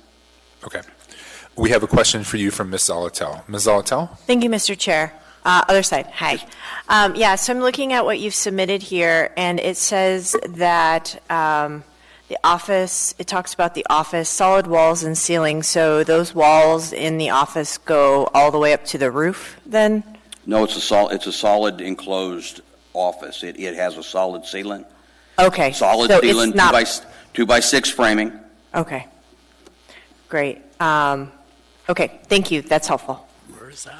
Thank you, sir. So there are no further questions for you. If you just want to take a seat, and then during the discussion period, if members have questions, they'll ask you, okay? Okay. Thank you. Sure. Would anyone else like to testify on this item? Anyone at all? Seeing no one, public testimony is now closed. What is the will of the body? Move to approve. Second. Moved and seconded. Any discussion on this item? Mr. Weddleton. I'd like to move Weddleton Amendment Number 1. Second. Can we get that up on the, thank you. Could you describe this, Mr. Weddleton? This is something that you've seen before at a couple other marijuana operations, and this is a requirement that the walls separating this operation from the business adjacent to it will either be built to have a solid wall to the roof decking, or a commitment to store all of the marijuana product within the office that he'd referred to at the end of each day at closing. Thank you, Mr. It's for known security problems. Thank you, Mr. Weddleton. Mr. Constance, do you have comment on the amendment? Yeah, it doesn't matter either way. Actually, I just wanted to thank the license applicant for the description of the office. The construction style is definitely a sea change from what I heard on the phone the other day of open space between the two. So thank you. It definitely allays my concern. Do you want to ask that? Has he seen the amendment? Yeah, it's a question. Have you seen this amendment? The addendum? The amendment that I proposed up there?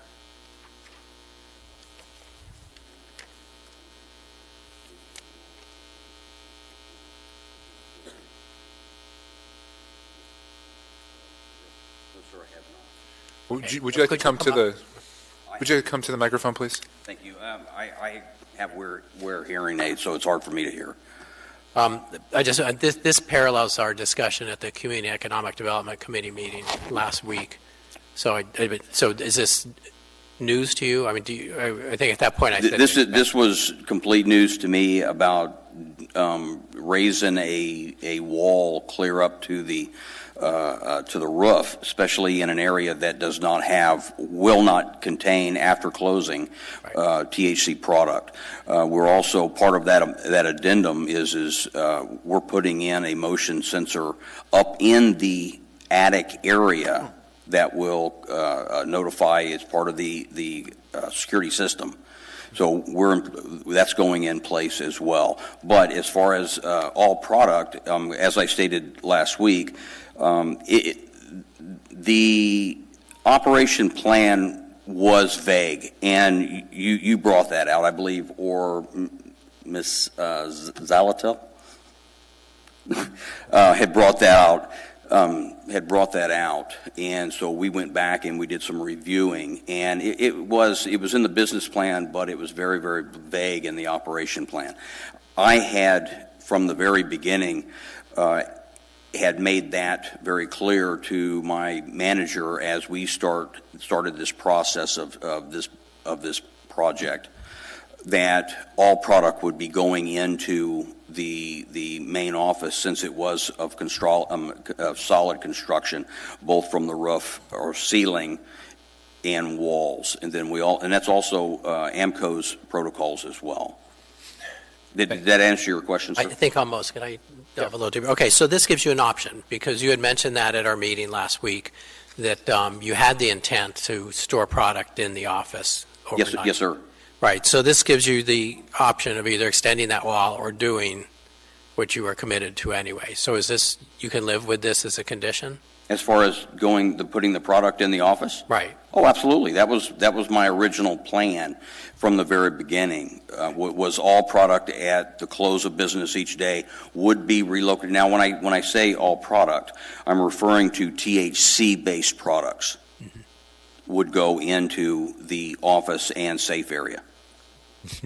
Could I just clarify? So this condition, which we have before us to add to your license, it says all marijuana and marijuana product. Does that accurately describe? Yes, sir. what you're looking That's for? anything with THC in it. Right. Okay. Thank you, Mr. Weddleton. Ms. Kennedy. Thank you, Mr. Chair. Just in looking at the summary of changes to his operation plan, Mr. Owen has said that he will be storing the marijuana in the facility's office with all the appropriate entry and exit locks. It has a solid wall motion detector, but he's also, looks like, gone a little bit above and beyond and put some the additional motion detection above the ceiling area, between the ceiling and the roof. So it looks like, I don't know that the amendment is necessary. I don't think it hurts, but it looks to me like the owner is already doing what we've asked or we're suggesting. So thank you. Thank you, Ms. Kennedy. Mr. Constant. So I'm contemplating a slight amendment. I'm hearing two different things here. The licensee is saying THC-containing products, and the amendment says marijuana. And a CBD product is not containing THC. It is derived from marijuana. There are a number of products, hemp products, that are made from marijuana for clothing. And so I think the way this is written, it actually could be construed that they have to move every piece of clothing made out of hemp into the office at night, and I don't think that's the intent. And so I would move that we just slightly amend this to say requiring all marijuana containing THC in that third line there. So we just add two words, containing THC. Moved and seconded. Any discussion on this amendment? Mr. Weldon. No, I guess I'm okay with that, but it parallels the language actually in his operating agreement. Storage of marijuana products, diversion of marijuana products, structure of the office were all marijuana products. So it actually, in his operating plan, he's saying marijuana. But what I'm hearing right now is a slightly different. There's a nuance to what I'm hearing here, and I want to make sure we're speaking the same language. The amendment could happen to their operating plan. I don't imagine, sir, you were planning to, if you had hemp jackets or hats, move those into the office every night, right?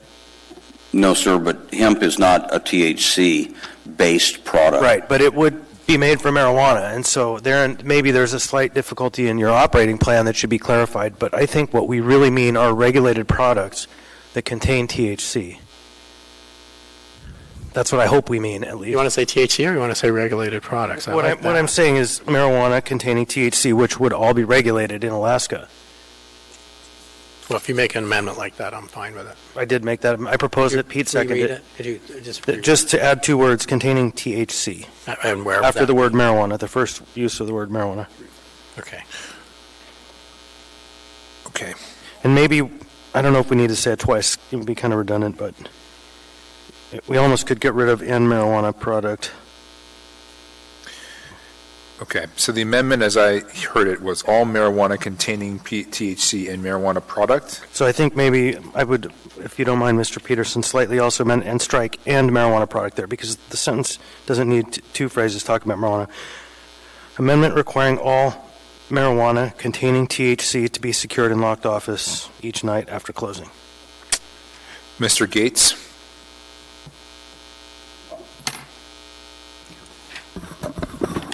Thank you. Well, I just wanted to mention that relevant to this discussion is the term marijuana and marijuana product are defined in our municipal code. The definition just refers to the state statute definition. The state statute definition of marijuana and marijuana product and specifically says, and I'm going to skip the first part of it because it's a long definition, and it does not include fiber produced from the stalks, oil, or cake made from the seeds of the plant, sterilized seeds of the plant that is incapable of germination, the weight of any other ingredient combined to prepare topical or oral administrations, food, drink, or other products, or industrial hemp, as defined in ASO 305-100. So because of the way it's defined, I don't think we have to worry about making the distinction you're trying to make right now, because we're using the term marijuana and marijuana product here relevant to our license under Title 10, which incorporates this definition that really excludes CBD and industrial hemp. Thank you, Mr. Gates. Given that, Mr. Constant, do you want to proceed with your amendment? No, I don't think it's necessary as long as we all recognize that is what it means, just the regulated product. Thank you, Mr. Constant. Will the second withdraw the amendment? Okay. The amendment is withdrawn. We are back to the, are we in the discussion portion? Yes. We are back to discussing the main motion. Is there any further? Did we pass this? Did we vote on this? Oh, okay. I'm sorry. Yes. We're back to the main amendment. Is there any further discussion on the amendment? Seeing none, please vote on the amendment.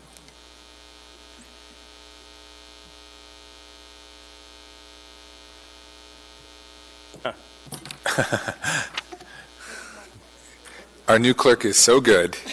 She knows how you're going to vote. She's voting yes. There should only be 10 votes, though. Yeah, okay. Excellent. All right, so the amendment has passed. Is there any discussion on the main motion as amended? All right, seeing none, please vote on the main motion.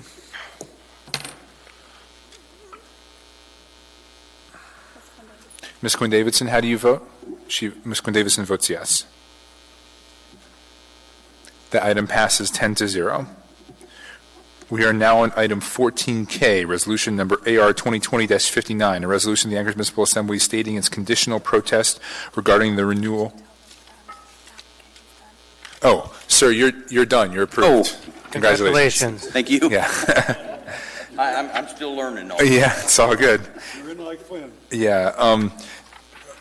Where was I? Resolution number AR 2020-59, a resolution of the Anchorage Municipal Assembly stating its conditional protest regarding the renewal of package store liquor license number 996 for Midtown Spirits, LLC, doing business as La Bodega. Thank you. Public testimony is now open. Would anyone like to testify? Anyone at all? Seeing and hearing no one, public testimony is now closed. What is the will of the body? Move to approve. Second. Moved and seconded. Any discussion on this item?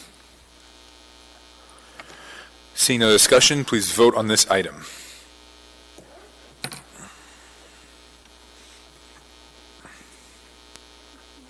Ms. Kennedy?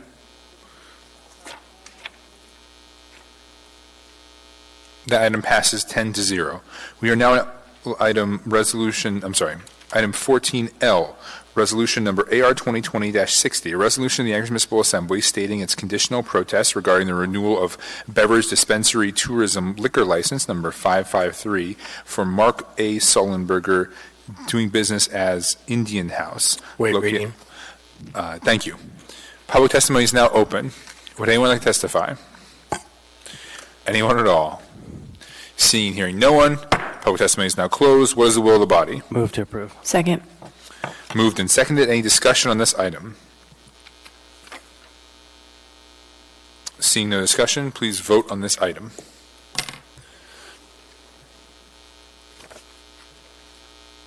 The item passes 10-0.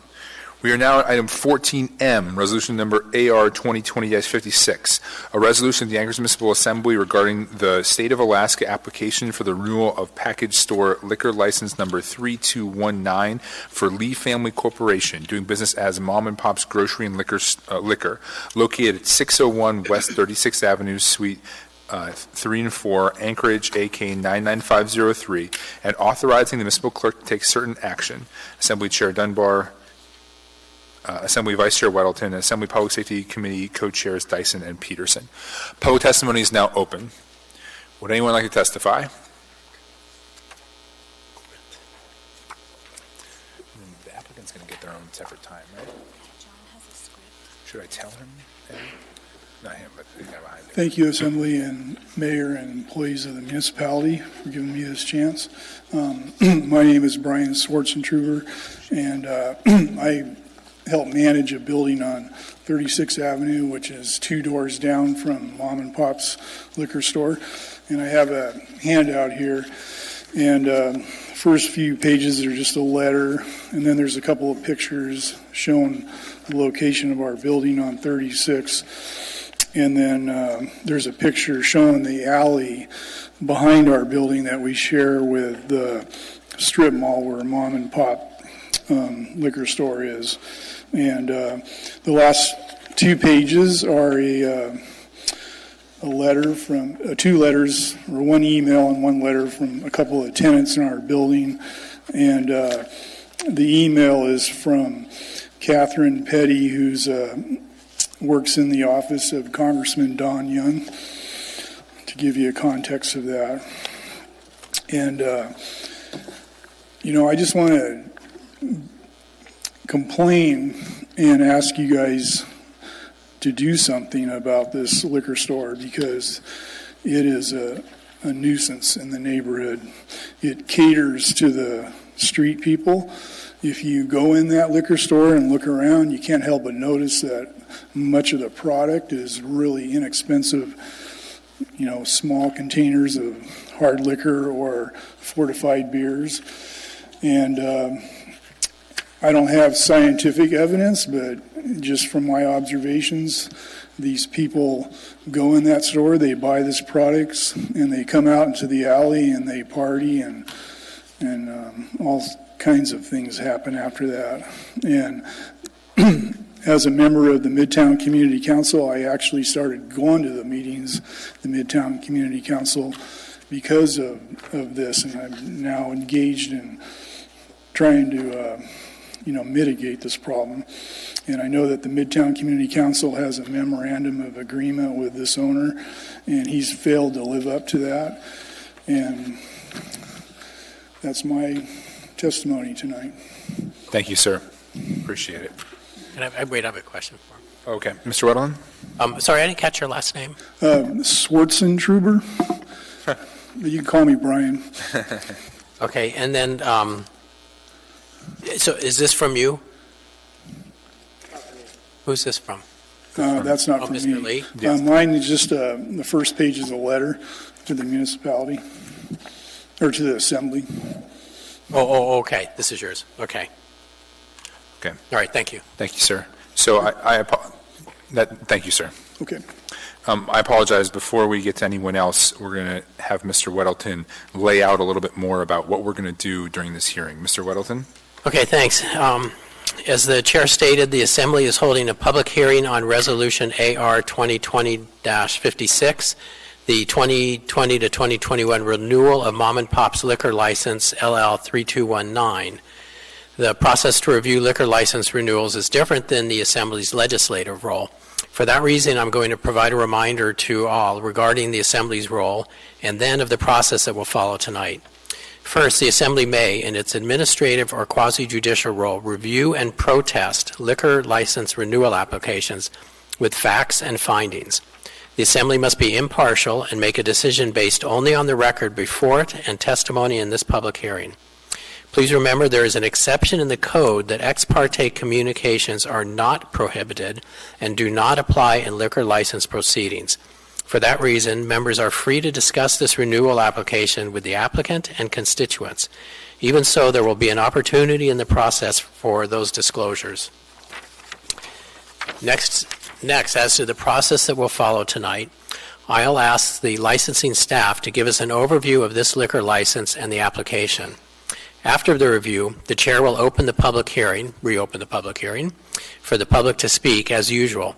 Members of the public will have 3 minutes, and community council representatives will have 5 minutes. At the end of the public hearing, the applicant or licensee will have the opportunity to respond and testify.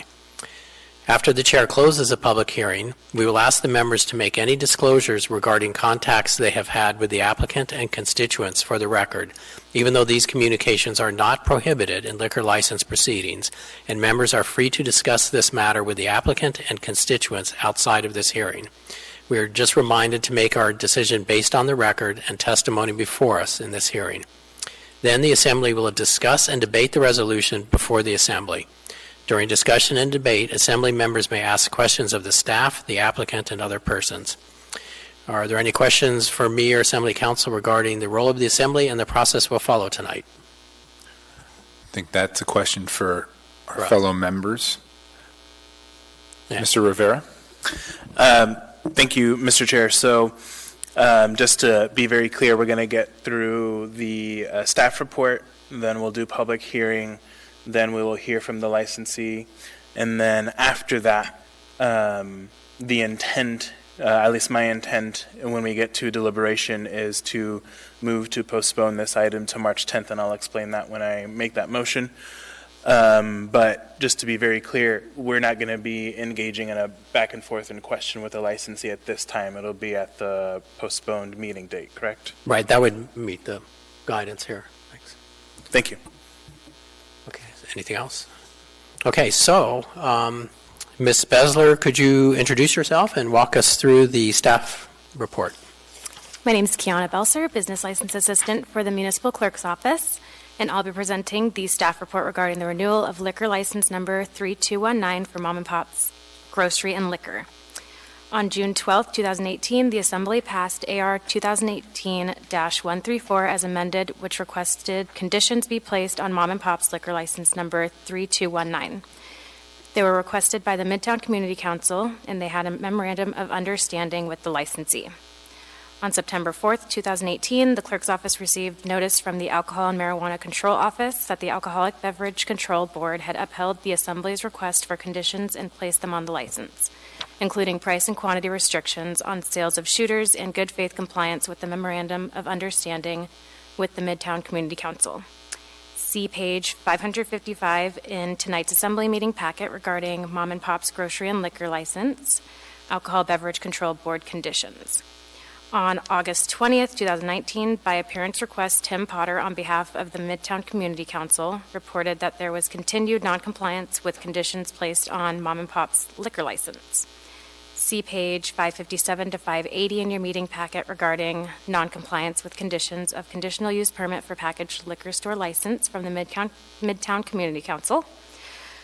From August 28, 2019 to November 19, 2019, the Clerk's Office sent all required notices to community councils and the licensee and performed the standard procedures for processing public hearing requests and renewal applications. On January 10, 2020, the Assembly held the first work session regarding the process for the public hearing on the renewal of Mom and Pop's license number 3219. In addition to routine notices sent, Assemblymember Rivera sent a letter in advance informing the licensee of the work session. See page 581 in your meeting packet. Handouts were received from the Midtown Community Council and NeighborWorks Alaska at the work session. The licensee contacted the municipality of Anchorage and stated they were unable to attend. See page 582 to 650 in your meeting packet regarding noncompliance with conditional use permit for packaged liquor license from the Midtown Community Council. And see page 651 to 678 in your meeting packet regarding the letter to Chair Rivera with document and photograph attachments from NeighborWorks Alaska. On January 16, 2020, the Clerk's Office received from the AMCO and the notice of the complete renewal application for Mom and Pop's Grocery and Liquor License 3219, and on January 17, 2020, the Clerk's Office sent the first email notice to the Midtown Community Council and to the licensee regarding the received renewal application and the date and time of the public hearing. See page 545 to 549 in your meeting packet regarding Mom and Pop's Liquor License 3219 renewal application. On January 31st, 2020, the Assembly held the second work session regarding the process for the public hearing on the renewal of Mom and Pop's license number 3219.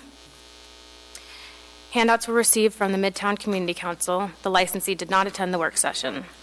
See page 679 to 685 in your meeting packet regarding affidavit handout from the Midtown Community Council. On February 13th, 2020, the Clerk's Office sent a second email regarding the required 10-day notice of the proposed Assembly resolution, which is before the Assembly tonight, and the supporting documents to the Midtown Community Council by email, and also sent it to the licensee by email and certified mail. See AIM 28-2020 laid on the table item for tonight's regular Assembly meeting regarding notice of public hearing and proof of service to the licensee. Public comments were received regarding the renewal of Mom and Pop's liquor license number 3219, including comments from NeighborWorks. See page 550 to 553 in your meeting packet regarding public comments. Certifications have been received from all reviewing departments: health, land use, code abatement, finance, fire, and planning. No NOVs were issued by AMCO during this renewal period, August 14, 2018 to present. And there is also an additional laid on the table item. AIM 27-2020, containing additional documents regarding the renewal package store liquor license number 3219 for Mom and Pop's Grocery and Liquor. Thank you, Ms. Besler. Well done. All right, this time we're going to reopen public testimony. Would anyone like to testify?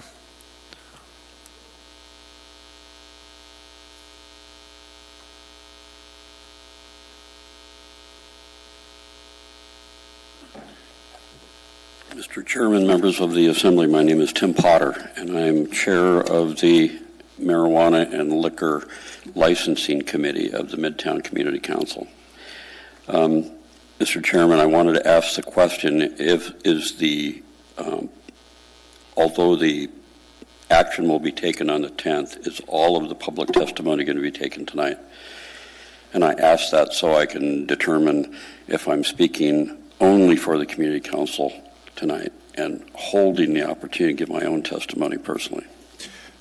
Mr. Rivera, is your intention to continue public hearing or close public hearing?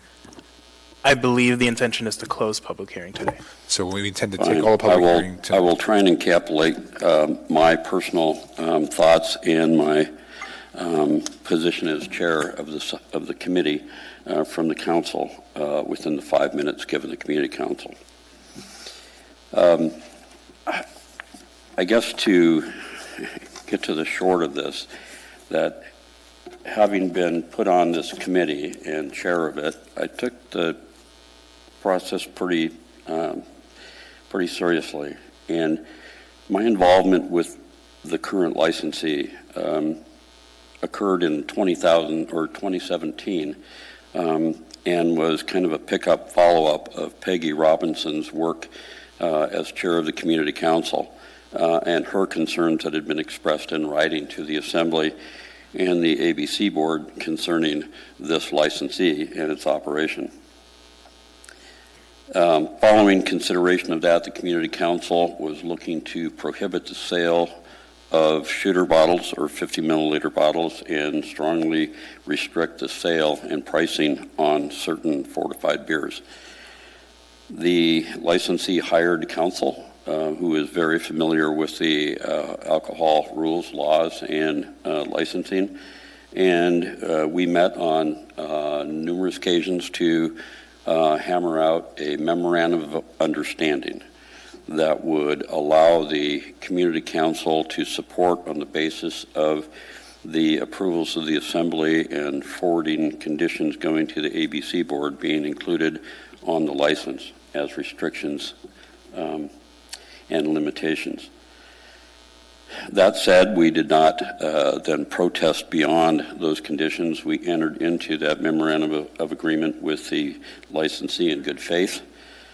And for a few months, he operated pretty much under the conditions of the memorandum of agreement. You will hear tonight that he is very concerned about how unfairly he has been treated because there's not a level playing field and other operators in the Midtown area and around town are not held to the same standard. I hope tonight through your action and the ABC Board actions as we request your protesting this license and having it officially revoked. The problems are so extreme and the absolute noncompliance with all of the rules is so blatant by the licensee and his employees that this operation, this business, this license is a hazard to this community in total and the Midtown area and the abutting neighbors. It goes beyond just the dollars of added security, bars on windows, all kinds of different problems, fencing the property to try and secure for your affordable housing tenants so they and their children can have a semi-decent life. And to have to live with the cancer that is spreading from this location is pretty phenomenal. In the issue of fairness, you've all witnessed that we've come forward with very similar requests and protests, and entered into agreements with Cars Safeway, Brown Jug, and the latest Walmart. And they have all effectively stood up, ponied up, and gotten active. And they've gone beyond just those licenses in Midtown. They've put pricing restrictions on many of their other stores. Brown Jug has put in a protocol through the VP that was immediately done to all stores in the way that they manage staffing, cleaning up of the properties, trash cans outside the doors at the facilities, pricing, and how they're managed. So others are stepping up and not dwelling on the issue of being treated unfairly. Their eyes have been open to the impact that these operations can have on all the surrounding property owners, their tenants. You know, I'm going to stand here and say that, I have white hair, and I'm really not that old, but I am old school. And that's the way I was brought up, and I'm almost sad that the world doesn't seem to be this way anymore. But I was brought up that your word was your bond. Your word and your credibility was all you had. Strip everything else away. That's the value that you had in this world. I've told Mr. Lee before that he has not represented himself in good faith. He has no credibility. His word and his handshake mean nothing. The non-compliance has been incredible. We've provided a significant amount of material for you on the record, which I hope is enough. All right, thank you, Mr. Potter. We have to end your testimony. We appreciate it. Okay. Would anyone else like to testify on this item?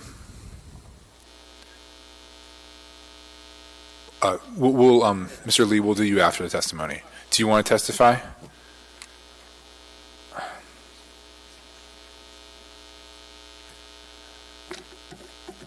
Okay.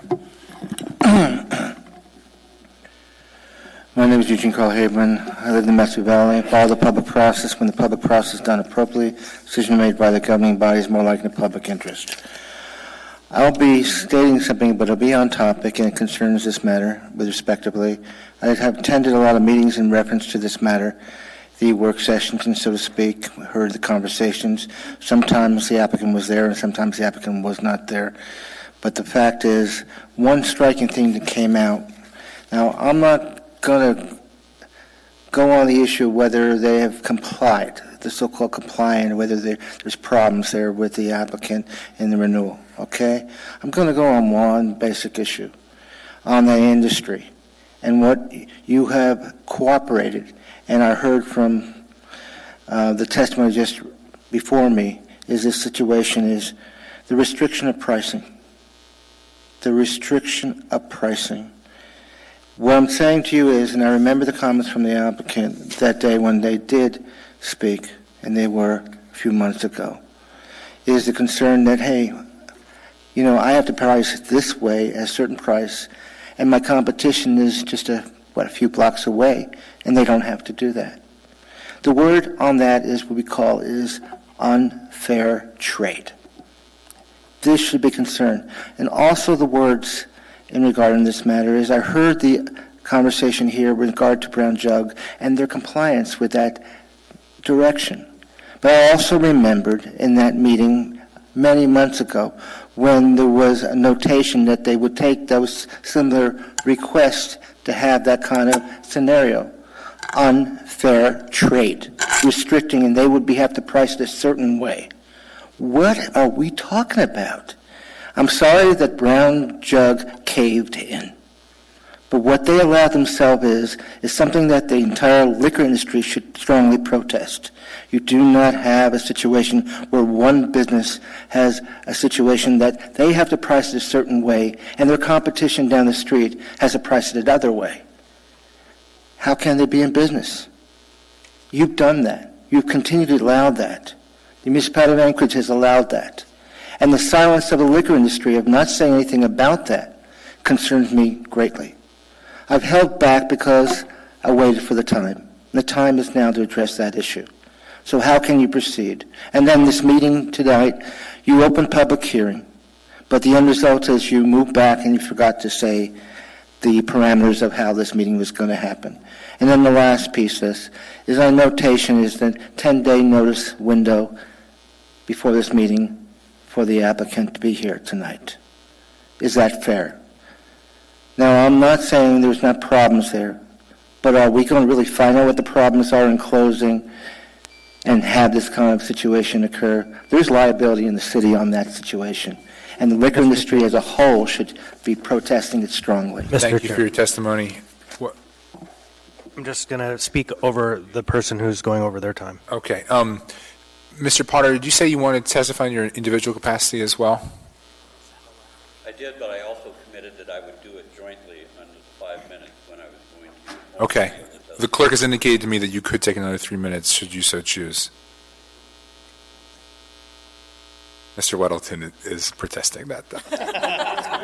Would anyone else like to testify? Okay. With that, Mr. Chair, I public would like testimony is the closed. record to reflect that Mr. Potter did not exercise an opportunity to speak. That's right.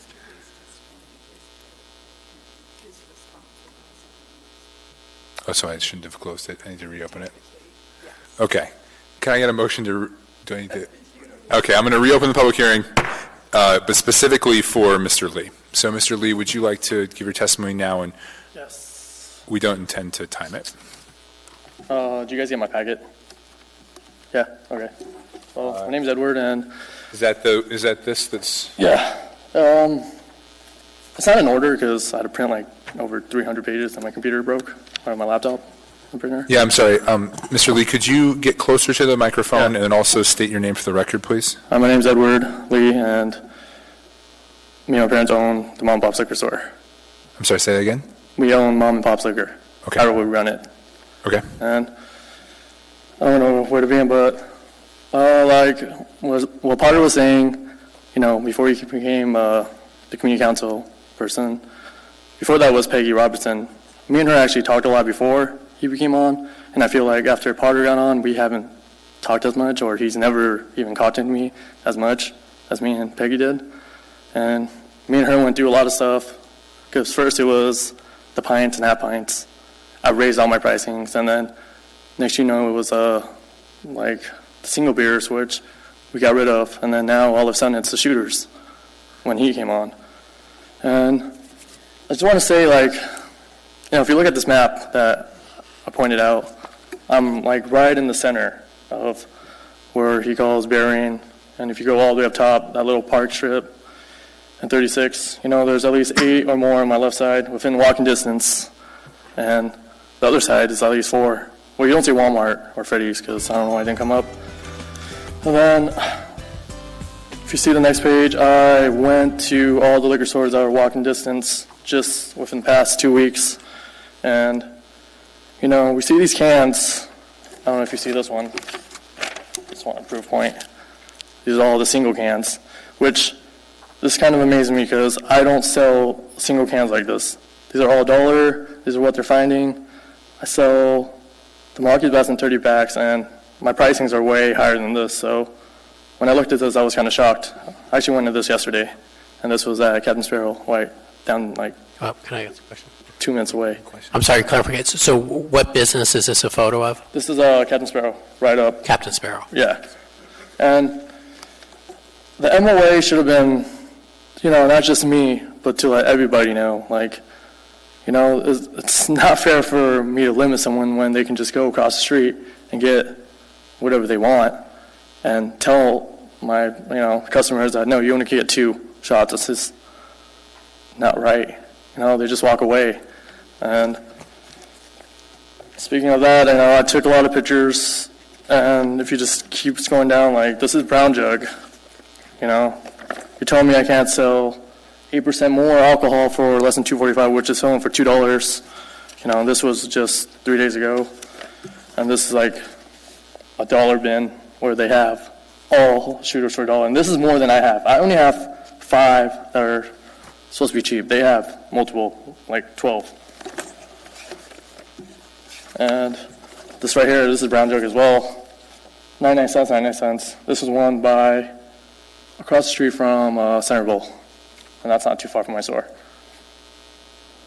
And if you look at it, that's way more than I ever have. And I don't even know how they got these pricings because they're a bigger chain than me, which, you know, I see these on the streets too, which I don't even sell. And then talking about like back of my building, I just want to show this couch that I took yesterday. That's been there for like a week. This is definitely from the apartments, which, you know, if they had a problem with trash and everything too, why don't they like tell them or whoever threw this thing out, you know? And then for pricing, as in me being high on shooters, like if they buy 2 shooters, that's like $4. They could just go get a pint, which, you know, really doesn't make sense to me. Why? Because they can just obviously get something more than 2 shooters. And then, like Potter said, Walmart said they stepped up. They don't sell 6-packs of the Steel Reserve, but this is new. I just got this today. They sell these Steel Reserve cans for, and this is what they find. This is definitely more than like 9% alcohol. They sell it for $3.38. That's less than $1 a can. And these are like 24 ounces cans, not the little ones. So I don't even sell these as packs. They're way cheaper. So I don't understand why they're just blaming just me when I'm the center. Well, Potter said just because my licensor is coming up and renewing, they have to like go for me or send the message. But I want, you know, it just can't be me. Everyone should get this MOA. And there's another problem that I saw was, you know, this is, yeah, I'm not gonna lie, this is right by my store, but I asked these people why you guys are sitting here and why are you guys saying you guys can't stay here. They told me they're waiting for a guy at the apartments to get something. I don't know what it is, maybe drugs or whatnot, and they all left to go there. And then these are just other things I found. Trash, McDonald's, Kool-Aid. I don't sell these. I mean, there's stuff like this everywhere back there, not just my cans. They're only taking pictures of one can too, but there's other trash such as these, you know? McDonald's. There's McDonald's trash a lot too. I feel like they should go after them as well, not just one can or 2 shooters. And then I feel like this is even a bigger point where I'll be finding needles too. And obviously, they're telling me to pick up whole Bering Street, which is kind of outrageous because that street is really, you know, long. And I do not want to touch these. You know, they should call someone else for these matters. And, I mean, overall, our liquor store, before we had this MOA, we never had a violation such as selling to a minor, you know, or red stripe. That's when people have red stripes on their license. I can't consume alcohol or sell a minor to tobacco, which I know for a fact. I did studies, and someone told me, like, across the street from Captain Sparrow and In-N-Out, and even some brown jugs have had violations for those. But, you know, you can have a lawyer, and they obviously have money to pay it. But if you look in our records, we have none.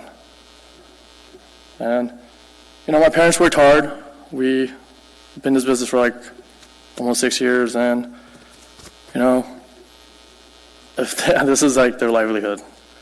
Like, they work hard for this, and, you know, they refinance their house for this stuff, and, you know, we'll be in debt. And I don't know what my parents would do. They've never done anything wrong in the beginning. They've, you know, just worked their butt off for this, just to live here. And I don't know what we would do after. Like, I don't know where they would go. So I just want to, you know, I just hope, I just want everyone to, like, just be in a fair ground, you know, let everyone know. And it's just not fair to just make my store a higher price than everyone else. And it still is. It's at least twice as much, and it's kind of outrageous. Like, we've been losing business because of this.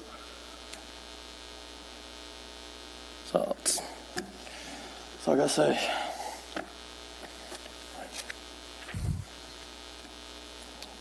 That's it. Okay. So we're going to do two things now. We're going to make disclosures for anyone that has had contact with any of the parties, and then I'm going to allow Ms. Zolotel's in the queue. We're going to have Eddie. We're going to have some questions for you, and then. But I intend this. Well, Ms. Zolotel's in the. Are you for a question, Ms. Zolotel? My question is, are we going to ask questions? Okay. Well, we can do that during the March 10th hearing then. Because, I mean, it particularly pertained to what he just said. I mean, you know, in the statement he just gave.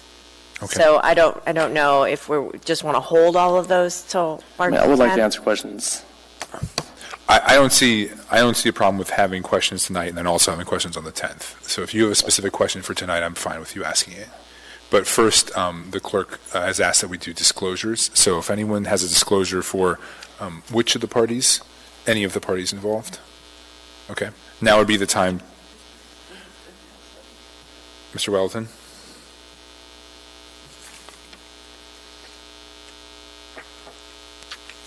Am I missing part of my script here?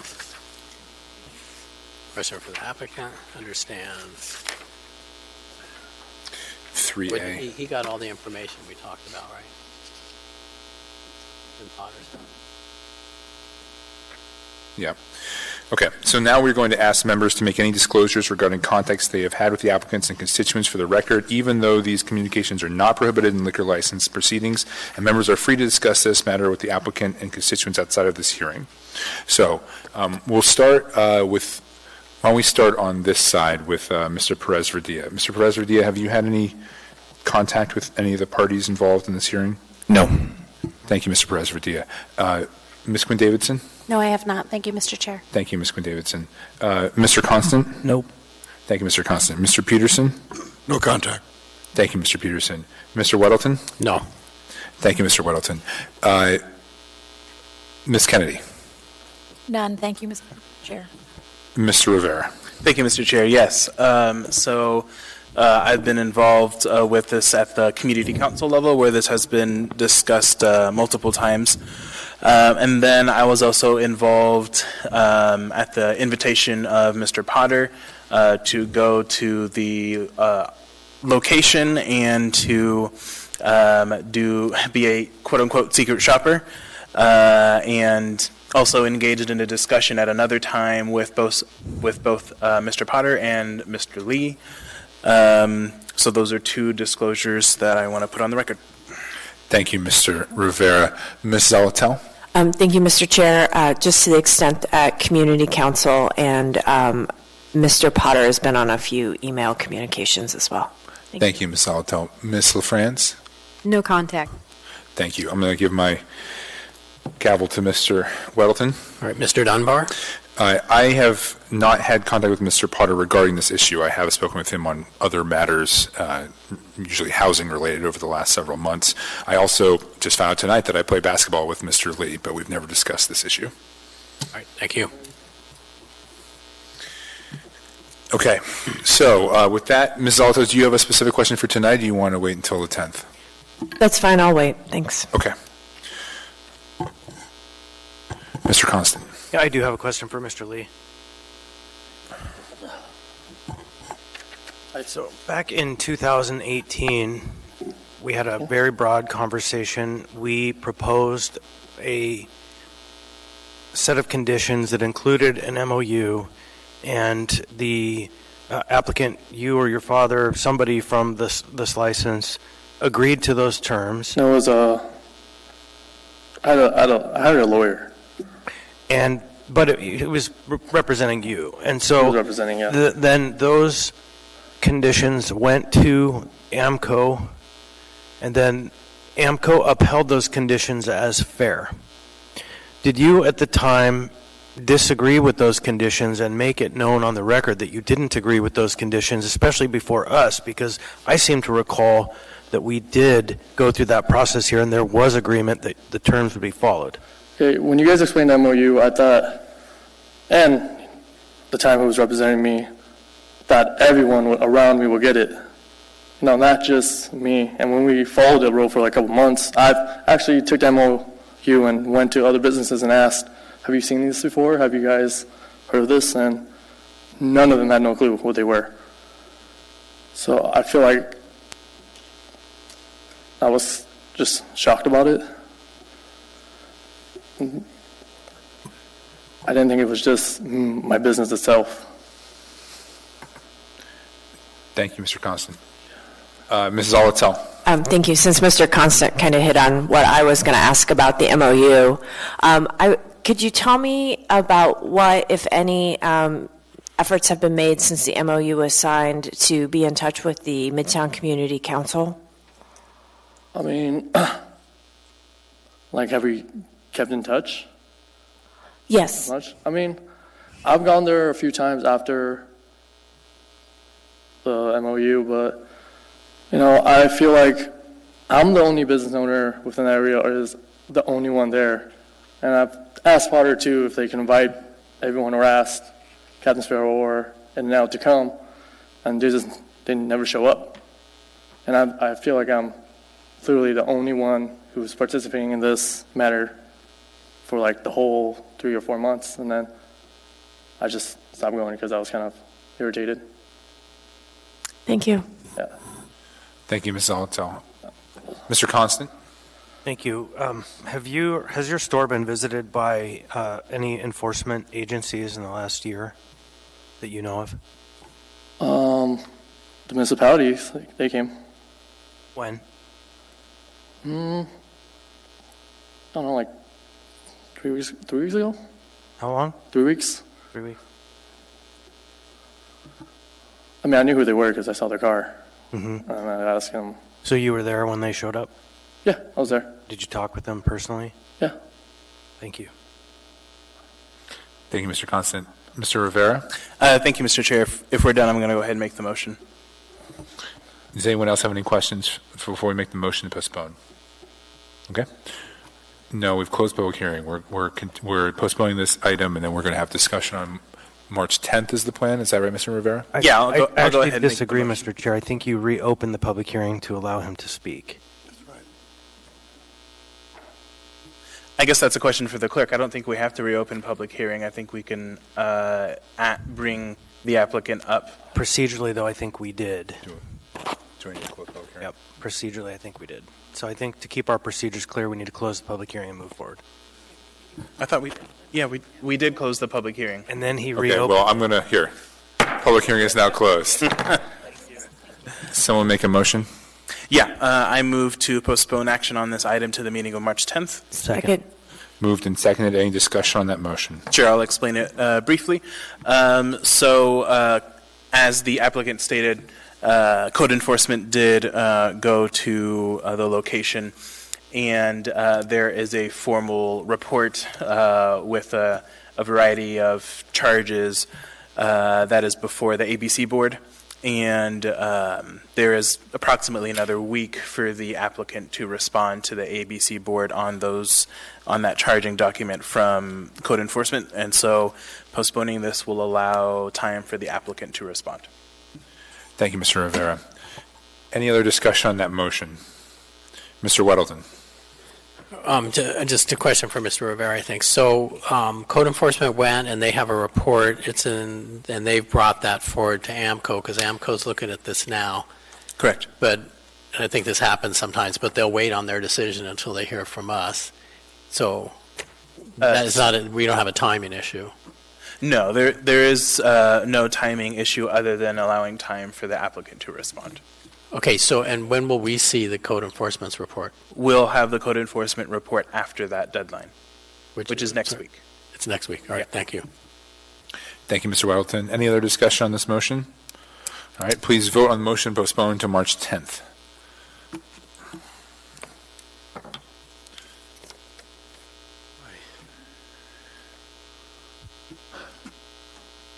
Ms. LaFrance?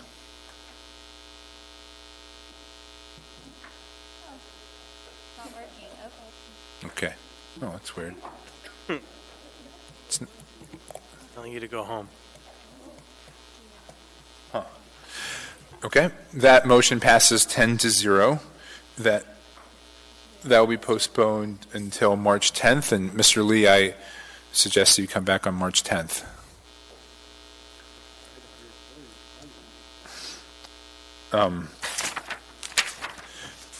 Although public testimony is closed, but perhaps my colleagues will have questions for you. Special orders, there are none. We are now to audience participation. Would anyone like to speak on any item not on the agenda?